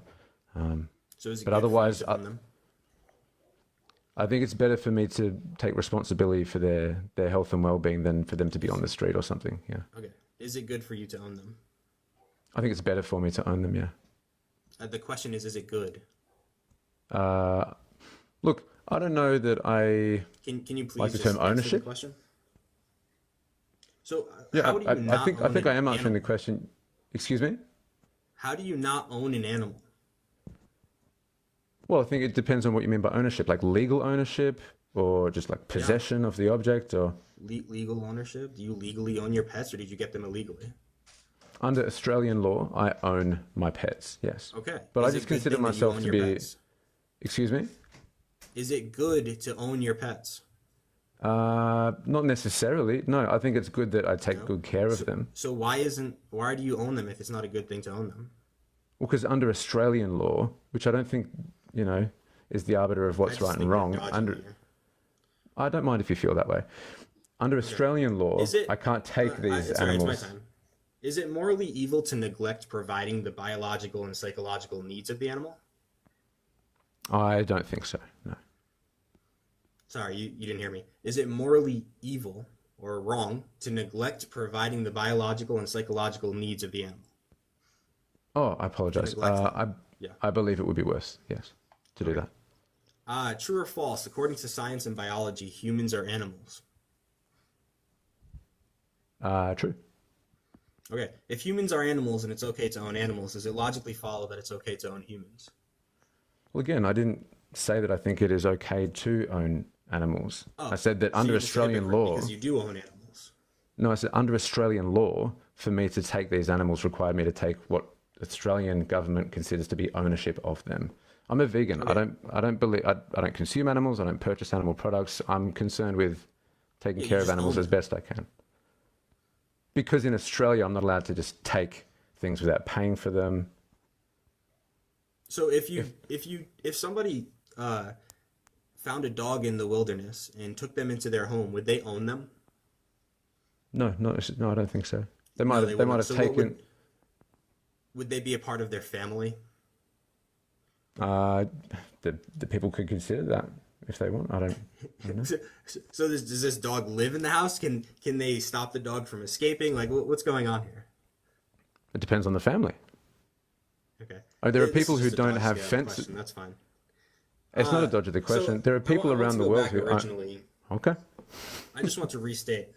Since there are no moral facts, when I say that God is good, you earlier said that you have a different preference, but I want you to just say again for the audience, it's not wrong for me to hold that preference, right? Not objectively, no. In any sense. Not objectively. Okay. No. Back to the ice cream example. Is it wrong for me to hold the preference that cake batter is the ice cream that I prefer? No. Okay, so I don't why believe can't so. you just answer no to the earlier the question I asked? I asked you about preferences. Why do you have to pre-qualify it with objective? I think what I qualify it with is that I don't believe so. I think you don't like that I don't claim certainty of things. No, because it seems like when I ask you about the ice cream example, you just say no. But when I ask you about if being a PDF file is wrong, you say not objectively. You have to qualify it because I think you understand that it makes you look bad by being consistent with your worldview. I don't mind if you feel that way. Okay.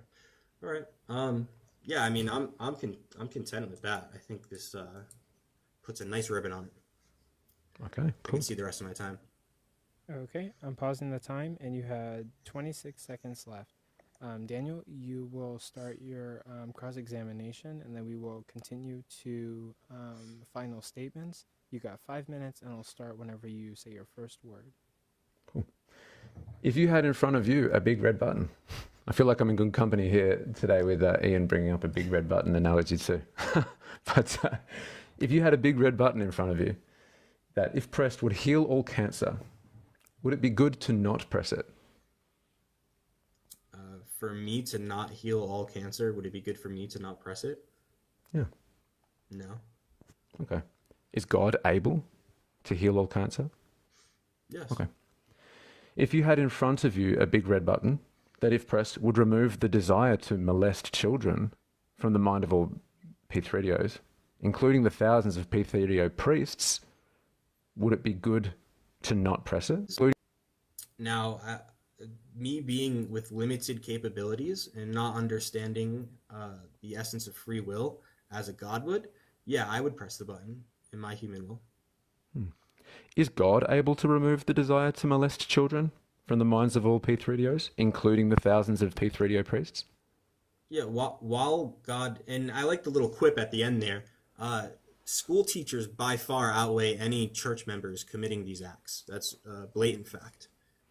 So if we were to try to remove it from all the school teachers, God has that ability, yes. The reason he doesn't do so is out of my limited reasoning.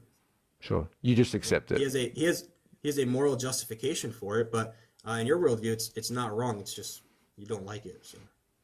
Sure, but you accept it. You accept him choosing not to help out. Cool. Okay. If you had in front of you a big red button, I'm just going to ask the next question. If you had in front of you a big red button that, if pressed, would solve world hunger, preventing millions of children from dying from painful and prolonged starvation every year, would it be good to not press it? Again, you keep conflating God's ability. I'm just gonna ask that you respond to my question directly, if you don't mind. Yeah, I did. You're presupposing that mine and God's ability are the same. No, I'm not doing that actually. That question doesn't contain any reference to God. It's a question to you.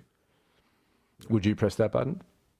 Personally, yes. Now, does that mean it's wrong for God not to do I'm that? I'm not asking about that yet. Yes, That's you my are. next question. You're implying I reclaim my time. I'm not asking you. No, Yeah. Wi-Fi. I see exactly where Just relax. Just relax. I'm not asking about God yet. That is coming up, but you just need to wait a sec. Oh, like I said. So you think that it would be good? It wouldn't be good to not press the button. For me, yeah. Yeah, gotcha. Is God able to solve world hunger, preventing millions of children from dying a painful and prolonged death? Yes. Okay, interesting. If you had a big red button that, if pressed, would trigger an earthquake, killing tens of thousands, injuring hundreds of thousands, and leaving millions homeless, would it be good to press that button? Only if they were all atheists. Fascinating. If you had a big red button that, if pressed, would spawn the birth of psychopaths, so humans without the capacity to empathize or care about the suffering that they cause, would it be good to press that button? Only if they harmed atheists. Okay, got it. Could God have chosen not to create Jeffrey Dahmer, Ted Bundy, or Albert Fish? To say that God is responsible for their sin would be a wrong assumption. You have many wrong assumptions here tonight. But God could have created any way He wanted to. I'm just gonna bring back to the question. Is this a yes or no? I know you like these ones. Oh, could God have chosen to you didn't not like answering yes create? or no. I don't mind if you're feeling Very frustrated, but this is the question for now. Could God have chosen to not create Jeffrey Dahmer, Ted Bundy, and Albert Fish, knowing before having created them that they would go on to do what they did? Yes, God could choose to do what He wants. Yeah. Yeah, cool. Do you believe that causing unnecessary pain and suffering is good? I don't believe that God causes unnecessary pain and suffering. That's not really what I asked. I asked, do you believe that causing unnecessary pain and suffering is good? No. Okay, got it. Do you believe that heaven exists? Yeah. Okay. How much unnecessary pain and suffering do you believe occurs in heaven? None. Okay. Do you believe that unnecessary pain and suffering occurs here in this universe and on earth? Unnecessary. Can you define that? Can you define what you mean in that context? Pain and suffering that could have been prevented or avoided. Okay, answer that question and that'll be it. No, God does not provide a world with unnecessary pain and suffering. Okay, we'll stop right there. That will be the end of the cross-examination rounds, and we're going to go to the final statements, starting off with WifiGospel. You got 3 minutes, and I'll start it whenever you say your first word. All right, very simply. The prompt is the Christian God good? Under my worldview, yes, obviously, the Christian God is good. Under Daniel's worldview, moral facts don't exist. So the statement, is the Christian God good? Neither true or false. It just is a statement. It's basically incoherent in Daniel's worldview. So by default, when I say God is good, even under Daniel's worldview, my preference isn't wrong, and this statement isn't false. Looks like I've won the debate. Appreciate you guys having me here. Thank you for my time. Are you sure you want to end there?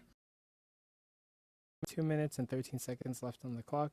Daniel, I will start your 3 minutes whenever you say your first word.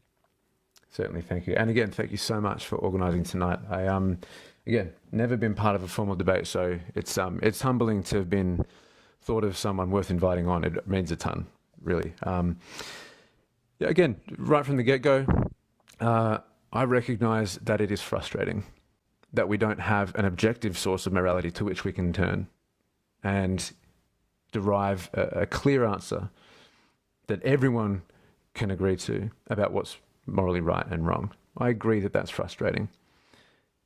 But it's what we observe being most likely to be the case. Throughout history and around the globe, the average person's moral compass tends to be in alignment with whatever religious doctrine it is that they've been indoctrinated into from their childhood, typically, or whatever it is that they convert into after having some kind of mystical experience that they couldn't think of a rational explanation for. That doesn't mean that they're right either. This discomfort that we feel with not having an objective source of morality to which we can turn in times of frustration, that can feel as though it's solved by submitting to some doctrine that people have believed for thousands of years. But again, that does not mean that that's true either. That is, again, another preference. Another preference. A preference for Christian morality is no more definitive of a good answer to the question what's right or wrong than a preference to any other religious doctrine. Nor is it better than a non-religious framework. Personally, and I encourage the audience to ask themselves sincerely, when this is all over and you go away and you start thinking about how this went, ask yourself sincerely, would you, if you had the power that Yahweh allegedly has, if we grant the Bible to be half accurate, if you had the power that Yahweh allegedly has, would you make the choices that they do? Would you refuse to contribute the way that they seem to continue refusing to tribute. Thank you for the gifts. This is absolutely wild. I don't know what to do with all that, to be honest. He chooses actively to allow suffering that he could, at no cost to himself, prevent, alleviate, ameliorate. He punishes people collectively for the actions of one or two people sometimes. He chooses to punish people for the actions of their ancestors. My father's been to jail for committing crimes against the state that I live in. Should I have to go to jail for that too? I understand that the judges that run the Australian court system are not all-powerful, all-knowing entities. Finish your last sentence. But I don't think that we should have to be, in order to use our ability to empathize and reason, to think about what we think is sincerely fair and right. Thank you so much, everyone. Okay. It is an honor to host both of you guys. Thank you very much. Can you guys still hear me? Yes. Yeah, and thank you everybody for the gifts. I appreciate that as well. Okay. Yeah, my phone is running out of power, but I plugged it into the charger, so I can't use my mic anymore. But hopefully you guys can still hear me. Dude, this is awesome. I have Daniel and WifiGospel on my live debating. It's an honor to host these debates and be able to have everybody like listen in and learn something and contribute to having like that kind of live and bringing formal debates to TikTok. So thank you guys very much. I'm gonna put the poll up to see who And won. I know things get heated during the debate, but absolutely no hard feelings, Daniel. And if you ever want to do another debate, I'm always game. I presume that you're joking when you say that it would only be okay if all atheists were terminated under these hypotheticals. I don't know that it's necessarily helpful, but I do prefer to assume that you're only joking. It's a joke, yeah. Yeah. I don't think that Yahweh is joking, if real, but that's another conversation perhaps. Let's see. And I'm about to start the poll. And we have like 3 minutes. I could probably bring up a couple of guests before our next debate. And I'll probably do that, get some thoughts on like what the debate was like. And we'll go from there. Wi-Fi Daniel. And yep, I just started the poll. Everybody that's in the live, there's 257 people in here. Go and vote on the poll and tell me who you think won. But I'll bring up like one or two guests and then we'll get on to our like next debate.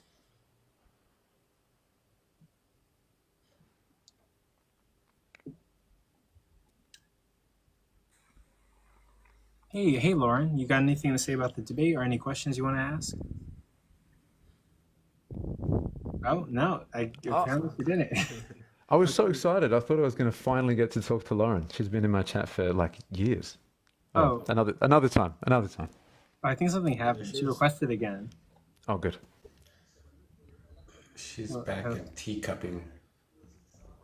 Lauren. I like tea. Wonder, is there like a connection issue maybe, or?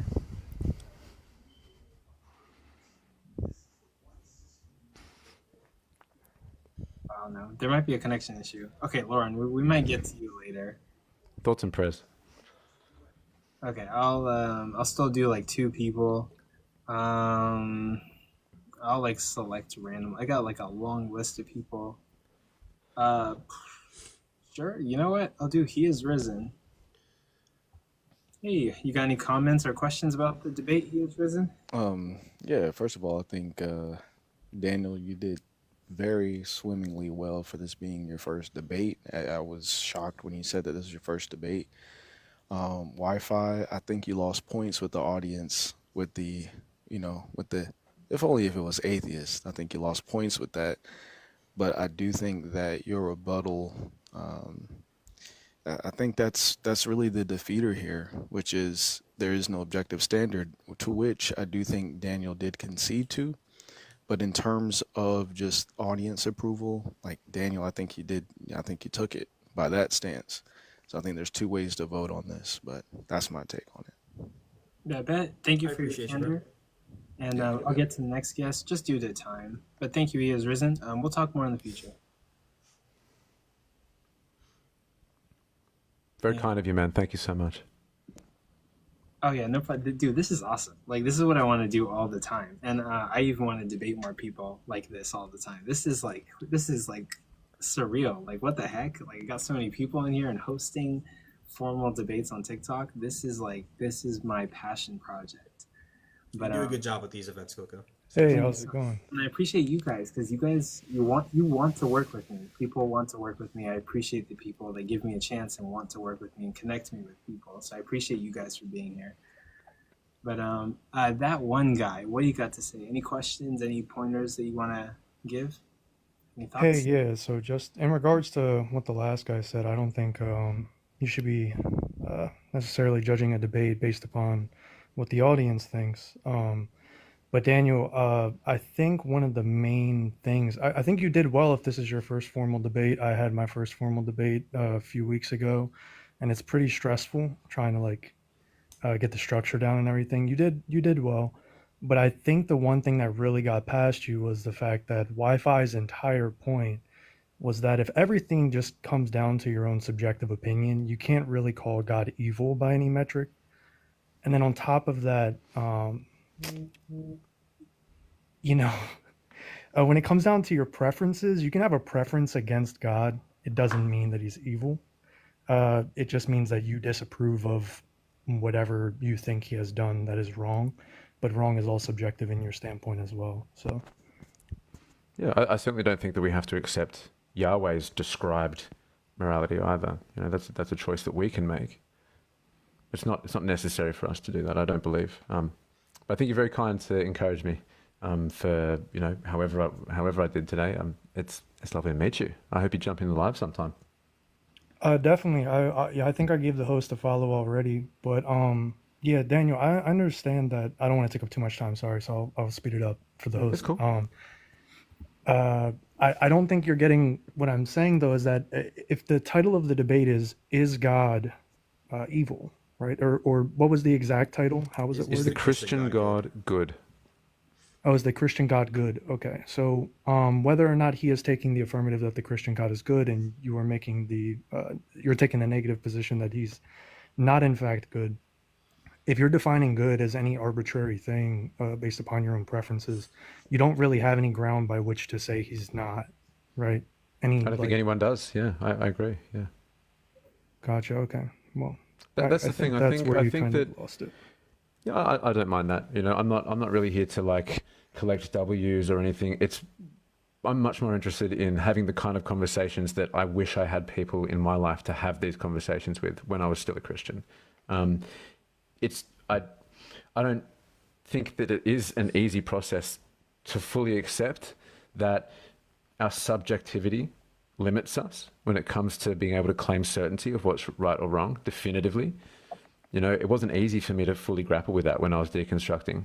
But ultimately, I had to ask myself whether I was more interested in believing things that were comfortable or whether I believe things that I think are honestly actually more likely to be true. And I just don't honestly think that it's true that anyone has access to objective morals.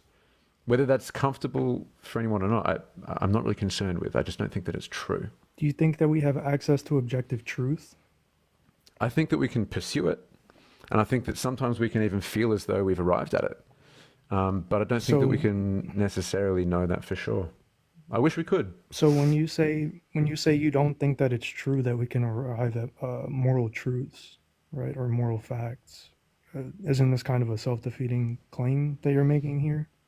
And because I've never claimed certainty of my Also, morality. yeah, sorry, I'm taking up too much time. Yeah, drop me, bring somebody else up. Yeah. Okay. But yeah, I was just waiting to be dropped by the host. Sorry. Good. You're totally fine. And I'll follow you back. I appreciate the support. I'm definitely gonna follow you back. But okay, guys, WifiGospel, Daniel, I'll drop you guys, and then we'll get on to the next debate. But it was an honor having two brilliant minds here. So I appreciate you guys. Yeah, Daniel, Wi-Fi, thank you for giving us a great debate. That was very, very awesome. And hope to see you guys around. Daniel, I'm usually on your Sunday lives. It's an honor. Pretty much always there. Wi-Fi, I've seen many of your lives. I think I've been on 3 or 4 of them. But yeah, both of you guys, heavy hitters, and you guys are doing awesome. And thank you very much for doing what you did here. And yeah, we'll see you guys around. Thank you. Wait, actually, before we drop you, before we drop you, let me do one of my friends a favor. We have like a couple minutes, but let me get Robbie Rob up here because we do have a couple minutes to spare, but he'll be the last one. Robbie, you got anything for us? Yeah, I just want to be like, I'll be very quick with it. Obviously, look, Daniel clearly won that whole debate. I was actually kind of shocked that like Wi-Fi, the way that it came out, because I've heard he's supposed to be a good debater, but it didn't flow that well. Look, the issue that Wi-Fi had is he never actually presented an actual argument for objective morals being true, right? And so every time he kept on having a conversation with Daniel and providing different scenarios, he would just keep asking Daniel, what does he think about these situations? And Daniel would just say, subjectively, I feel that this is the situation, how I feel about it, right? It's my attitude towards a proposition. And then Wi-Fi just kept making declarative sentences, right? But he never gave an actual argument on why objective morals are true, right? And so Daniel can just reject that. And so that's the issue. That's why he lost the debate, right? That's it. Daniel won. At the end of my opening statement, I gave a syllogism, just so you know. It's called an argument. Look, either way, it was an absolute honor. Thank you, Coco. Thank you, Jay. Thank you so much, Alex. And thank you, audience. I hope you enjoy the rest of your time here. Such a sick lineup. Like, it's been amazing. I caught Ian and Jason earlier. That was crazy. It was really, really good fun. Thank you for doing this, Coco. Thanks heaps, man. Definitely. Thank you, guys. I love this. Thank you, both of you. You guys are awesome. Peace.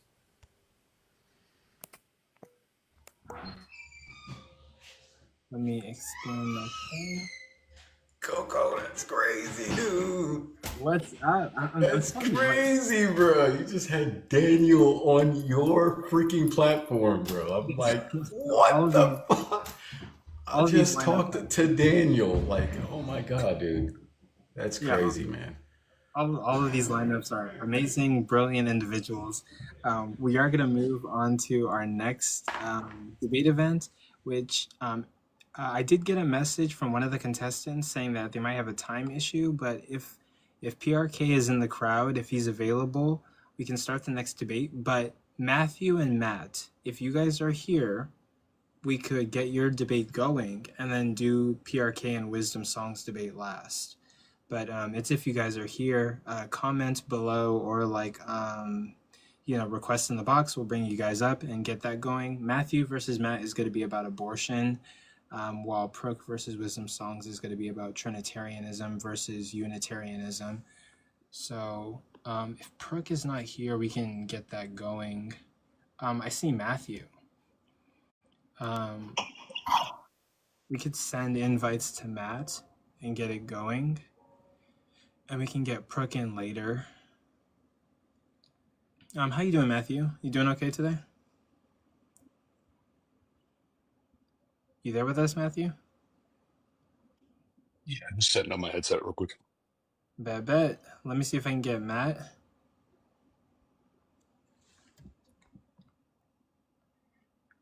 I'm sending you a message. Would you be able to debate early? But yeah, we got 2 more debates left. Abortion. Hey, Wisdom. Wisdom is here. Glad that you're here. We're just waiting for PRK, but if he's having a time issue, we can do Mathew versus Matt first and then do you after their debate. It's just PRK, whether he's here or not. I can invite PRK and see if he's here to debate WisdomSongz. Let me see. I'll ask him. I'm sending a DM.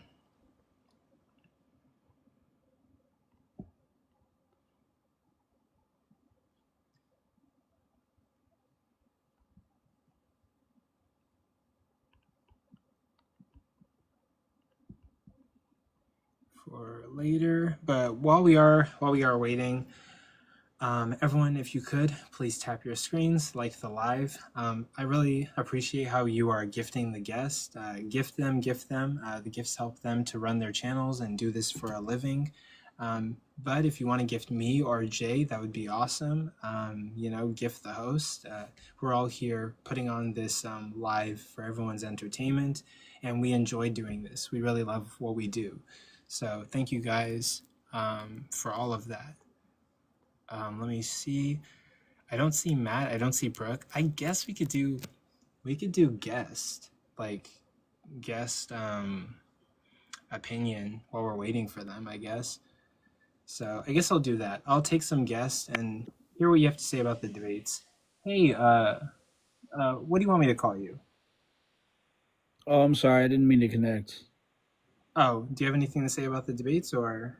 No, they're going great. Thank you for hosting such a great platform. Definitely. And thank you for supporting me. I appreciate you. Thanks. Bye-bye. Cool. I'll do the next one. Let me see. Do we have Prook or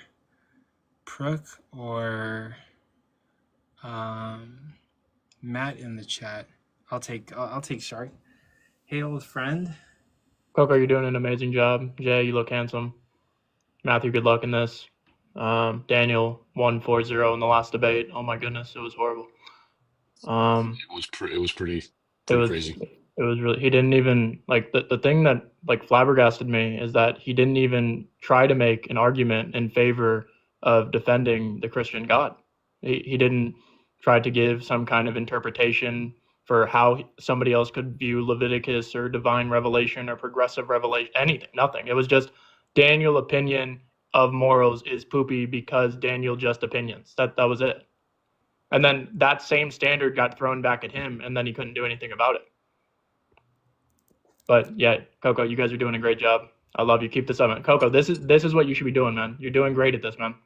Okay. Proud of you, man. Yeah, Wait, well put together back. event. You Great work. unfollowed me. Follow me back. What? You unfollowed me. Follow me back. No, I didn't. Oh, like I didn't see you following me. Oh, I don't know, man. Sometimes it just like on this app, sometimes it just unfollows. Like Good Trouble's always talking about his audience is unfollowing. Man, what the hell? Oh, okay. Well, I follow you. Yeah, we're good. Oh, we're good. Yeah. Matthew, good luck. Everybody, good luck. God bless you. Okay. Thank you for coming up. I do have to say, if I was to give any constructive criticism to Daniel's point of view on his rebuttals, is when pressured with the position of, if your idea of morality, your opinion of morality is simply that, an opinion, how can we say one is better than the other? Well, we can do exactly as we are doing now, using argumentation and reasoning in order to justify the position that you find to be better, and see which position seems to have more justification, as something we can do even on opinion-based ideals. I actually was thinking that during the debate. I was like, yeah, we can like compare worldviews and like, evaluate like certain data and like compare reasoning. I think like Daniel could have said that, yeah, but I think Daniel did like a pretty good job. But yeah, definitely like that could have been a point that was made. But regardless, they both did amazing and are both really intelligent people. Well, yeah, it was a definitely a well-spoken debate. I really had fun listening to Daniel talk. I don't know if I would call it any of that nonsense, well-spoken and all that, but be quick about this because I want to see the next motherfuckers debate. I'm sick as fuck, so mind my voice. Look, I mean, clearly Wi-Fi doesn't understand what a supplementary argument is and how your interlocutor's worldview has nothing to do with the arguments or premises you provide.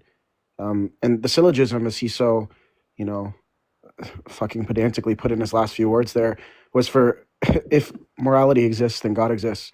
But then the burden is to determine what type of moral facts, and not just presuppose that moral facts are the only types of truth bearers that are made true by truth maker properties that are stance independent. You need an argument for that. Daniel could have just stayed silent from the opening statement, and I think he would have dog-walked Wi-Fi anyways. But insofar as that critique, the pettiness and like sheer Christian love I saw displayed only if they were atheists. I don't think like he was of a rational kind when he was doing that, but rhetoric aside, I just think that he doesn't understand what a supplementary argument is and would rather critique his opponent's worldview, even though he has not the faintest understanding of what subjectivist anti-realism is. But whatever. Oh, okay. I guess that's a take. But yeah, that's all. That's all I really have to say. But yeah, all we're doing right now is we're waiting for either Matt or Pruk to show up. That's the only thing that's holding us up. Matt is the opponent of Mathew, and Pruk is the opponent of WisdomSongz. But I think Pruk is having he's just having some time issues, which is fine. Things happen, life happens. I'll send another invite to Matt, but in the meantime, we'll just keep talking to guests until either of those people show up.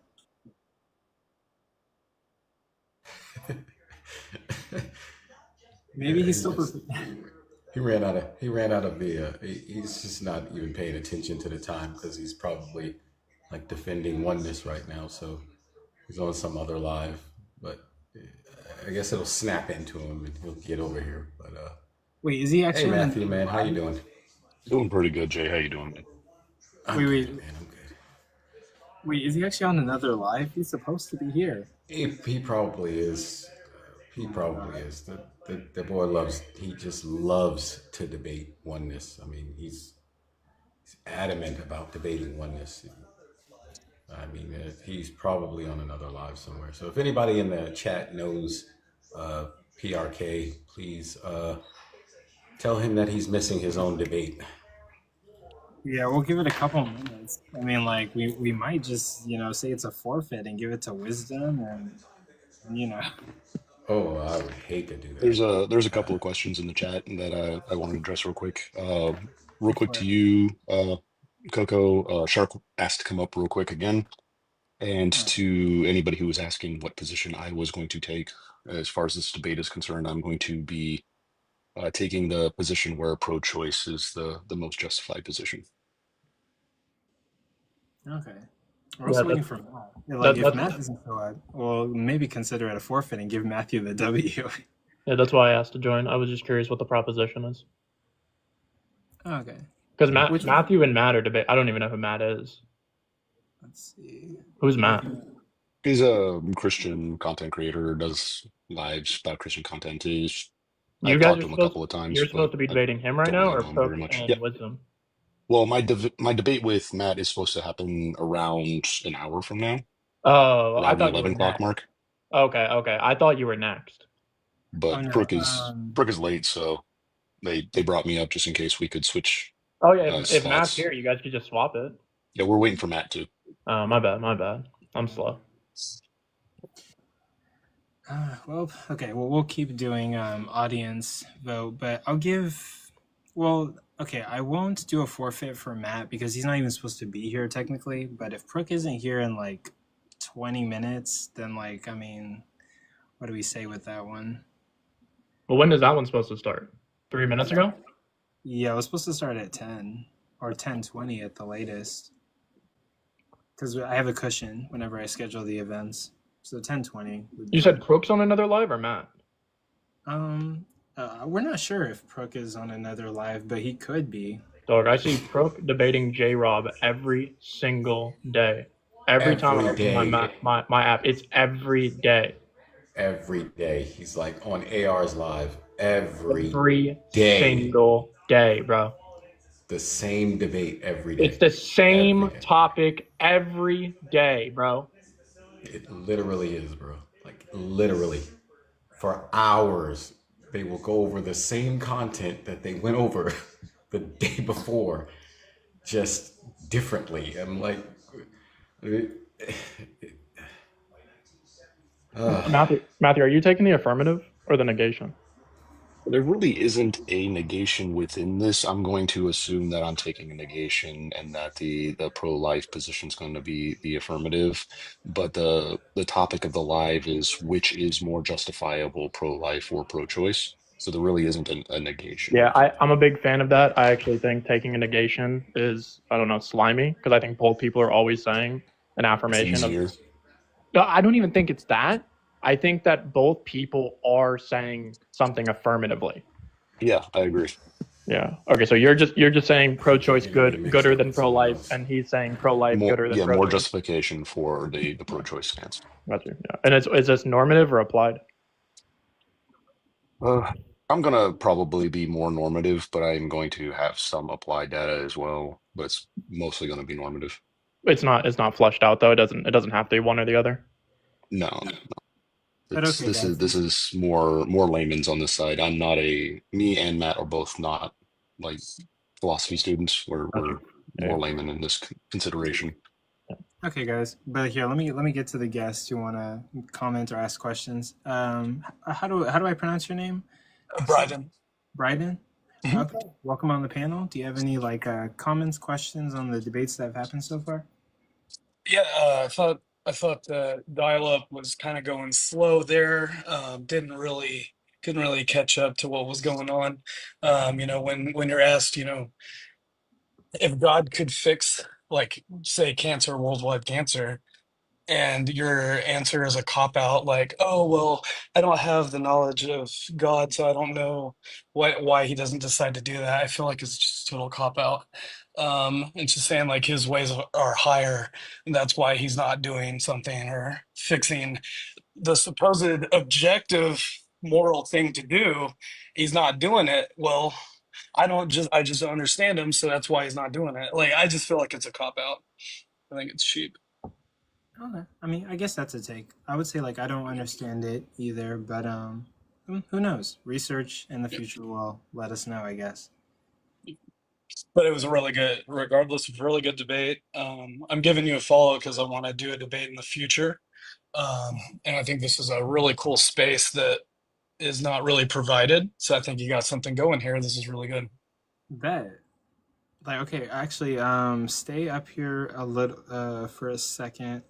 I did make a document during this live of potential debaters. I did get a lot of DMs from people who wanted to debate. So I'll just write you're an atheist, I'm assuming. I'm an agnostic atheist, yeah. Okay, I will write down your username and let you know. If not here on TikTok, I would urge everybody to get on Neptune. It's coming out pretty soon. That's probably where I'm gonna go. But also all my other social medias are in the link in my bio. The beacon link. And yeah, DM me, follow me. You can send me 20 messages a day. I wouldn't even mind. And I'll let you know and get that debate going for you. Sweet. Okay, this is awesome, man. And then Jay, do you host your own or you're always co-hosting with Controversial? No, this is actually the first time I've co-host with Coco. Sweet, man. Yeah, I'm gonna give my you a own follow. lives most of the time. Mine's are probably a little different than Coco. I'm a little bit more brash and okay, kind of in your face. But okay. But yeah, I do my own lives also. Yeah, I gave you a follow. Cool, man. Yeah, I'll follow you so I can check out your live too. But yeah, thank you for your support. I appreciate it. And Absolutely. Yeah, I appreciate your candor. We'll get on to the next guy. All right. Thank you. Hey, man, they forfeited, man. Yeah, I swear at this point, Truck did DM me and say, hey, switch my time. But I'm sending him messages. I need a response or something. If Matt wants, we could do a warm-up debate or whatever, just for funds. Or we can just be silent, just for entertainment, because you have 170 people in here. It is true. We could keep taking guests until 11 o'clock when Matt are supposed to debate. But Matt, would you want to debate Shark on abortion to keep the time? Oh no, we should debate what's better, ice cream or cheesecake. Do you want to do an ice cream or cheesecake debate? Ice cream or cheesecake? Which which one is objectively better? Objectively better. I just sent a Prick a message, but off the ground. I sent Prick a message, but he hasn't replied. But Slim said that she's not going to come up. She's doing her own live and everything else, and it's been enough time. So you probably want to maybe move things up or change things because it doesn't seem like that one's going to happen if that's the one that you had set up. No, looks like we're doing the cheesecake debate, Matt. Come on now. So Yeah, which yeah, so which like position are you Because she's wanting live to right now, and hold on that she one? doesn't plan on coming over here. I'm taking the objectively correct one. The objectively correct one. That would be so yeah, cheesecake, so like correct? so there That'd be was cheesecake. I can't even hear you, Coco. so there was two debates that were supposed to happen. The Crook and Wisdom one is problematic right now, but then we're also waiting for Matt to show up. I DM'd him to try to move that debate up. But Yeah, but he's not supposed to show up for an hour, so you don't want to fault him. yeah, that's true. Who else do you have? Is that it? That's it. Just 2 more debates. Well, it looks like it's one more debate. Yeah, at this point. Don't forget about the cheesecake debate. Hello? I just came in here, so I don't really know about the cheesecake debate. But yeah, I just want to let you know about Slim. So I think she'll try to take the win on that one because one, he didn't show, and so she's already doing her other lives. So. Oh no, no, it was supposed to be Crook versus Wisdom. Oh, I thought it was Slim. That's why I went over there. Oh no. Oh well, then don't listen to me then. No. But I would just forfeit Prook because it's already 10:30. I mean, what's the you know what I mean? Unless like the other guy comes in and then they could do it on the back half, but yeah. Otherwise, you're just going to extend an hour of something that's going on a very long time already. You want me to fill in? Wait, Prook's not showing up right now. So wait, what position is Prook defending? Oneness? Yeah, he's supposed to do Unitarianism versus Trinitarianism. Wait, I'll debate it. I'll take his position. You'll do it against WisdomSongz. Yeah, But that's not going to be. Can I just have 30 seconds to research? That's all I need. I mean, do we want to run audience like? Hey! I don't think you should. Hey. I mean, it's nothing. It's nothing. Yeah, no, I don't care. I'm just if you guys want to move it up, I don't would, care. I'm just trying it would to save the live. Yeah, I know. I'm just. It would literally save the live right now. We are at a conjunction right now. Like, Yeah. do we want 2 more debates or 1 more debate? I'd say 2 more debates. I mean, if not, we're going to be ending this thing way early. And yeah, Shark's got a following, so I mean, Wisdom's got a following. Yeah, I mean, maybe Shark can hit himself in the head with the hammer right before the debate to make it more even matched. Jesus Christ. Robbie with the truth bomb. I would say that. Damn. the theological move. Hang on, I'm reading 2 paragraphs about Unitarianism. Hang on, that's all I need. Here, let me Wisdom. Here, let's have you come up, Wisdom. Jesus Christ.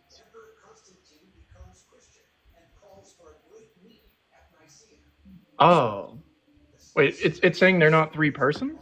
Yeah. Yeah. Oh yeah, this is fine. So Wisdom. So it's supposed to be Wisdom and Prook, not. Okay, I had it wrong when I kept thinking about Slim then. Yeah. Wisdom. I'm gonna give you the W. Crook has not shown up. What? W by Bro. 4. But do you want to debate Shark instead? Yeah, what do you believe? I know you're a Christian, but what kind of Christian are you? Well, I'm an interdenominationalist. I think there's a truth value in all given propositions. Do you believe that Jesus is God? Yeah, that's fine. I think biblically Jesus is the Son of God, and that I can manipulate the word however I want. You want to take that with the Wisdom? Yeah, that's fine. I think that it's. Yeah. I think it's. Listen, I think that if you're gonna use the word person against me, it's not gonna go well because I'm gonna reductio you to make you say that there's not gonna be a distinction. Yeah, no, but it was gonna. It's a biblical debate. Is the problem? Oh yeah, if it's a biblical debate, I'm not suited for that. Yeah, it's definitely because he's Unitarian Christian. Yeah, if you just want to talk about like Bible verses right. to do that, That's then right. yeah, Yeah. then we're gonna be having Wisdom. 2 entirely different debates. Wisdom's a biblical debater. I forgot. Yeah, that's probably what I the wouldn't be able to revolution compete starts. against that. I mean, if you want to debate the Bible, I mean, we can do that. No. Damn, that really sucks because I was happy to do that. Okay, well, God bless you guys for coming. That stayed up to see this for nothing. So, and Coco, God bless you, and Jay, God bless you too. Yeah. Would you Thank be you, interested Wisdom. in debates in the future? Sorry about this one. But Yeah, yeah. I would prefer to debate like either a Muslim or another theist about the Trinity. But yeah. How about you do a second match with that BT guy? Because I don't think that Sure, first that would actually match be that I fun. did, I don't think that went well. It had a lot of issues. I'd rather you come over here and do it, and Yeah, I'll ask Coco. Can I be main host and he be co-host on his own platform? Yeah. Sure. Can we just still do this topic though? That way I can just use, because I really want to debate this topic. So Yeah. You can do any topic you want. Just set it up with me, and I'll get back to Coco, and we'll get it set up, and we'll get you in there. Yeah, and actually, yeah, Jay, I would love to be a co-host. Like, yeah, we can do it on your channel. Yeah, dude. Yeah, definitely. Yeah, definitely. Okay. Because I had a timekeeper last time, and she just literally ruined the entire no, debate. that was my Abby Kadabi. Don't say that. She was fine. She was great at keeping the time, but the timekeeper usually doesn't involve themselves in the actual debate. That's more for a moderator, and I wasn't moderating debate. I was hosting the debate, so she kind of messed up things, but it's okay. Get at me, and I'll get you that video. Wisdom, would you have you debated Central?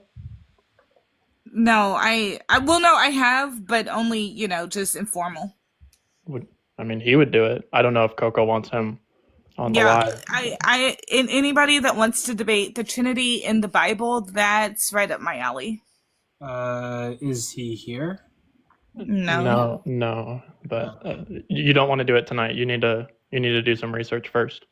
Yeah, for sure. Hey, Shark, follow me, and then I think I'm following you, but okay, and then that would be good. I'm just upset because he's been knowing about this. We've known about this for weeks. So I mean, he probably just honestly forgot or something happened. I can imagine. Prue is constantly he didn't forget. online. We were talking about it 2 days talking ago. about this stuff every day. So I mean, this is not the first time Prook has missed a formal debate.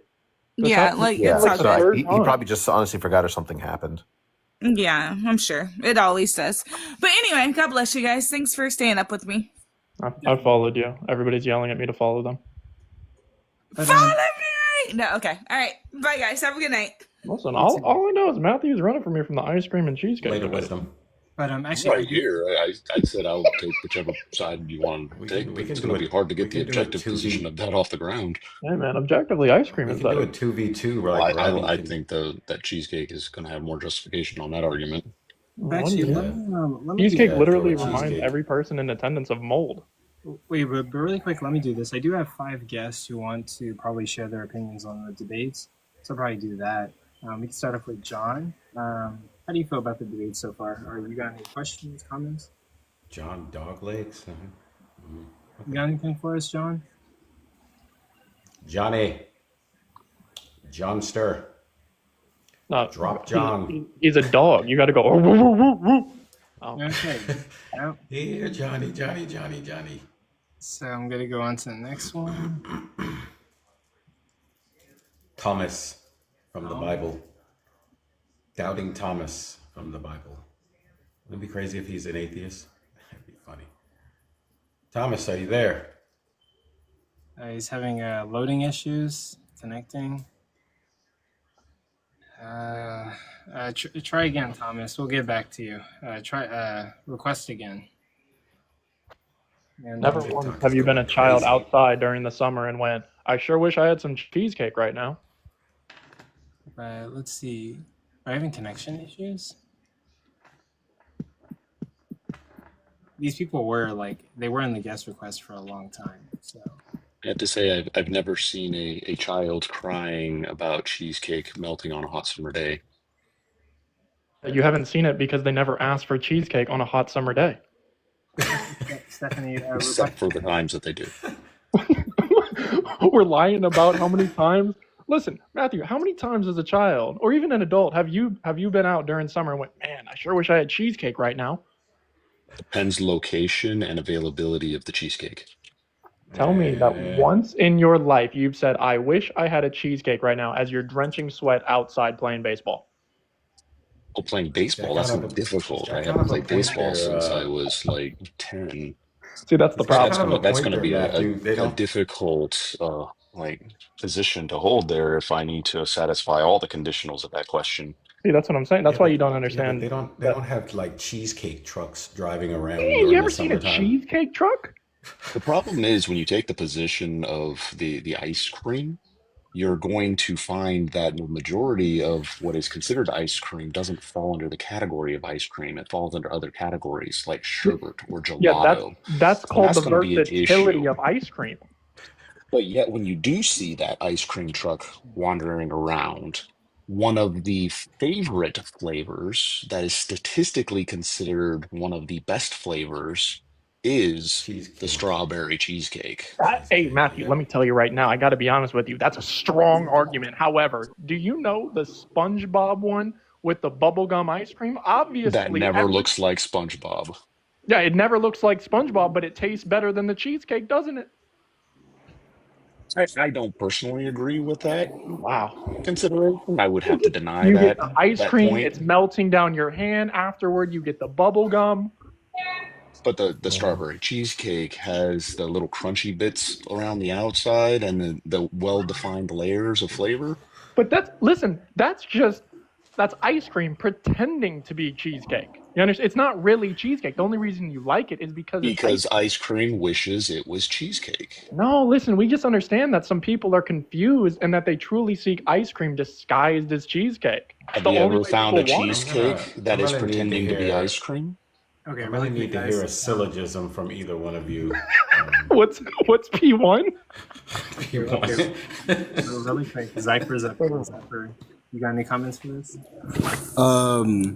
Sucks that PRK couldn't make it. Also, Coco, my phone, this phone that I'm using, it's like really messed up. So, I would do the debate between me and you, but like because until I get this situation with my phone fixed, I can't do anything. I can't even research. And lastly, debate me right now, or else you're scared.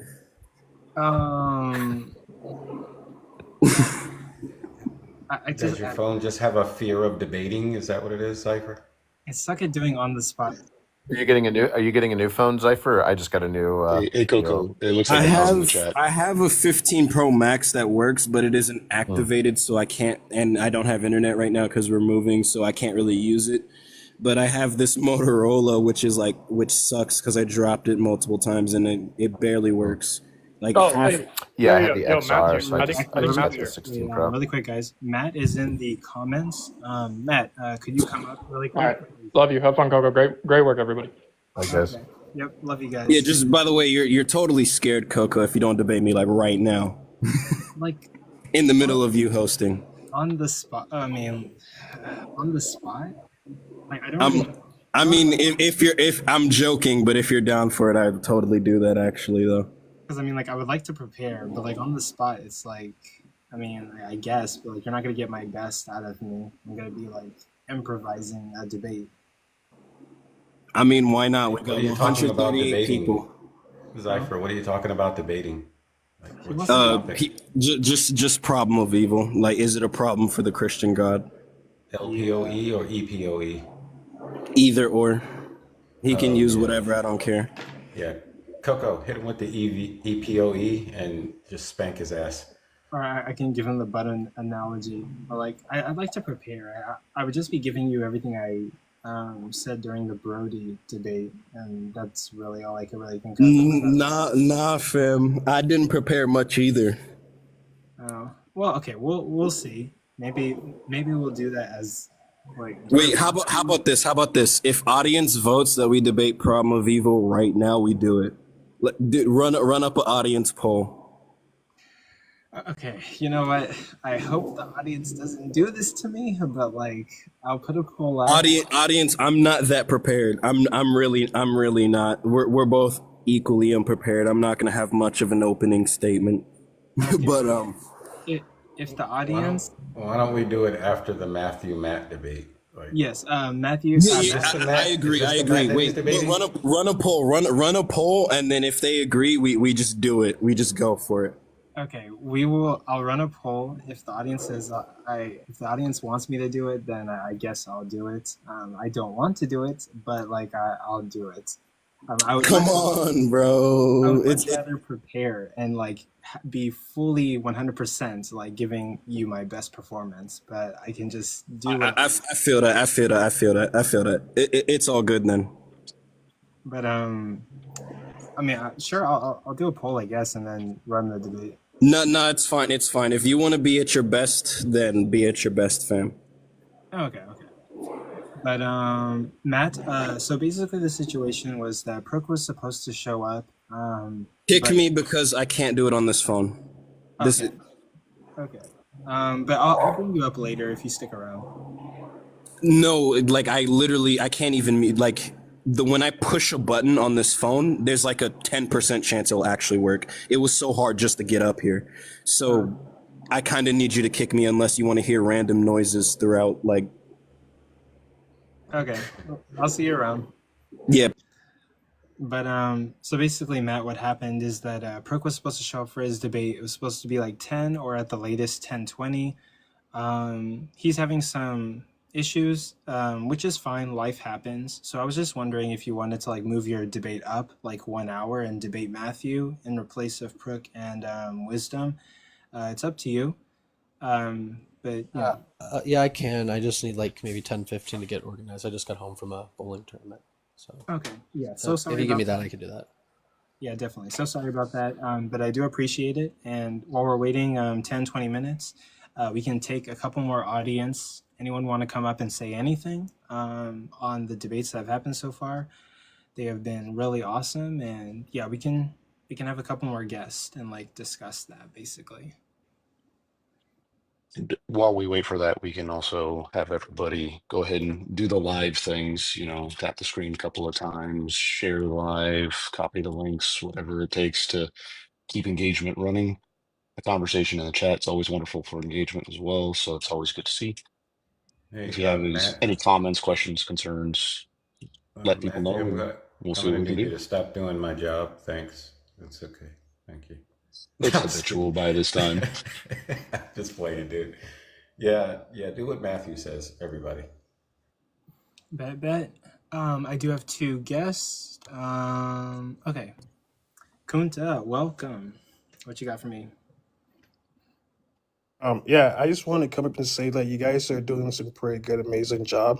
Like, regarding like how far you've come, Coco, with like creating a platform for people that can express themselves and like validate some sort of like position as to why they and believe in the things that they believe. Like having some sort of deep and lasting transformation of their personal experiences of Christianity or like anything else that opposed to Christianity. Yeah, you're doing a pretty good job. And Jay, bro, I always want to come in and say that like this is actually the first time that I see you in person. You're a lot cooler than hiding behind that like that mask of yours. So it's pretty cool. Okay, I'll go back Thanks, now. man. Yes, sir. Bet. Thank you for your candor. And then we had like one other person in there. But anyone else? We got 114 people in here. Thank you guys for your patience. Sorry that like one of the debates didn't happen. But as we know, as of right now, WisdomSongz, wow, W by forfeit. Or maybe Prook will show up later and we can do the debate later. And okay, we got Rebel. What you got for us, Rebel? Not much. So not to call them out, I think at least one of them's in the chat right now. But off the top of my head, because PRK decided not to show up or whatever's going on with him. I invited 2 of my buddies that I know for sure are Unitarians and do debate that position quite often. Metaphysics Mike is one of them. In the chat, I asked him if he was down to debate. He said he was down. So I don't know if Wisdom is still around. We could run it through the Mathew debate. No, I've seen Metaphysics Mike debate, and Wisdom is not in his. I'm not saying this in a bad way to Wisdom. It's just she wouldn't be able to debate him because he's a lot more versed in his debates. He's kind of not on the level. She's not on his level, I should say. No. That guy is brutal. Who knows? I mean, like She sounds. I mean, from what it sounded like, Wisdom seemed pretty like confident in the biblical Trinitarian position. I mean, I don't know why you I mean, if she underestimate her wants like to, that. sure. But again, I've seen him debate before, and he's, yeah. Prook's kind of, Prook's just kind of getting into the whole Unitarian thing. So he's, he's still kind of working out a lot of his arguments. And Wisdom is kind of still working out a lot of her arguments also. So it'd be a better matchup. You know what I mean? If Prook and Wisdom went at it. But Metaphysics Mike, I've seen him debate before, and he's pretty brutal. I wouldn't want to do that. I wouldn't want to do that to Wisdom. I honestly think you might be underestimating her, to be honest. I mean, it's just like a last resort kind of thing, Yeah, in the end, I mean, if she wants to do it and she thinks she can do it, then, there he is. I would probably guard against it. But if she wants to, yeah, by all means. Yeah, like Julie's saying in the chat, I think it would be a great debate. Coco, I don't know if you're like DMing, texting her right now or whatever, like trying to get back in contact with her. But I would make the prediction that it would actually turn out, like if you can actually make it happen, and especially since Mike here is willing to step up to the plate last minute here, I think it would actually save that debate from not happening. I mean, are you? Let me do a poll and see, and then. I mean, she's got to be somewhere around here, right? She was just in here like 10 minutes ago. Yeah, I could just share the live to her and get her back. Yeah, share the live to her and. Hey guys, I was just hopping on. So yeah, what happened? Was this supposed to be a formal debate and someone didn't show up? Yeah. Who would I be debating? Yeah, PRK is just having some difficulties time-wise, but yeah, he was supposed to do some songs. Oh, well, I'm sorry to hear that. Well, I'll be around checking what's going on. I just got a call I got to take care of, but I appreciate the invite. If nobody shows up, maybe I can come in and help a bit. Okay, definitely. We'll keep you in mind. All right, appreciate it, guys. God bless. Yep. The next debate will be starting here in just a few minutes, most likely, once Matt finishes up what he needs to do. Yep. We're just waiting for Matt, and yeah, we'll start that abortion debate, and then we'll think about it. We might. I mean, I do want to create matchups where the people are pretty like even in regards to their skill level and education. But if Wisdom does want to debate, then I'd probably like have her debate this other guy, or we could just call it an early night and call it like a forfeit. But that debate was supposed to be PRK versus WisdomSongz on Trinitarianism versus Unitarianism. So. Okay, fair enough. Matt's saying he's ready. Oh, all right, well, ready? Thanks, guys. Yeah, Rebel, appreciate that. That's actually pretty cool because you didn't have to do that. So yeah, thanks for that. But I just wanted to make sure that the skill levels are at least evenly matched, because you don't want you don't want a demolishment. You want both the interlocutors to actually gain something from it, and the audience to be, the audience to get something from it too. So, but yeah. Very true. We do want it to be a even matchup, definitely. But Matt, if you're good to go, then we can get started.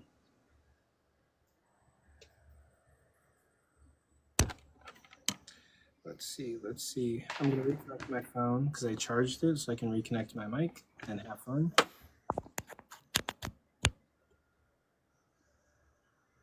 Can you guys hear me? Yep. Bet. Okay, Matt.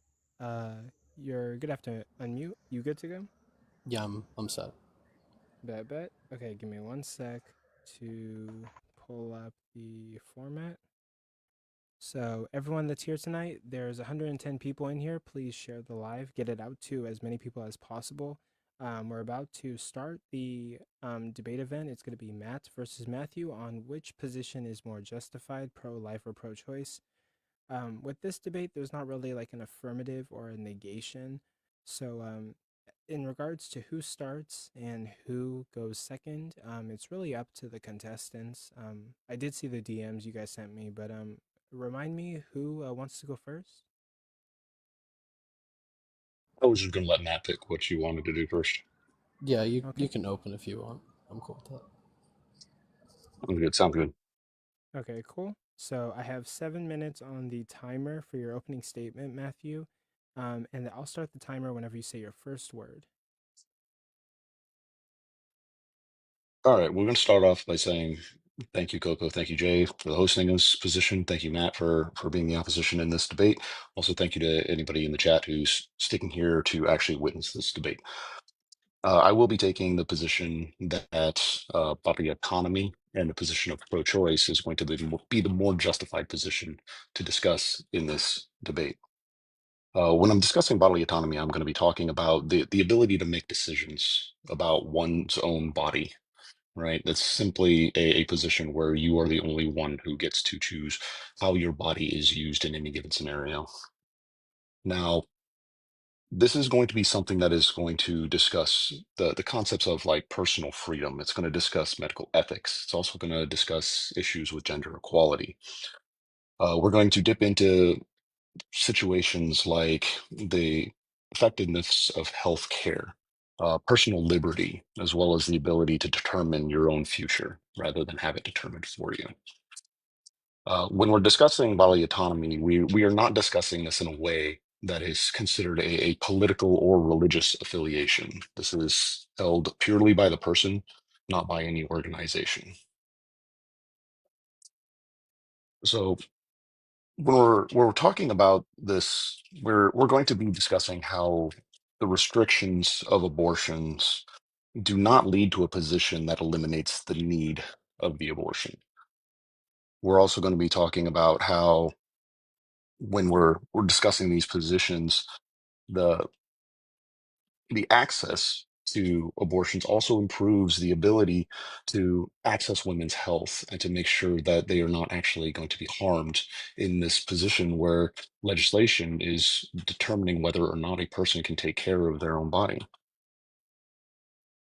The common negations of this, the common arguments against this position of bodily autonomy are going to be centered around issues in like life is being considered at conception. And honestly, I'm just going to grant that position just to save time in this debate. I'm not going to worry about when life is considered to start. I understand that a lot of argumentation is going to be placed on the potentiality of the child in utero. And in this situation, I'm going to grant potentiality here as well. But when granting potentiality, we must understand we are discussing a statistical outcome to a person that will be born. So we can simply take a standardized position and consider this to be an average, right? Take the most average position in any key situation. Just as a person could have the potential of being the greatest human to ever lived, they also have the potential of being the worst human to ever live. So we just take a standardized bell curve and put the potentiality right in the center. Cultural devaluation tends to be also a point that's brought up quite often due to the use of abortion. And simply that's just a slippery slope fallacy. I understand that the argument being that the allowance of an abortion is going to devalue a culture or a people and the worth of those people, but there's nothing that's going to state this is a necessity. In fact, we find out through the legalization of abortion that a lot of health concerns are solved and a lot of socioeconomic concerns are solved. So holding a slippery slope fallacy on that is just not going to be something that's going to be seen evidentially. We can talk about the well-being of the mother in case of things like mental health and physical health, though we see that the well-being of a woman is actually going to be increased by allowing for bodily autonomy. This is going to allow for a woman to have proper health care in cases required, as well as any requirements for mental health if that is required as well. Just the increase in healthcare for a woman is going to be obvious. And then any situations where an alternate view is possible, things like adoption, that's never going to actually solve the problems that arise in bodily autonomy. You still force all the issues to occur and then say it's okay to no longer have any responsibility for the child. That's never going to actually solve the problem of bodily autonomy. Simple point of this position is going to be that bodily autonomy is a discussion for the individual and their healthcare provider, solely for them. Anybody on the outside is only going to be working as a control mechanism for them rather than actually working with them. Uh, these things are going to be based in medical facts, legal precedent, ethical consideration, and other things as well. But if we wanted to look at some of these actual legal precedents, you can simply look into Roe v. Wade in 1973. Now, I understand Roe v. Wade has been repealed, but I find that to be honestly, one of the largest tragedies of our time to lose a position where you can have medical confidence with your provider is just detestable as far as I'm concerned. But you can also work towards legal precedents using Planned Parenthood versus Casey in 1992, which also protected the bodily autonomy of a mother. So this is simply going to be that the protection of a person's bodily autonomy is simply going to be the protection of their ability to choose. If any other resources or anything is also required, just let me know. That's going to be the conclude that. I'll yield the rest of my time. Okay. So I'm stopping your time, and you had 33 seconds left on the clock. Matt, is going to be your turn. I'll start your time whenever you say your first word. All right. First, I'd just like to say thank you to the host and thank you to the co-host for the moderation and the panel to debate this topic. Second, thank you for Mathew for being a good opponent to the conversation. Now, when we discuss the ethics of abortion, I take it to be the case that in a general society or in a general consensus, we ought value the life of beings, which in Matthew's opening, he did grant life begins at conception, which is important to the conversation. But I don't think life categorizes what we value. I think that experiences categorizes what we tend to value.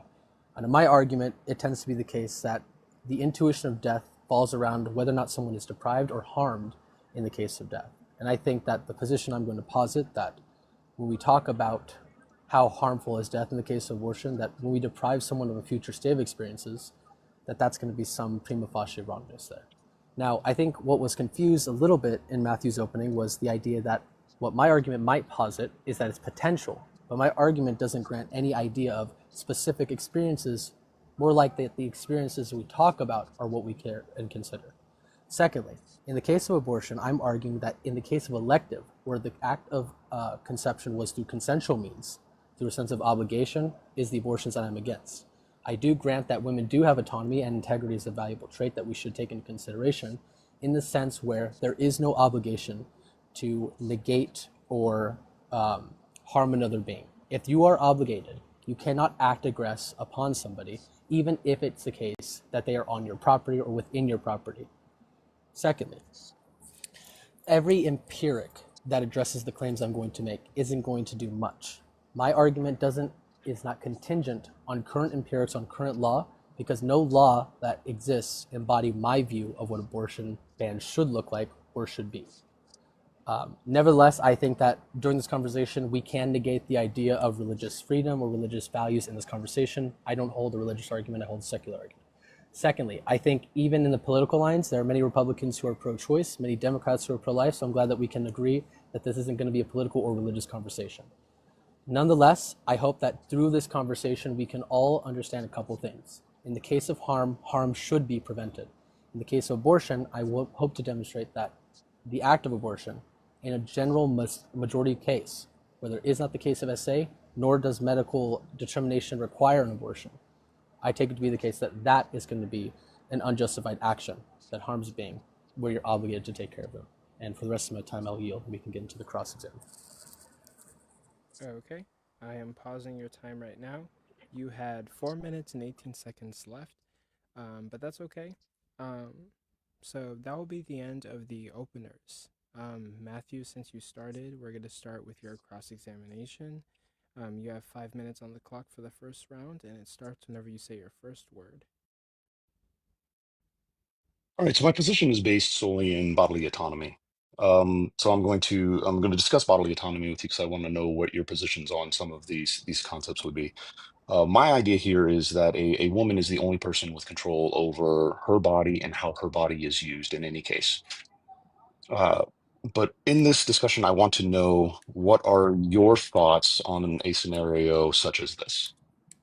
Let's say an accident occurs, an accident that I am responsible for. In this accident, I am perfectly healthy, yet the other people that are in this accident, of which one of them is seriously injured and requires a kidney in order to survive. I am the only person who is a match for that person, and I am responsible for why they are in that condition. Is it possible for me to be forced to give of my own body in order to save their life? In the sense of force, I'm not sure what you mean by that, but to answer the question bluntly, do I think a person is obligated to do that? I do think a person should be obligated, depending on other particulars. Absent other considerations, yes, you're obligated to do so. So this is a position on medical ethics based in bodily autonomy. In medical ethics, the position is that a person does not need to do so. There can be no force used to cause this person to give up their organ to save another person's life. What if it was a third of a liver that needed to be given up to save that person? Yeah, absent other considerations, I would say generally you're obligated. But according to medical ethics, you do not have to give that up, correct? That kind of conversation dwells about what is. My argument is about what ought to be, and I think that's what the question. That's not what I asked you. I'm not talking about odds, or I'm talking about gotcha. what is. I am asking you direct questions. Yeah, what is the case that's not currently the case? Sure. Okay, so what if it was blood that I needed to donate to save this person's life? Are you asking me in the sense of what is the case or my view? This is purely what is the case. We're discussing medical ethics on bodily autonomy. Yeah, from my knowledge, what is the case is that you're not obligated to do so. What if it's simply plasma? Still not obligated to do so. Okay. What if it was just my time that was going to save the person's life? In some, medical ethics, probably not. In some other ethics, probably, yeah, in law standards. So we're sitting at a point where there is no position where my body can be used against my will in order to save another person's life, even if I am held responsible for the condition they're in. Let's go ahead and change up the scenario slightly. And instead of me being perfectly fine in this accident, same thing occurred, but I did not survive. I do not have an organ donor's certificate signed. Can my organs be used to save that person's life? Are you arguing of what is the case? If it is the case, what is the case? Okay, we are discussing medical ethics and what is the case. Gotcha. Currently, no, there is no standard for that in medical ethics. Okay, so currently, through medical ethics, we have found that even the rights of a corpse have more rights than that of a pregnant woman wishing to express bodily autonomy over her own position. Because even if that woman was to choose to terminate her pregnancy, and that would result in the end of a life, such as that unborn child, it is still her body and her choice on whether or not it can be used to support that life. And that is simply a fact. Yeah, would you disagree? I would agree that is the case currently. Okay, so currently we have a hypocritical situation. Would you say that we should now force a woman to give birth to an unwanted pregnancy, and then also force any and all people to give up of their body in order to save others' lives?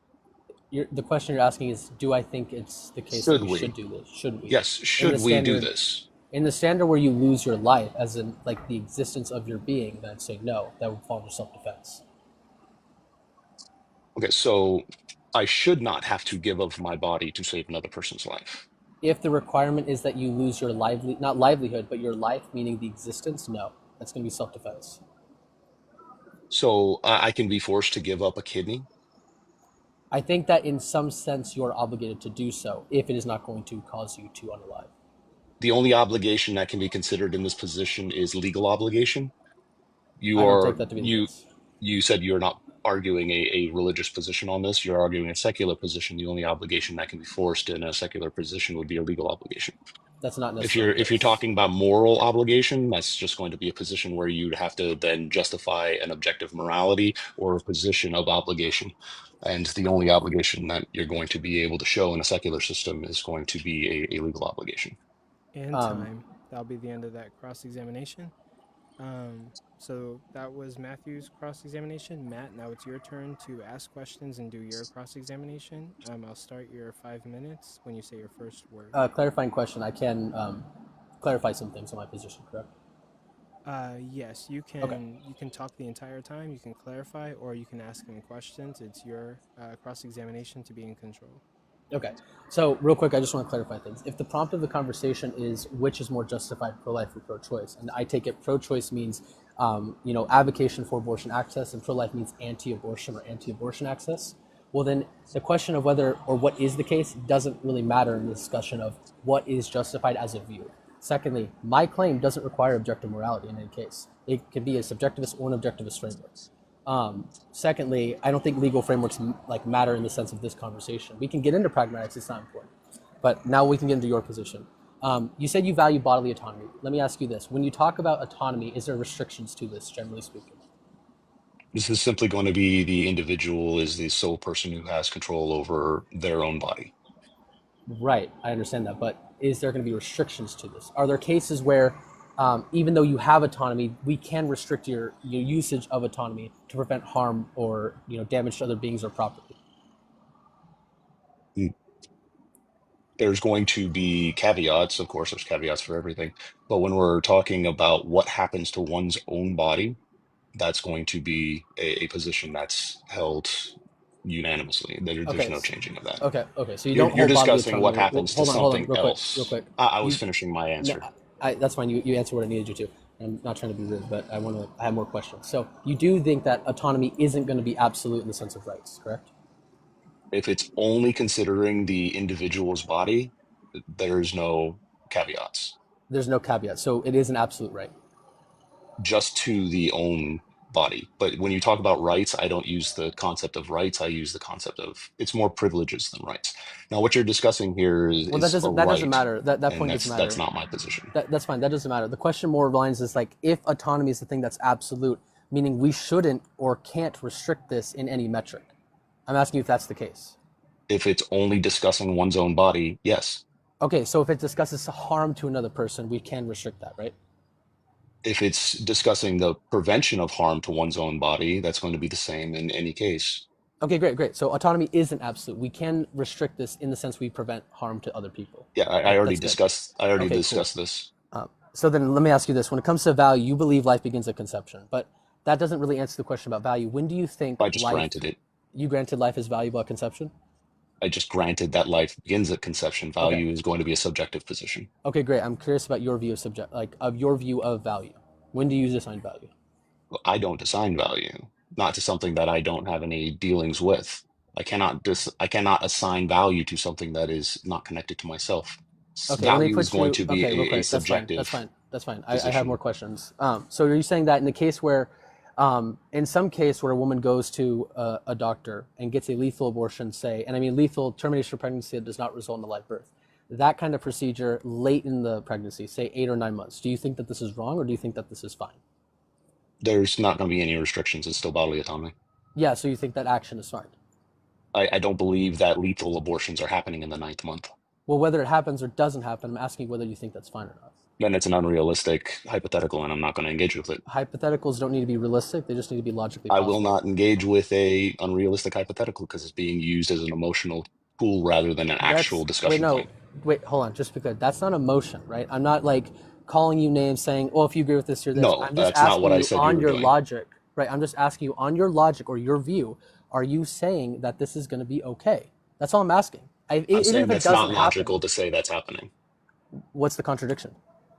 That a person is going to hold a pregnancy for 8.5 months, go through all that is required to hold a pregnancy for 8.5 months, and then terminate that pregnancy when alternatives are available and used in the medical situation, such as C-sections or induction. Those are still considered abortions. That's what I'm discussing when I say a late-term abortion is an induced pregnancy. It's just a termination of a pregnancy, not the termination of a life. So this is a completely, I didn't ask. this No, is no. I just asked you. category Okay, error. how is that? That's not categorical error. What is the It is a category p? error. The p not p. What is the contradiction in that statement of the hypothetical where it makes it not logically possible? Because the discussion I'm having is going to be a termination of a pregnancy that ends in a life, and the consideration that you're discussing is a termination that ends in with a life being lost. This is just not happening. That's In the not what I'm case, wait, in discussing. the case of abortion, in like the first trimester, does the organism, the Again, you human asked my organism? position, I gave you my position. I Repeating understand the that. question will not get you a Wait, new this is answer. a different question. This is a different question. In the case in a first trimester abortion, does the organism, the fetus, zygote, whatever term, does that entity unalive in that process? Yeah, Okay, because it really has no quick. ability to end in a live birth. Yes. Okay, stopping it there. The round is over.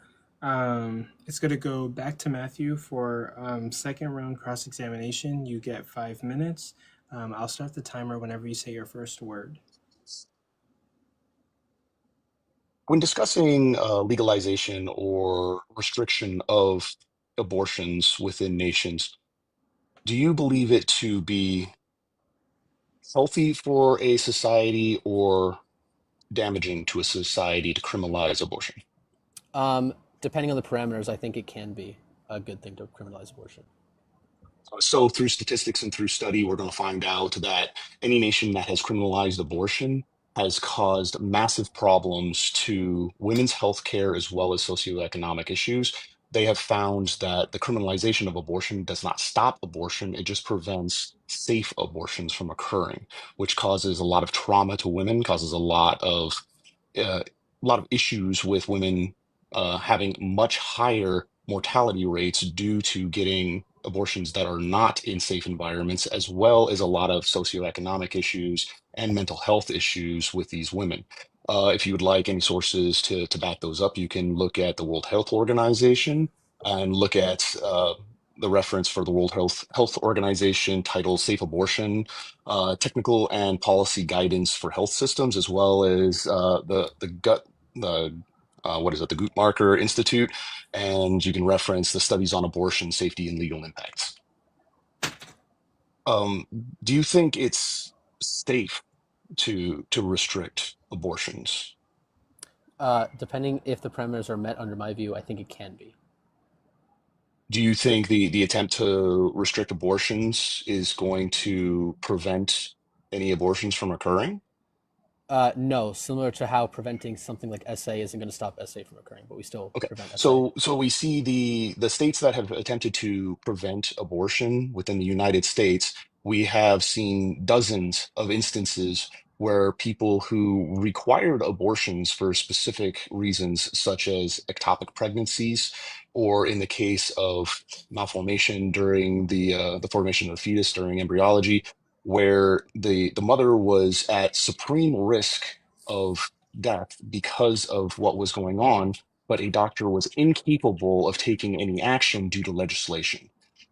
This would be considered harm due to criminalization of abortion, correct? Yeah, the current cases of abortion law, but I don't agree with current cases of abortion law. So I can grant all this, and that still doesn't affect my argument at all.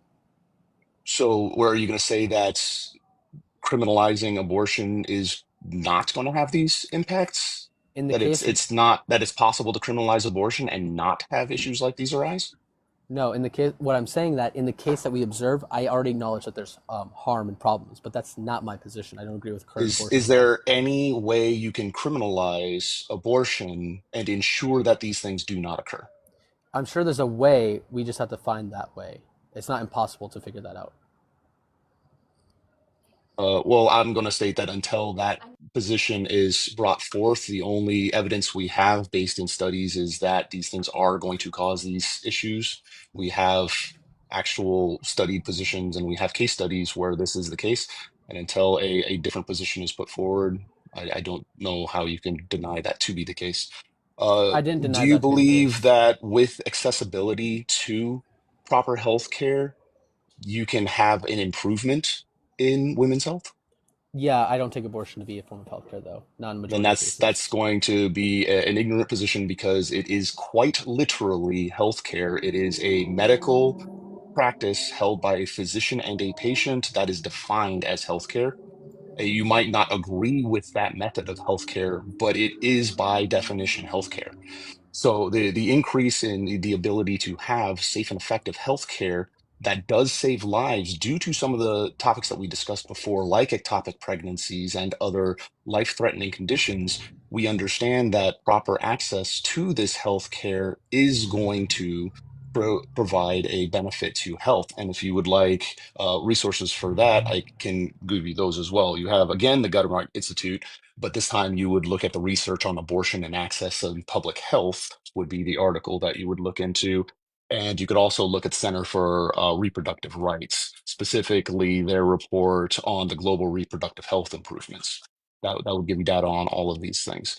So we have definitive points of data that show that in locations where access to abortion is found, women have better quality of life, they have better health care, they have better socioeconomic positions, they have better mental health positions, and have an overall betterment in their quality of life. Finish your last sentence. I'll yield the rest. Okay. And that will be the end of the second round of your cross-examination. Matt, it is your turn to do your cross-examination. I'll start the time whenever you say your first word. Okay, yeah. A couple things. One, when you define healthcare, every country has different standards of healthcare. So I'm not sure. Are we only operating under America's standard of healthcare, or the more organized world's versions? No, I'm discussing healthcare as a service provided by a physician to its patient. Okay. Would lobotomy, if a lobotomy is practiced by a physician, does that count as healthcare? Sure, if you can provide a position in the world where lobotomy is still considered a standard practice for a physician to a patient, I would be required to say that's healthcare. You didn't say anything in your definition about being standard practice. You just said if it's provided by a physician, it's healthcare. So physicians follow standard practice. Okay, that's just okay. That is just under the position of a physician. Okay, so by the way, me denying that I think abortion is a form of healthcare in most cases isn't ignorant. That just goes off the semantics of what I take healthcare to be. In this entire debate, what you've done is focus on the is, not whether or not the view is justified in an ought scenario.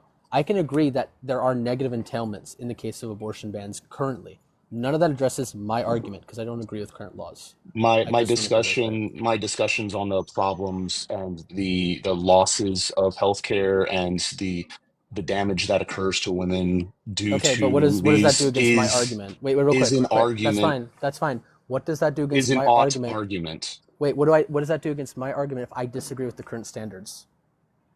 Again, I'm showing you that your argumentation is going to provide a negative result, so we ought not follow it. How? Can you steelman my argument? By providing resources that show that reducing access to abortion causes negative impacts to women's healthcare, socioeconomic positions, as well as You're societal saying and that cultural my argument. Wait, positions.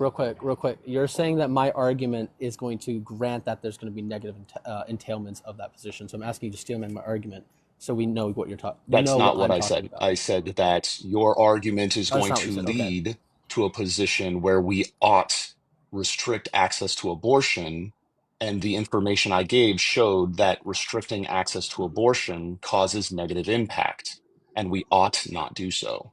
Okay, gotcha. So, but in this scenario where I've discussed my position, not that I agree with current scenarios, how can you say my view leads to the same conclusion? Because your view, if you don't know what my view is, or you don't know the your entailments of my ought view. is that we should restrict abortion. Yes, my ought is that in general cases we should restrict Yes, abortion. and my position is that restriction of also, abortion causes negative impact, so we ought not do it. I'm not using pure is. I'm using is as the data to support the ought. So you're using is to No, justify not an to ought claim? justify it, to support it. It's supporting So to justify or data. support it. Okay, that's just No, an it is is ought not, because fallacy. I am not saying because this How is it is not? we ought to do so. I'm saying this is the case that we see now. Therefore, we can take the data to show that if we ought stop abortion, this is the expected outcome. So we ought not prevent abortion. An ought claim includes an ought not claim, just so you know. When you say we shouldn't do something and you use current standards, that's still an is ought That fallacy. is not an is-ought fallacy. That is No, an is I'm ought just fallacy. providing If we could pull up the statistics in definition of that, that's support of the fine. ought. I'm not saying because Yeah, is the statistics on the ought. current case which supports the ought claim. That's an No, is ought it is fallacy. not. Anyway, regardless, if you don't want to grant that being the case, that is the case. It Okay, is I'm sorry not. to break it to you. But I just want to understand. I would like you to engage I in the question I have. asked earlier before I ran I out of time. actually have. No, the question I asked in the Because your first. question Hold on, the was question I asked in not the accurate first. to what was being said. Okay, I would like you to answer the question. In the case of an 9-month gestational pregnancy, do you think it is okay for a woman to lethally abort That is not the case of child? what happens. Again, I'm not going to I'm asking you. Wait, okay. use Hold on. an Reclaiming. I'm I will reclaiming. I'm not asking you to answer answer the an question. unrealistic hypothetical. Hold on, he's reclaiming his time. Okay. In order for to move forward with this, you have to acknowledge that hypotheticals just need to be I will logically possible. You haven't provided the contradiction. in my position, that is not what is happening. Therefore, I have no justification or no reason to address that. In your position, I you're am saying not pro-choice is justified, arguing correct? for lethal abortion at 9 months. Okay, so you would say that's wrong, No, correct? I do not hold a position on that. So it's not No, wrong. I do not hold a position on So that. you're agnostic on the case. Agnostic would be the You're position, not agnostic on that. Gnostic. Agnostic. I said agnostic. I don't know if you heard that. I apologize, but I said agnostic. So you're agnostic on the case whether an 8 or 9 month termination lethally is wrong. Yeah, I do not have a position on that currently. Okay, and is it just because you don't It's see not that part of my happening? argumentation here. Why would I make a position on something that is not occurring? Okay, cutting off the cross-examination now. So we are now going to begin our 3-minute closing statements. So Matthew, you would go first, and I'll start the timer whenever you say your first word. So again, we're discussing bodily autonomy here. In every single case of bodily autonomy, we're discussing the ability for one to choose what happens to their own body. We're not talking about this position of what happens to somebody else. We are only talking about the ability of what happens to one's own body. We find out that in medical ethics, the result of another person's ability to survive is not even taken into consideration on the protection of bodily autonomy, except in this position where a pro-life opponent will start saying that a fetus's life is more important than the wife's bodily, or not the wife's, but the woman's bodily autonomy. And I find that to be a hypocritical position. Now, we understand that we grant people the ability to protect oneself against harm. And all you have to do is be able to justify that harm will be done by the violation of one's bodily autonomy, and you have the right for self-defense. We find that in the position of pregnancy, we have some just consistent and universal harms that happen to a woman during pregnancy. Things like pelvic floor and abdominal muscle issues that happen. These changes are universal. We have breast changes that are universal. The physical changes to the breasts are just going to happen. Weight and body changes are going to be something that happens regardless of whether or not you try. You're going to have issues with hormone and metabolism changes that you cannot get around. This is simply a fact of pregnancy. You're also going to have skeletal and joint changes that you cannot prevent. These things are drastic and harmful changes to the anatomy of a woman, and a person who has the right to bodily autonomy has the right to protect their body from those changes. If you can choose not to have your body used after you've died, then you should grant that same protection to a person who is pregnant. I yield my time. Okay, I'm pausing the time now. You had 50 seconds left on the clock. Matt, it's time for your 3-minute closing statements. I'll start the timer whenever you say your first word. Lastly, I'd just like to say thank you to the host, co-host, Matthew for attending, audience for listening. In closing, what I've noticed in this debate is a couple of things. One, my opponent in his argumentation to justify an ought not claim used current data and statistics of is statements to justify the ought claim, which is going to be an is ought fallacy whether he likes it or not. Secondly, I'd also like to say every argument he made or critique against my view didn't address the argument, it addressed entailments he thinks my argument commits itself to. We didn't discuss the ethics or the value of that child. He granted life began at conception, but I was curious more when he thinks value is consistent. If he says it's consistent at conception, that's fine. I wanted to go into the conversation of obligation. In the case of obligation, we didn't even get to address that because he just wanted to say, in any case of hypotheticals, to analyze if a woman can do an action based on the autonomy principle, he wouldn't engage because it was unrealistic, even though he couldn't show me the contradiction that violates the law of logic. So under standards of debates, making a fallacious argument and then refusing to engage in logically possible hypotheticals doesn't do anything to strengthen your argument. It actually shows how weak you are in your debating. Now, I'm not trying to be mean. I think that there's room for improvement there. I can grant everything you said in the case of harm, current abortion law, but because I don't commit myself to those claims, that's not what my argument does. That doesn't address my argument that pro-life is justified. So if we wanted to engage in another conversation at some time where you do respond to the hypothetical and analyze the logical part of this, the ethics, the normative view, then I think we can get to a better place. But we didn't get anywhere because, to put it bluntly in the best possible way, you didn't understand the type of debate that this was, I feel like. And with that, I'll yield my time. I'm going to reclaim my final minute because is that okay with you, Matt? I'm going to reclaim my 50 seconds. Go for it. Did not perform an is-ought fallacy. That's just flagrantly incorrect. What I did was I said, these are the studies that show effects of actions.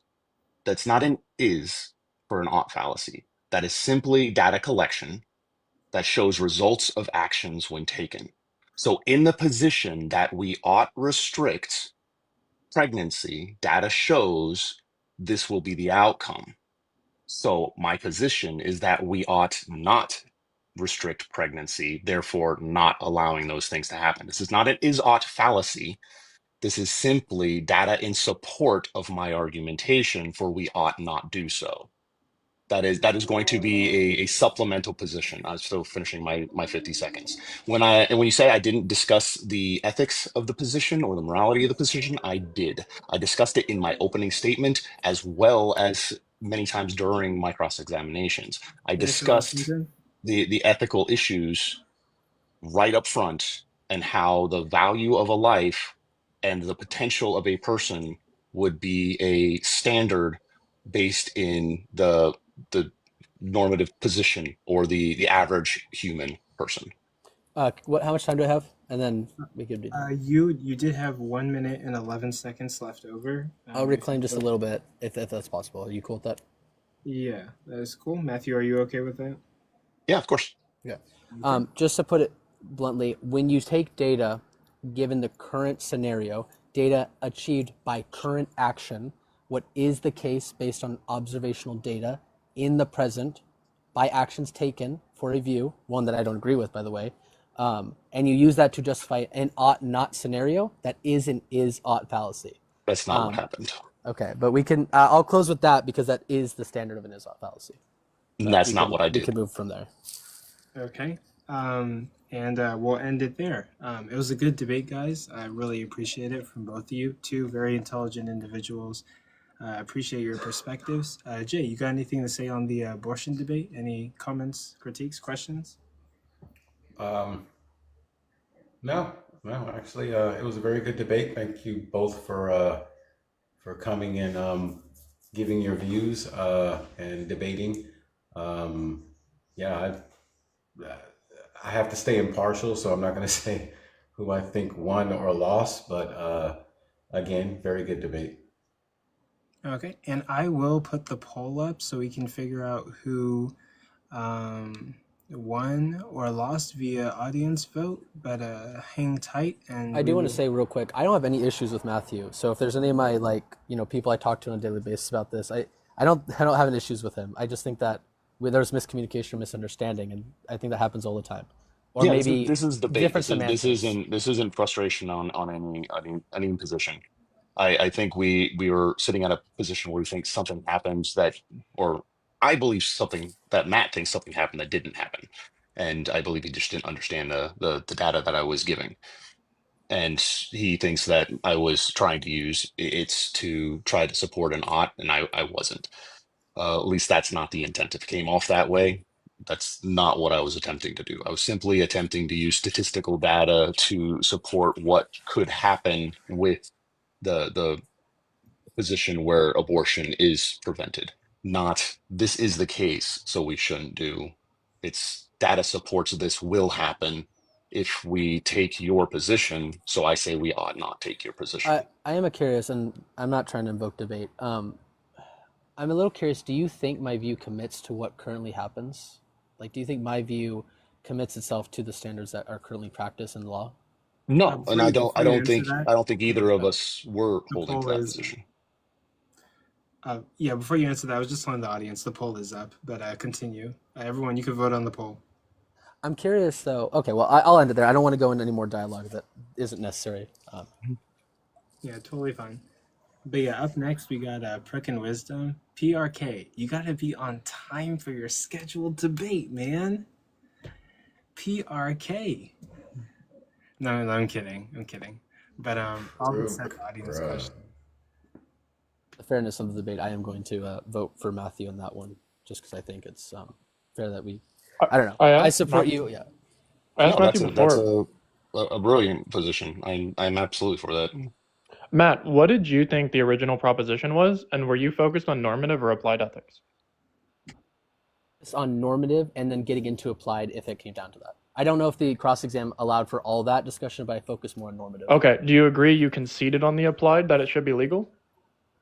Not in the sense that my position commits itself to what currently happens. I don't. I'm not sure my position analyzes for that. So on applied ethics, I'm kind of agnostic at the moment. I'm not sure how to quantify the legal aspect of my view. Okay, from my perspective, but in the sense of justified, I think that when we talk about justification, it's a good thing. We could discuss either moral or legal justification. I think it's important to focus on moral justification because law is just a standard of practice that is used by some enforcement under my view. Yeah, it just so sounded like you where do we come to those recognize that it's just going to create more danger. It's still going to happen anyway, and it would be irrational to make it illegal. That's just what it sounded like. Maybe you didn't intend for that. That's why I just wanted to. I acknowledge that one, in the case where you ban a procedure, ban something that is either needed or wanted, it will still happen. That's just the case in like SA. People are still going to commit SA even though you prevent it.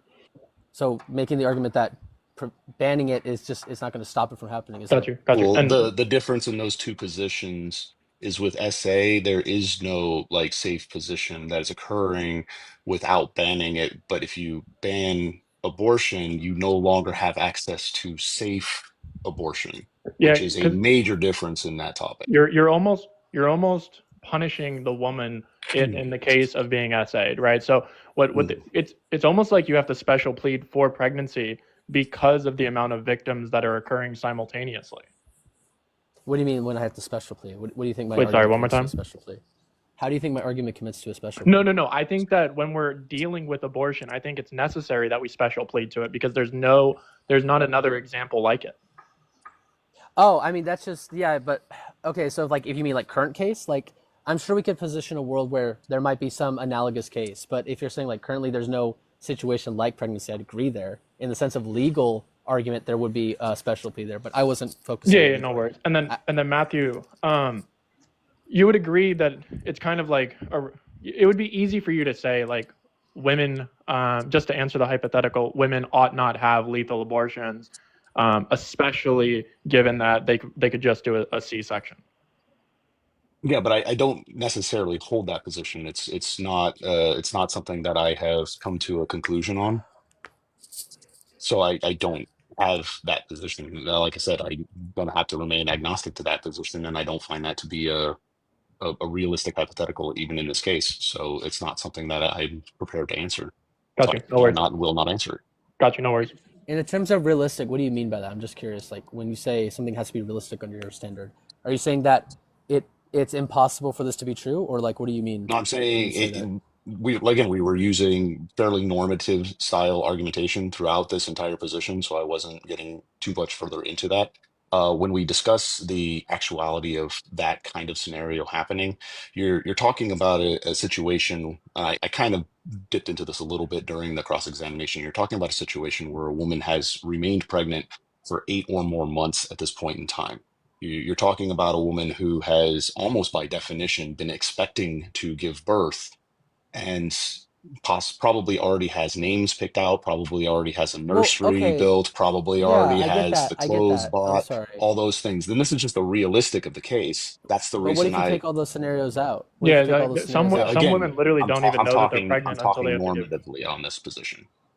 Yeah, so am I. What if you take all those Yeah, scenarios out? That's what I'm that's kind of why I curious on. said I do not hold that position because that is not something I have deeply looked into. But medically, they could just I I always have a could do agree. hold to C-section. the position where a woman has Right. bodily autonomy Yeah, but and Like, let's, has the she reason can to have a protect C-section her every bodily single time. autonomy. Okay, but regardless, we do have to move on. So No that's worries. just the realistic position that I hold, and it's the honest answer to the position I hold. Okay, regardless, we do have to move on. Freedom, I'll get your question in, and then we do have to run PRK and Wisdom's debate. But question, comments? Freedom, are you there? Freedom, we're gonna need you to focus up, buddy. It's the main event. out of that poll, by the way. I wanted that for my records. I didn't vote because I didn't understand what the proposition is. I think the worst part pro-life. about the abortions is that one party is having a normative ethics conversation and the other party is having an applied ethics conversation. I see it basically every time. Yeah. Also, the prompt, if I'm not mistaken, was which is more justified, pro-life or pro-choice? Yeah, but That's the reason I tried to use justification through actual applied data. Okay. Yeah, but justification isn't clear about if that's normative or applied either. Yeah. Mm-hmm. But anyway. Yep. Love you, Coco. I'll drop. Thanks for letting me up. Yep. Thank you, guys. And thank you both, Matthew and Matt, for debating. We appreciate it. It's an honor to have you guys in our presence debating. And if you guys ever want to debate different opponents, different topics in the future, DM us and we'll organize it and set it up for you guys. Thank you so much. Yeah. Well, and now we're going to have the PRK versus Wisdom debate. But really quick, how you feeling, Jay? How you feeling about all of this? Good, I'm good. I wanted to ask about the is-ought fallacy problem that was going on in that particular debate, but I'll ask Matthew about it later. I don't think Matt committed an is-ought fallacy. If it's just the notion that he's raising these like research and data sets that point to this particular thing not being healthy for the person. I don't think it's stating that it is this way and it should and it ought remain this way or ought change, or that would be an is-ought fallacy. It was just bugging me on my ADHD. Also, Wisdom, I would like to formally apologize to you for something you weren't here for.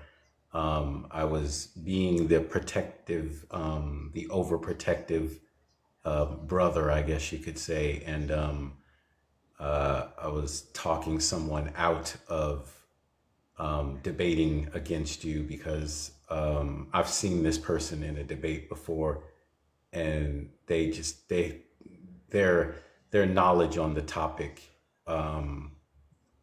is pretty extensive, and I've seen the way they debate before, and I didn't think that you would be an even match with the particular person.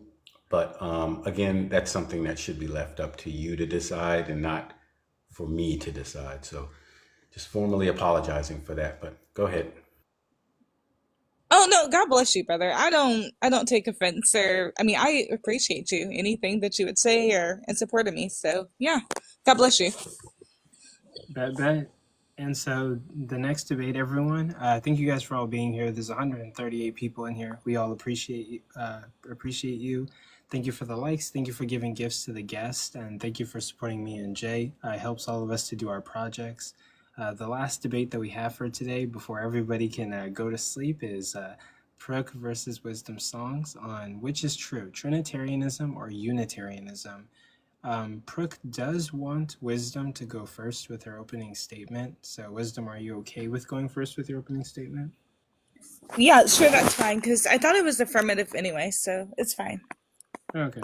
So you're going to have 7 minutes for your opening statement, and I will start the timer whenever you say your first word. All right, so tonight's topic, does the Bible present a Trinitarian or Unitarian nature of God? So let's start at the beginning. Before incarnation, the Word was with the Father.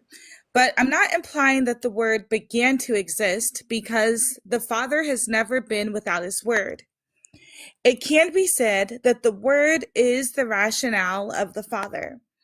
As the Father is eternal consciousness, he has never been void of his mind. So that's basically saying that there's never been a time that the perfect reflection of the Father, his logos, did not exist with him.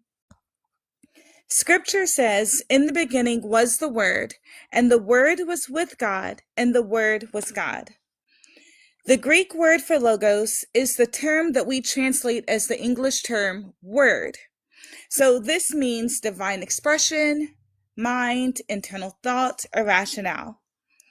So for the sake of understanding this tonight, with me and PRK, I want to employ the use of an analogy. But keeping in mind, no analogy is perfect, nor are any one comparison to God just a one-on-one. But this analogy is solely used to help conceptualize the abstract nature of our God. So PRK, if the logos is the representation of the internal thought of the Father, then comparatively a logo for a company's brand is its visual representation of the internal concept. So just like the golden arches are McDonald's and the rare-haired girl with freckles is Wendy's, a logos is the essence of the source it signifies. We know a brand by its logo, and we know the Father by the Son. A logo reveals the inner expression of the brand, and the Son reveals the inner expression of the Father. The logo is the visible of the invisible, and as the author of Colossians tells us, the Son is just that too, the visible of the invisible Father. So that is to say, we know the Father because the Son reveals him. On this matter, Christ says, all things have been entrusted to me by my Father. No one knows the Son except the Father, and no one knows the Father except the Son, and anyone to whom the Son desires to reveal him. So my question here, how could a creature reveal the divine mind?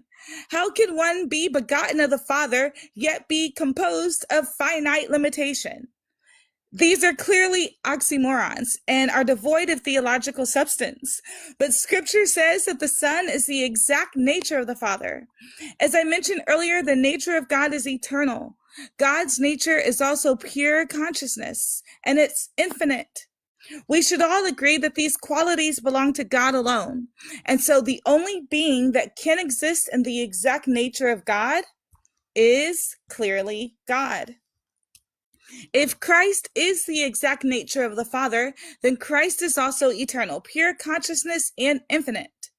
The only being that is eternal, pure consciousness, and infinite would be God. And there is only one God. So then, that one God must signify Christ. If this is true, then there should be scripture that supports that claim. So let's search and see what we find. First, in Hebrews, the author makes it quite clear that the Son is not merely similar to God, but is the exact imprint of God. It says that the Son is the radiance of God's glory, the exact expression of his nature, sustaining all things by his powerful word. Now, the Greek word here is character, implying the precise representation that cannot stem from a created being. That would be an oxymoron. The word used to describe the imprint of the Son from the Father is similar to a die cut. It is precision. It is unmatched. When Christ said, "Truly I tell you, the Son is not able to do anything on his own, but only what he sees the Father doing. For whatever the Father does, the Son likewise does these things." See, he's revealing a very deep ontological equality with God, or the Father. But the Son is not just claiming obedience. See, in the beginning it says the Son is not able to do anything on his own. He's not just claiming that he's obedient to the Father. He's not claiming that he's subordinate to the Father, but he's claiming that whatever the Father can do, so can the Son. This means that as the Father creates, the Son also creates. As Scripture says, all things were created through him, and apart from him, not one thing was created that has ever been created. This next verse, PRK, is going to prove to you that the Son is God by referring to him as the source of life. This is Acts 3:15. The Scripture reads, you unalived, I guess I should say, you unalived the source of life, whom God raised from the dead.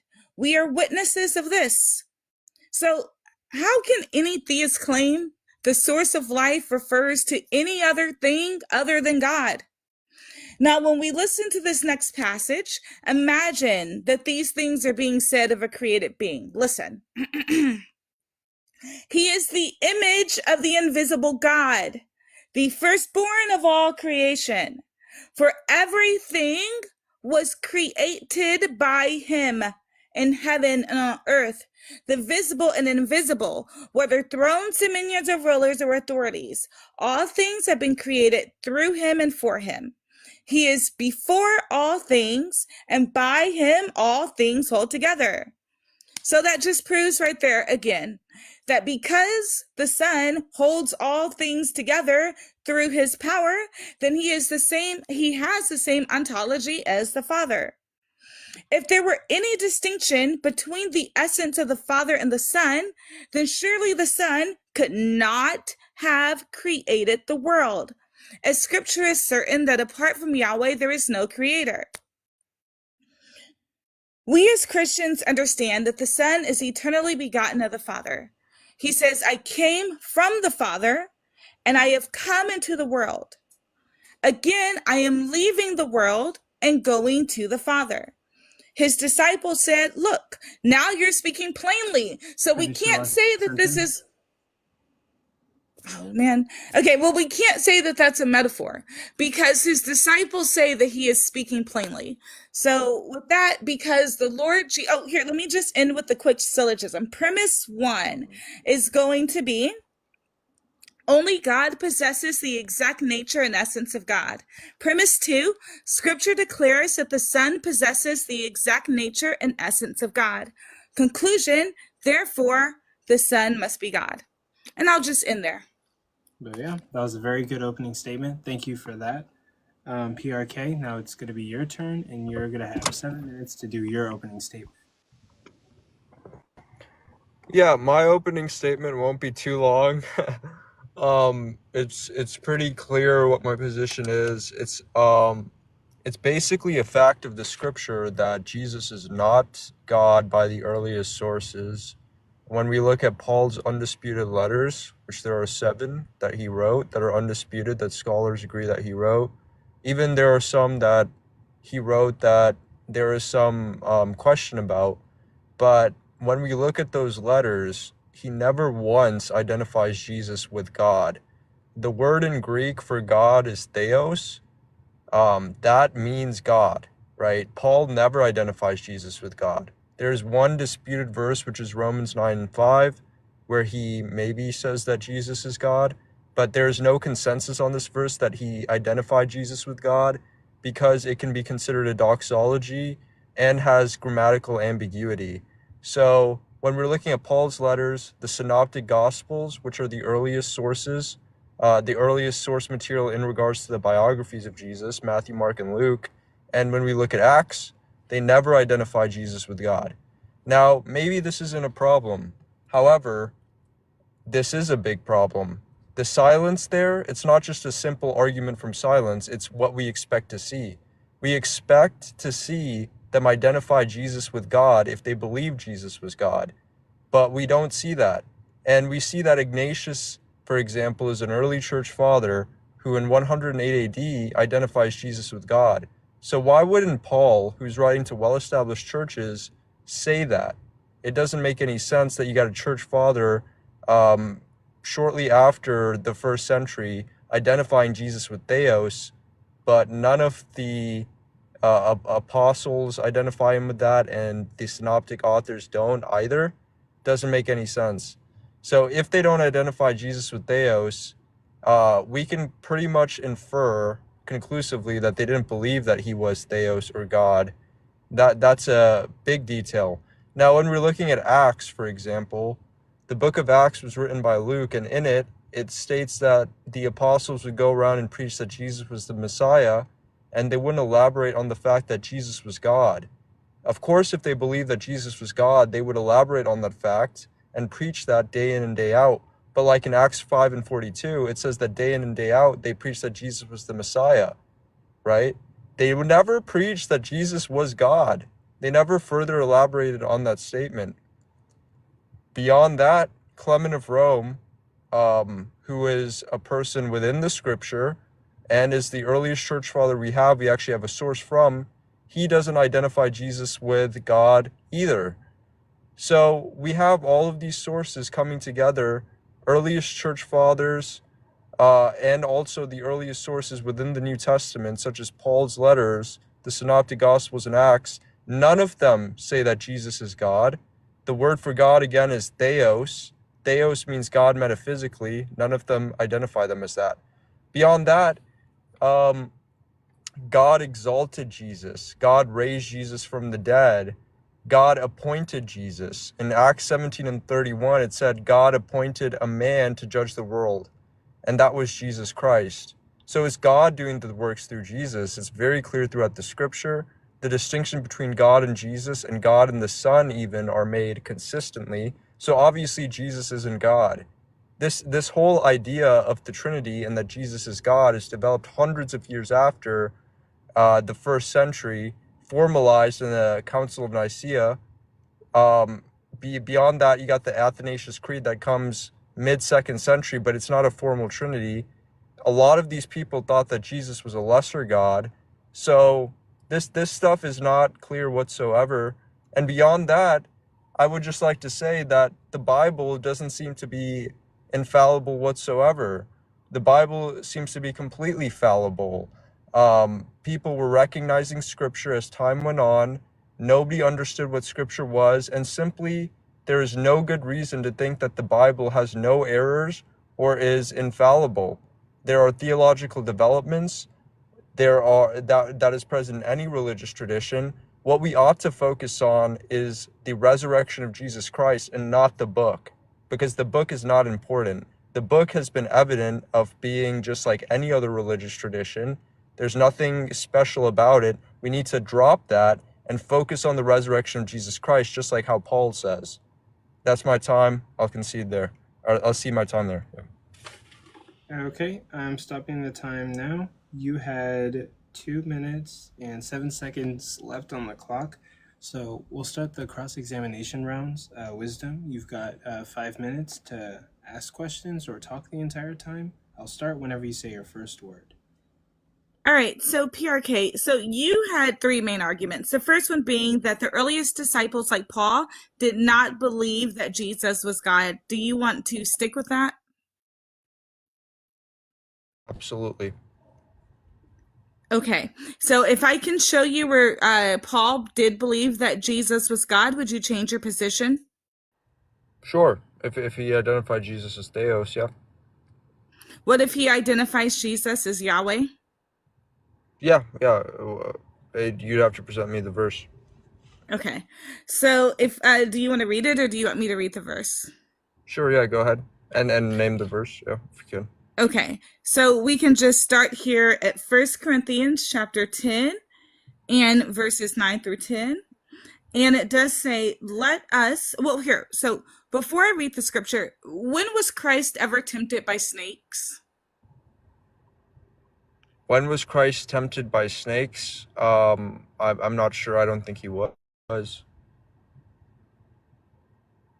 Remember any time at all where Christ was tempted by snakes? No, not at the top of my head. I don't recall. Okay, so this is what Paul writes. He said, and this is in Corinthians, so it's a Pauline letter.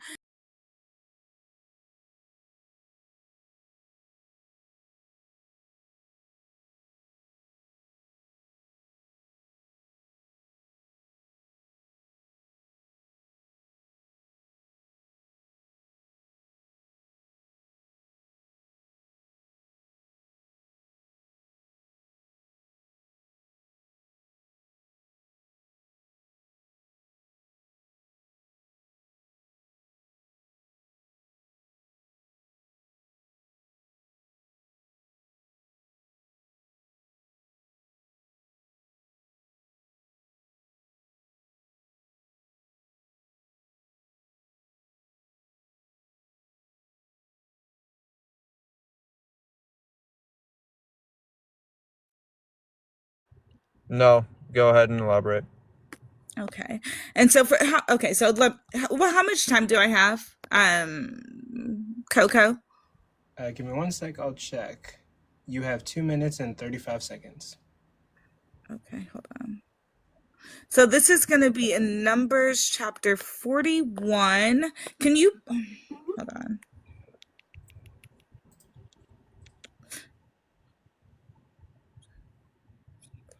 Okay, here, I'll just start at Numbers chapter 41, and then we'll start at verse 43. And it says, Moses and Aaron went to the front of the tent meeting, and the Lord said to Moses, get away from this community so that I may consume them instantly, but they fell face down. Then Moses told Aaron, take your fire pan, place fire from the altar in it, and add, this is for the atonement. Hold on. I don't want you to pause my time, but I don't want to read this whole thing. So, but in Numbers, right here, PRK, and you could read this also, but the Lord did send snakes as a plague to the Israelites. So with Paul actually tying this to Yahweh and saying that it was Christ, wouldn't that confirm that Paul knew that Christ was Yahweh or that Christ was God? No, of course not. I mean, there are applications of Christ to Yahweh all the time, but just the fact that even scriptures in the Old Testament that are about Yahweh that are applied to Christ in the New Testament, that doesn't identify Jesus as God whatsoever. Paul uses flowery language all the time, and the fact of the matter is that Paul understood that there was one God, and he called him the Father. No, but hold on. Yahweh is the divine name. Would you agree? Yes. And it's blasphemous to call anybody Yahweh, correct? Yes. Okay. And so through the Holy Spirit, we believe that Paul is Holy Spirit led. Through the Holy Spirit, he did call Christ Yahweh. What does that mean to you? Yeah, so through the Holy Spirit, he called Christ Yahweh. Again, I don't understand why you think that this scripture that applies Yahweh to Christ means that he's calling Christ Yahweh. Okay, so in scripture where it says that Christ is the author of life, what is the author of life? Yeah, so if it says that Christ is the author of life, that could be figurative in nature. It doesn't mean that he necessarily created the world. If you look at Acts 17 and 24, it clearly says that In what way can we figuratively be the author or source of life? Yeah, you could be figuratively the author of life in the sense that everything was made through Christ, that nothing would be made without him. Okay, cut it right there. That'll be the end of the cross-examination. Pruk, you will get your 5 minutes to ask questions, or you could talk the whole time. It's your cross-examination, starting when you say your first word. Sure. So in the scripture, in the New Testament, it says that God cannot be tempted, but we understand that Christ was tempted. And in fact, in Hebrews, it said that he was tempted in every way, and that he was tempted just like a human was. So how do you reconcile this? And again, in the book of Numbers, it says that the Lord was tempted by the Israelites. So either you're going to concede right here and right now that Lord was Christ, or you're just going to concede that the word tempted just means tested. Yeah, so if it says the Lord was tempted by, if it says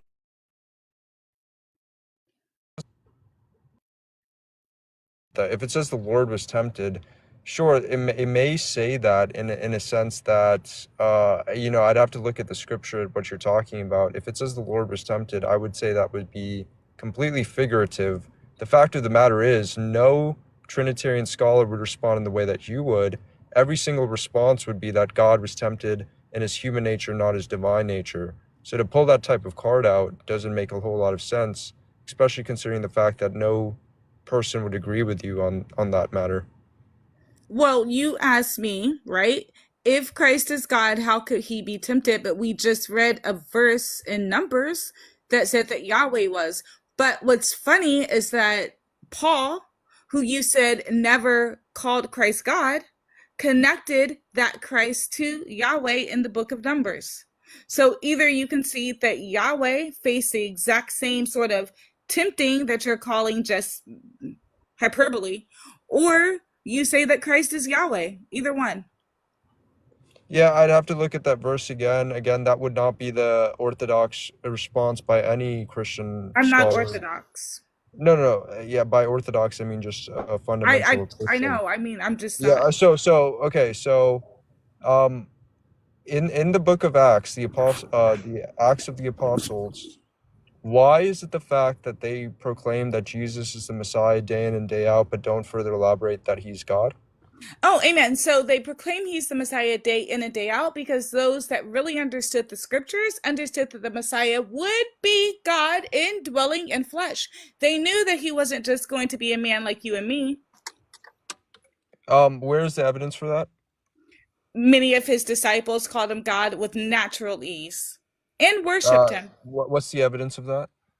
Peter calls him God and worships him. John calls him God. And do you understand that John the Baptist also said that Christ existed before him? How could John the Baptist say that if he didn't exist before him? Where does Peter call him God? As far as I'm concerned, Peter calls Jesus God's Messiah explicitly. In his second epistle, he does call him God.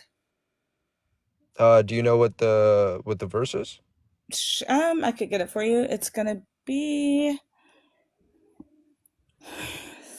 2 Peter. Hold on, give me a second. 2 Peter, 1:1, that was easy. So it says, Simon Peter, a servant and an apostle of Jesus Christ, to those who have received a faith equal to ours through the righteousness of our God and Savior Jesus Christ. Yeah, so our God and Savior, that's like in Titus 2 and 13, and even in Romans 9 and 5, that would be a doxology. Do you know what a doxology is? What is it? A doxology would be a hymn or a saying that would be a praise to God. It's not necessarily identifying anybody with God. And where do In you fact, get, hold on, I can't ask you yeah. questions. Okay, fine. Yeah. So for example, Romans 9:5 is a doxology where it calls Jesus God overall, and there's no consensus on Romans 9:5 calling Jesus God because it's a doxology. It's just citing a hymn that Jesus is God overall. It's not saying that he's God. But either way, right? So to the next one. So why is God the head of Christ? You mean, why is the Father the head of the Son? Because the Father is the source. It doesn't say that. It says God is the head of Christ. Well, I'm answering you why it says that. The Father is the source, so he is the head of Christ. He is the head of the Son. Why would we assume that the Son is also God when in Paul's letters, over 500 instances in the undisputed letters, he identifies God with the Father, but never once identifies God with the Son? We would never assume that because the verse that I just read to you, he calls the Son God. Not only that, other apostles and disciples explicitly call the Son God, so we would never assume that. The verse you've read is there's no consensus on it. What do you mean there's no consensus on it? There simply isn't. So why is Jesus subordinate to the Father in every way, and why is there no clear indication of ontological equality in the Scripture? Okay. I would disagree that he's subordinate to the Father in every way. Okay, and then we'll end the cross-examination there. Wisdom, now it's time for your second cross-examination. You get 5 minutes. It starts whenever you say your first word. Okay. All right, so let's just start here. John 1:18 in the earliest manuscripts does say that the begotten Son is God. How do you reconcile this with saying that he's not God? In John? So yeah, John I don't 1:18. yeah, so I don't take the Bible as to be infallible. John does Okay, have all right, fine. Okay, hold on. Mhm. So when Jude says that the Lord, and he actually signifies him as Christ, brought the Israelites out of Egypt, how do you reconcile that? Yeah, so that there could be many explanations for that. In Jude 1 and 4, he explicitly says that God is our Father. He doesn't even call him the Okay, Father. fine. So in Colossians, where it says, "For everything was created by him in heaven and on earth, visible and invisible." How do you reconcile that? Yeah, so when it's talking about invisible and visible, it could be talking about things being created in a different sense, It says that not he has created necessarily all things physical. PRK. Sorry. It says that he has made all things, whether visible or invisible. All things were created by him. How do you reconcile that? Yeah, whether that be dominions or rulers or churches or whatever it may be, that's what it's talking about. It's not talking about literally everything. Okay. When Christ says, I have came from the Father and have come into the world, and again am leaving the world and going to the Father. When he says he has come from the Father, how do you reconcile him just being a flesh and blood human man?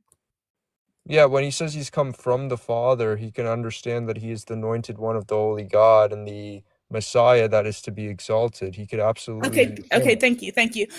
So the Son is begotten of the Father. Can I beget a donkey? Yeah, so can you beget a donkey? Yeah, can I, as a human, beget a donkey? No. What can I beget? A human, right? Mm-hmm.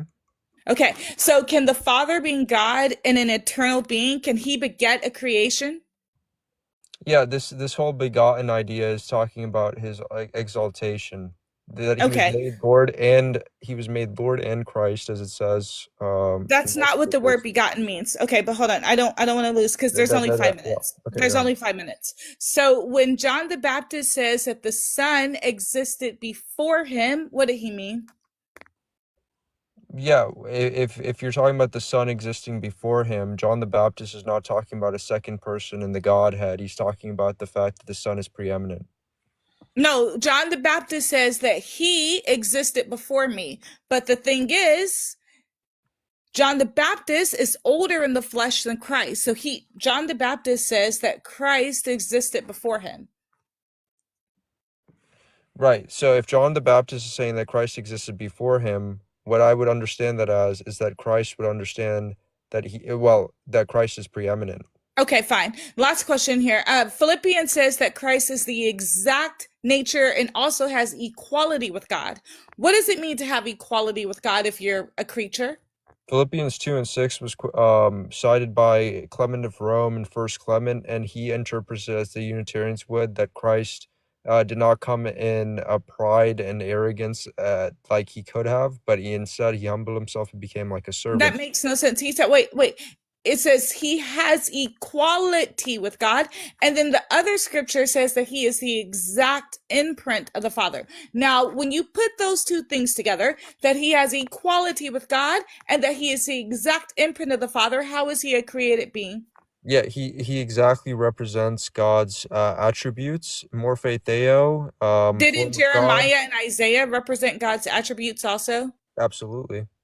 Okay, so why are they not the exact representation of the Father? Because Christ perfectly represents those attributes. Christ has the same essence of the Father according to that verse. The verse that's actually Absolutely used. not. Absolutely. The verse, the word that is actually used do you know the word? Yeah, morphe theo. No, not morphe, the hypostasis. Do you know what that word means? Hypostasis? Do you know what it means? It's not pronounced hypostasis, right? But do you know what it means? Substance. Okay, and in the case of the Bible, it means substance, essence. So it is saying to you that the Son is the Finish your last exact sentence. substance of the Father. How do you reconcile that?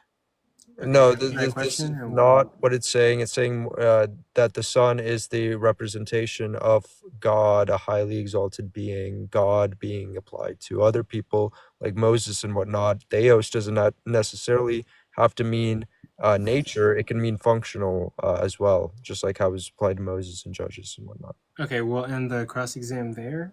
Prook, you're going to get 5 minutes to ask your questions, and that will be the end of the second cross-examination. I'll start the time when you say your first word.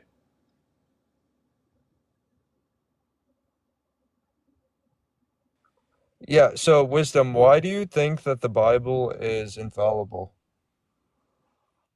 I believe that the Bible, because it says that the Word of God is preserved. So, what I need to understand about my Lord and Savior is preserved. I can trace it all the way, and I have traced it all the way from Genesis to Revelation, outside and inside of the Bible, with even evidence from the Talmud and other non-biblical sources that are quite hostile to the gospel, still support the death, burial, and resurrection of our Lord and Savior, Jesus Christ. So it doesn't seem like you at all answered my question, but it's okay. I'll move on to the next. It's my questioning, I guess.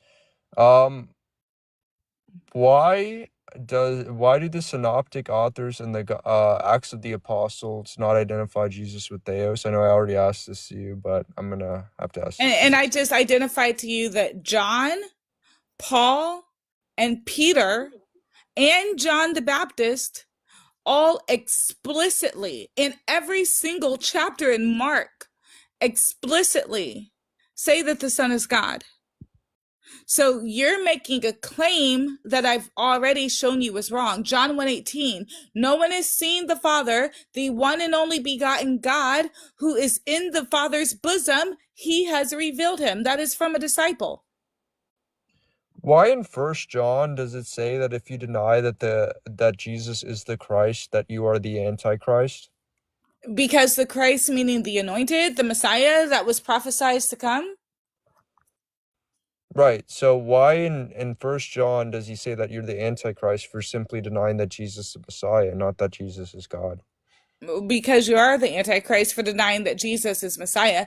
Now, when you know who Messiah really is, i.e., you actually read the Hebrew scriptures, then you know that he is also your God. Do you understand that in Malachi, he told you that he, God, the Father, is going to come dwell in his temple?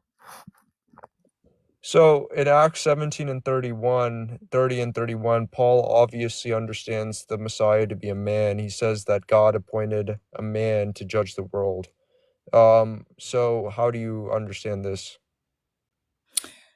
So yeah, I do believe that Christ is fully man. So I have no problem with it. So was Christ tempted in his human nature or his divine nature? That would have been his human nature.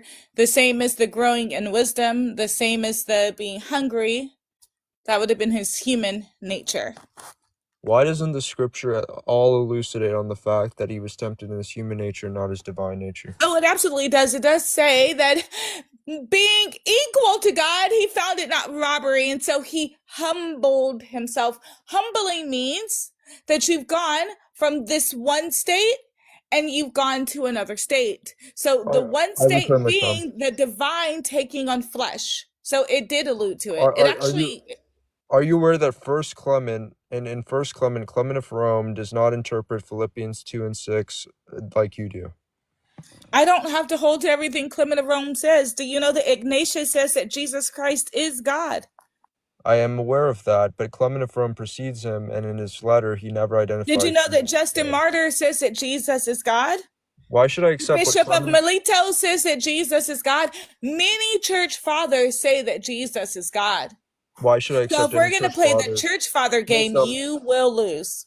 Wisdom. The only reason I bring up Clement is because he's actually mentioned in the Bible and he's the earliest source. Why should I trust any church father for this information? Okay, so two things. Number one, you can't give me definitive proof that Clement is that Clement. That's number one. Number two, Ignatius, if you want to play that, Ignatius of Antioch, being historically from the church that Paul set up, your hero, So if Ignatius, being from Antioch, can affirm that Christ is God, and Ignatius, as you know, was a contemporary essentially of Paul, then Ignatius saying that Christ is God holds lots of weight, does it not? No, it doesn't when Clement doesn't identify him as God in about 40 chapters. All But comes either down to way, Clement. Okay. yeah, well, the earliest, would you admit the earliest, so would you say that in Paul's undisputed letters he does identify Jesus as God? I would say absolutely that Paul identifies Jesus as God. Absolutely. In his undisputed letters? Is Corinthians disputed? What do you No. consider disputed and undisputed? Corinthians isn't disputed. Okay, Okay, we're well going to cut then it right there. That'll be the end of the cross-examination. So we're going to move on to final statements. Wisdom, you're going to get 3 minutes to do your closing statements. It starts whenever you say your first word. All right, so listen. Thanks for tuning in. Once again, we've proven that Jesus is in fact God. Yes, he is. So let's take a look. PRK's biggest contentions here. Number one, he tried to say that the disciples did not say that Jesus is God. And then number two, he tried to say that the church fathers didn't say it, but that's wrong. Again, John, a disciple, and I'll quote the verse, "No one has seen the Father. The only begotten God, this signifies the Son. He is the one who reveals the Father." John did say he is God. Paul also called Christ Yahweh. Jude also called Christ Yahweh. Peter also called Christ God. They all worshiped him. And John the Baptist, who was born with the Holy Spirit, also said that before him, Christ existed. So yes, they all did call Christ God. And then when you go to the church fathers, again, it gets even worse for him because all of them called Christ God. Ignatius, Justin Martyr, the Bishop of Mileto, Polycarp, Irenaeus, Athanasius, the list goes on and on and on of people that had the Holy Spirit that were leading our church that did understand that Christ is God. But what he never really touched on is the fact that if scripture says that the Son is the exact substance, and he admitted it, y'all heard him admit it, that the Son is the exact substance of the Father, then how can he not be God?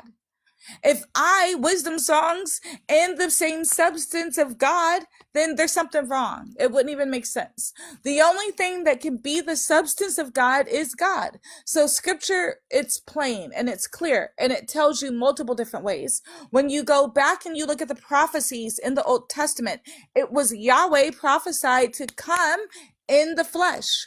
We know that Christ is Yahweh because Paul affirms it. Jude affirms it. So when you put all of these things together, you know that it says that if you don't believe that Christ is the Messiah, that you are Antichrist. Why? Because you are denying the promise. You are denying the reconciliation of the divine and the human back to the Father. PRK. If you want to waffle around scripture that says through the Son, all things were created, if you want to waffle around scripture that says that the Son is the author and the source of your life, and when I ask you, how is it that not God is the author of your life, you say, I don't know. It's not acceptable. Because as Christians, we have to believe as it is written, PRK. And Jesus Christ is your God. He is the visible of the invisible Father. If that were not true, it would be idolatry when scripture says to worship the Son and honor him the same as you honor the Father. And I'm out of time. Thank you. Yep. Thank you for your last statement. And PRK, it's your turn. You get 3 minutes. I'll start whenever you say your first word. Notice when I asked her that if the scripture was infallible, she had no good reason to say that it is infallible. Obviously, the scripture is fallible. It follows the trends of any other religious tradition. For example, there are theological developments from the Gospel of Mark to the Gospel of John. That's not controversial whatsoever. and that would be resembling any other religious tradition.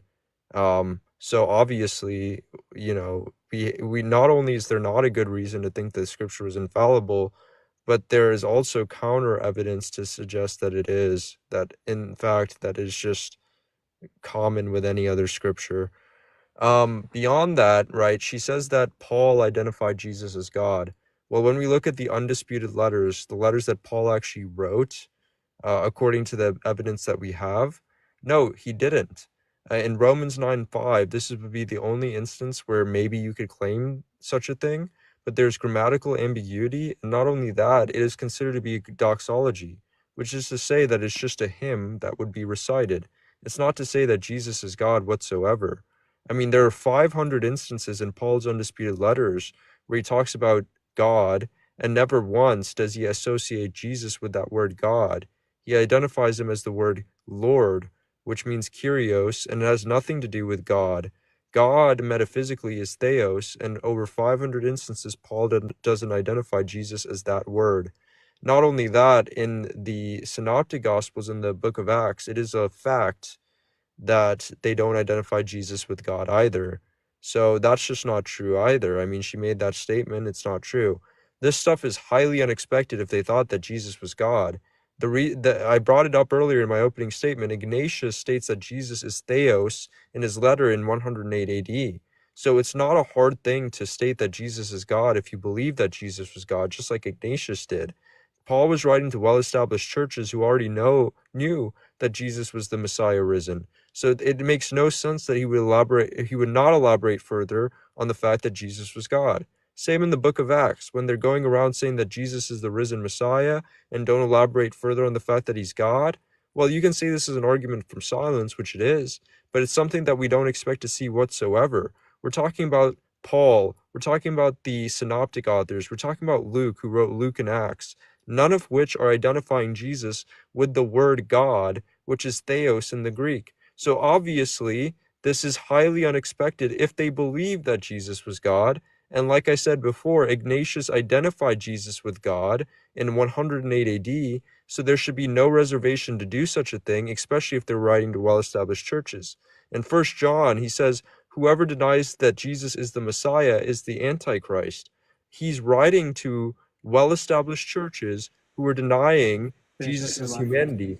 That's why he said that. He said that if you deny that Jesus is the Messiah, that you're the Antichrist. Of course the Holy Spirit preserved the truth, but all this extra stuff is just layered on. It's not the truth of the matter. The apostles, the earliest church, did not believe it, and we see that from the earliest sources, such as the Paul's letters, the Synoptics, the book of Acts, etc. These are the earliest sources. We're going to follow them. We're going to look for the truth. John is the only one that identifies Jesus with Theos a few times. Okay, and we'll cut it off there. Thank you guys both for your debate and interacting with each other. From what I can tell, you guys have really studied into this topic, and both of you guys are brilliant, and we really appreciate you guys for debating and being here. Thank you guys. You guys did a really good job. I'll put up a poll so the audience can vote and determine who they thought won. But Jay, you got any words to say? Yeah, that was an awesome debate. Wisdom, I have to give you props on one part of your opening, your association with the logos with a logo of a company. That was truly brilliant. I must say, I hope that you came up with that and you didn't get it somewhere. Pruk, another amazing job.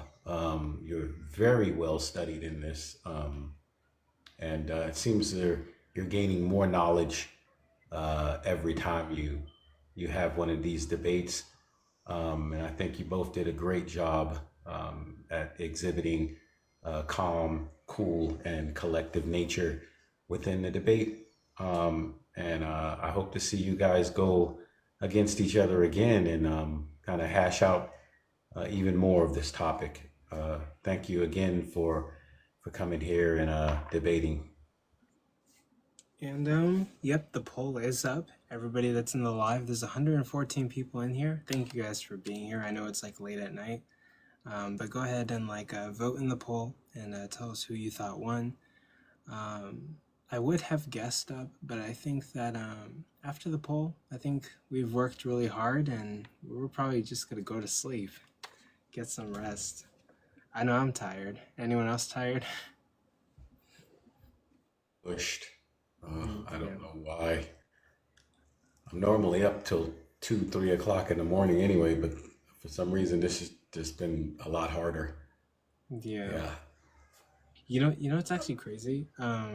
Me and OG Kylo, we hosted like 9 debates and we got like 100K likes. But this time we hosted 5 debates and got over 100K likes. So real achievement. I was telling somebody in the comments that you broke a record, a personal record, for the platform, which is totally awesome. Like when you broke 100,000 with less debates, that was a personal record. That was pretty awesome. Glad to be a part of that. Glad to be a part of that. Really awesome celebrity guest, and I have more in store. I'm thinking about one particular person I could get. Ian wants to do another debate, but it's going to be with a specific individual that might be a hard gig to book, but I'm going to try and see what I can do. Yeah. You've been, your name is going around TikTok now as the guy who gets the stars. So all you need now is to like get a star that's not normal to TikTok, but everybody knows he or she is in the debate world, and get them to come and get on the platform and debate. That would be like probably the clincher. Like you would clinch it. Yeah. By the way, there's somebody in the comments named Matt Hutch. You guessed it. You guessed the matchup that I want to try and book. But Ian, I can get on a debate. The other individual will be a hard gig to pull. So yeah, that would be oh my God. You'd have most of TikTok up here. Yes, right. Oh my God, that would be crazy. That would be utterly insane. That would be historic for TikTok. Okay. But yeah. I would like to see see if you can get Matt Dillahunty. Now that would be something. That would be a poll, dude. Imagine. That would be crazy, dude. Matt Dillahunty. I mean, come on, dude. Like nobody else is getting Matt Dillahunty to come to TikTok and debate. Like I don't even think Matt Dillahunty has a TikTok, but even if he did, that would be insane. Or like J Mike against anybody. Like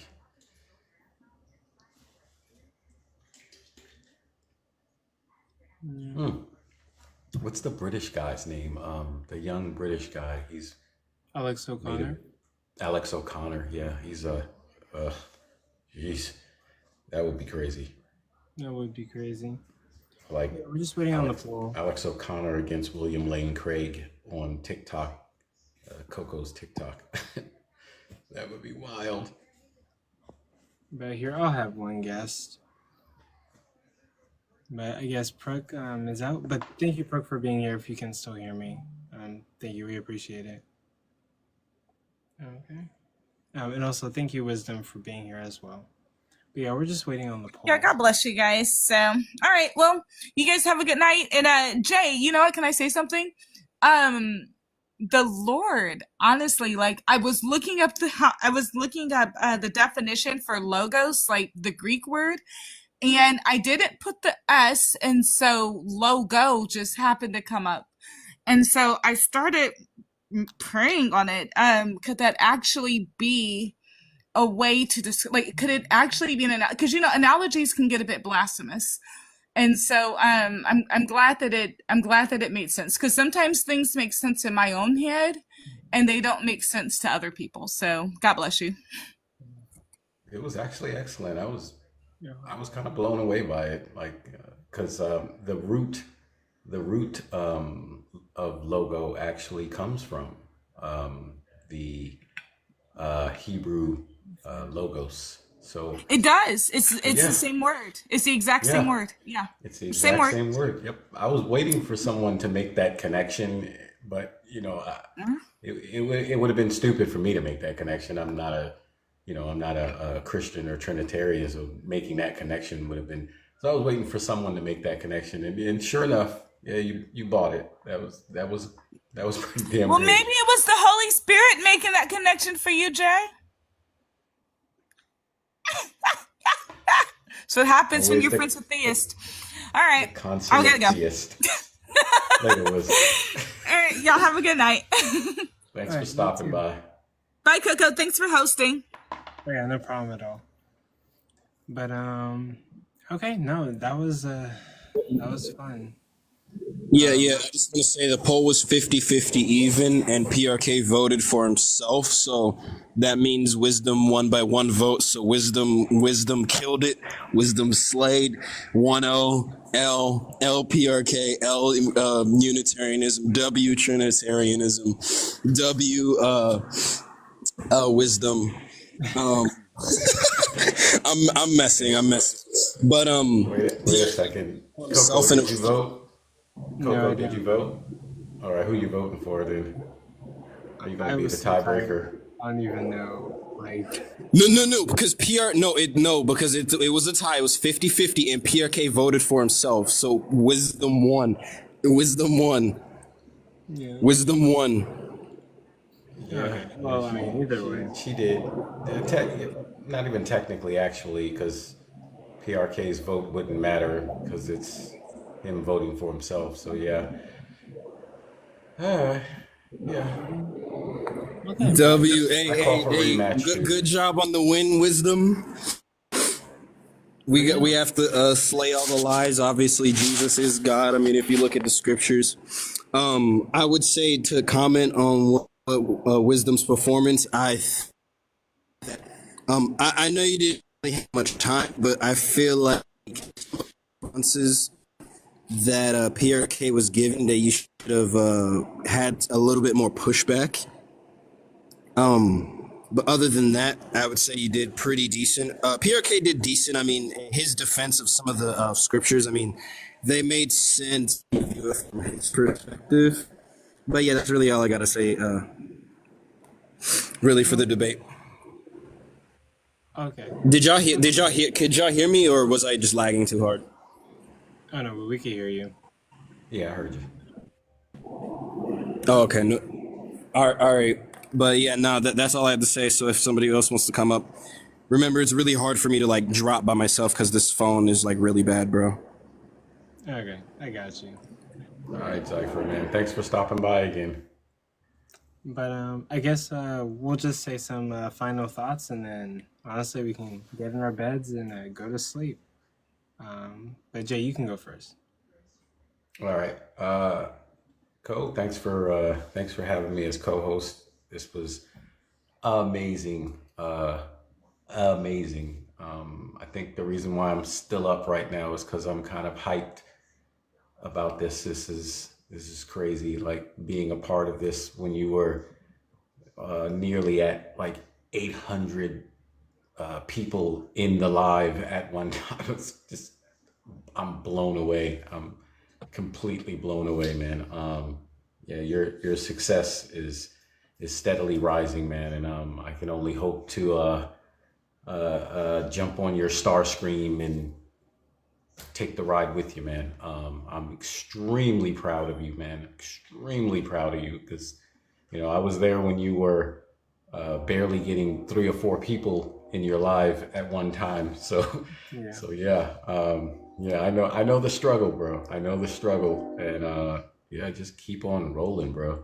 Keep on rolling, and thank you very much for this. And we're gonna be back. We're gonna be back Sunday, right?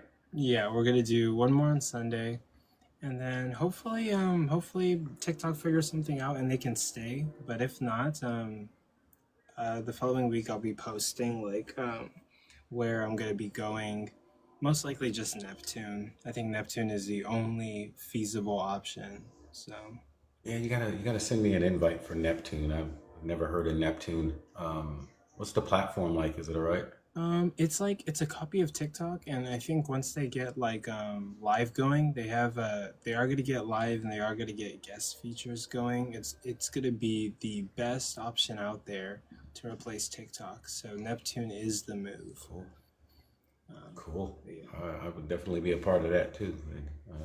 Just one more platform to have. So, but yeah, again, man, thanks for letting me be a part of this, man. And I will see you Sunday. What time again? Central? It's gonna be 6 to 11, so it won't be to 12. It'll be to 11. So 7 to 12 for me. All right. Okay. Yeah, definitely. All right, man. Yep. I'll see you Sunday. I'll stay for your words and then I'll get out of here. Okay. I guess I don't know. I don't really have much to say. Yeah, today was crazy. I went from like 7,700 followers to 7,900 followers in this live alone. So we grew like 200 followers and like 200 followers. I messaged every single one of those followers because I do want to support the people who support me. Like what can I say? Like I started this channel and I had like 50 people following me. Now I have almost 8,000 people following me. So to 72 people that are here and to everybody who watched, thank you guys very much. And like also like I just genuinely appreciate the people who like I've had my ups and downs. I've had like good debates. I've had debates where I've been sort of an ugly person, but people still stuck with me and are still giving me a chance. And thank you guys. Learning, growing, debating, and trying to figure out what ideas to believe in. Jay, this was like, dude, this is awesome. And I'm happy to have you, of all people, someone who's been here from day one, be like right next to me doing this. Right. This is like absolutely wonderful. I'm gonna keep doing this as long as I can, doing more research, doing debates, learning, growing, and this is really awesome. We had like nearly 1,000 people in here. We got Ian in here. We got Jason in here. We got Daniel Green, WifiGospel in here. A lot of big hitters. And big boys. Yeah, that was for this debate. And then we also had like Saitan on one of the previous debates, the last day of debates. So we just keep getting like big guests, and hopefully there's more. So love the debates. I'm going to keep doing them. And I'm grateful to be doing this, and I appreciate all the people who support me. And there's gonna be more debates. Who knows what will happen? We'll make more matchups. Yeah, that's all I got to say. I don't know. Podcast in the works. Yeah, I'm actually working on starting a podcast, which I'm gonna be doing on. I forget the name of the platform now, but it's a podcast platform. And so yeah, I'm still working on getting some equipment to start doing the podcast, and hopefully these lives that I do can kind of fuel that. And of course my co-host pick will be you, of course. So actually it won't even be a co-host, to be a host and host for both of us. But yeah, got a lot of things in the works, man. And I'll be letting you know as I get them together. I tend to, and this is weird coming from a person who's a non-believer in like metaphysics and stuff like that, but I tend to jinx myself, and I tell people about stuff before it actually happens, and then it suddenly falls apart. So I'm just gonna say it's in the works and leave it at that. So I don't get too many particulars, but yeah, it's in the works, and hopefully it'll work out. And you know, maybe I'll be bringing you to a different platform, and we can get with the big boys, the real big boys. Then like that'll be crazy. Definitely. Okay. Thank you everyone for being here. We're gonna call it a night. I might hop around some lives, but I'll be doing that from the comfort of my bed. But we'll see. Yep. Cypher was asking who won. I will post the results actually before I go to sleep tonight because I do have screenshots of the polls. So I will post those. And yeah, thank you guys for attending. Thank you everyone for being here. Thank you, Jay, for hosting with me. And I think the next event, if we do another one before the TikTok ban, will probably be on your channel, but I have to plan it and everything. Okay. Yeah, definitely.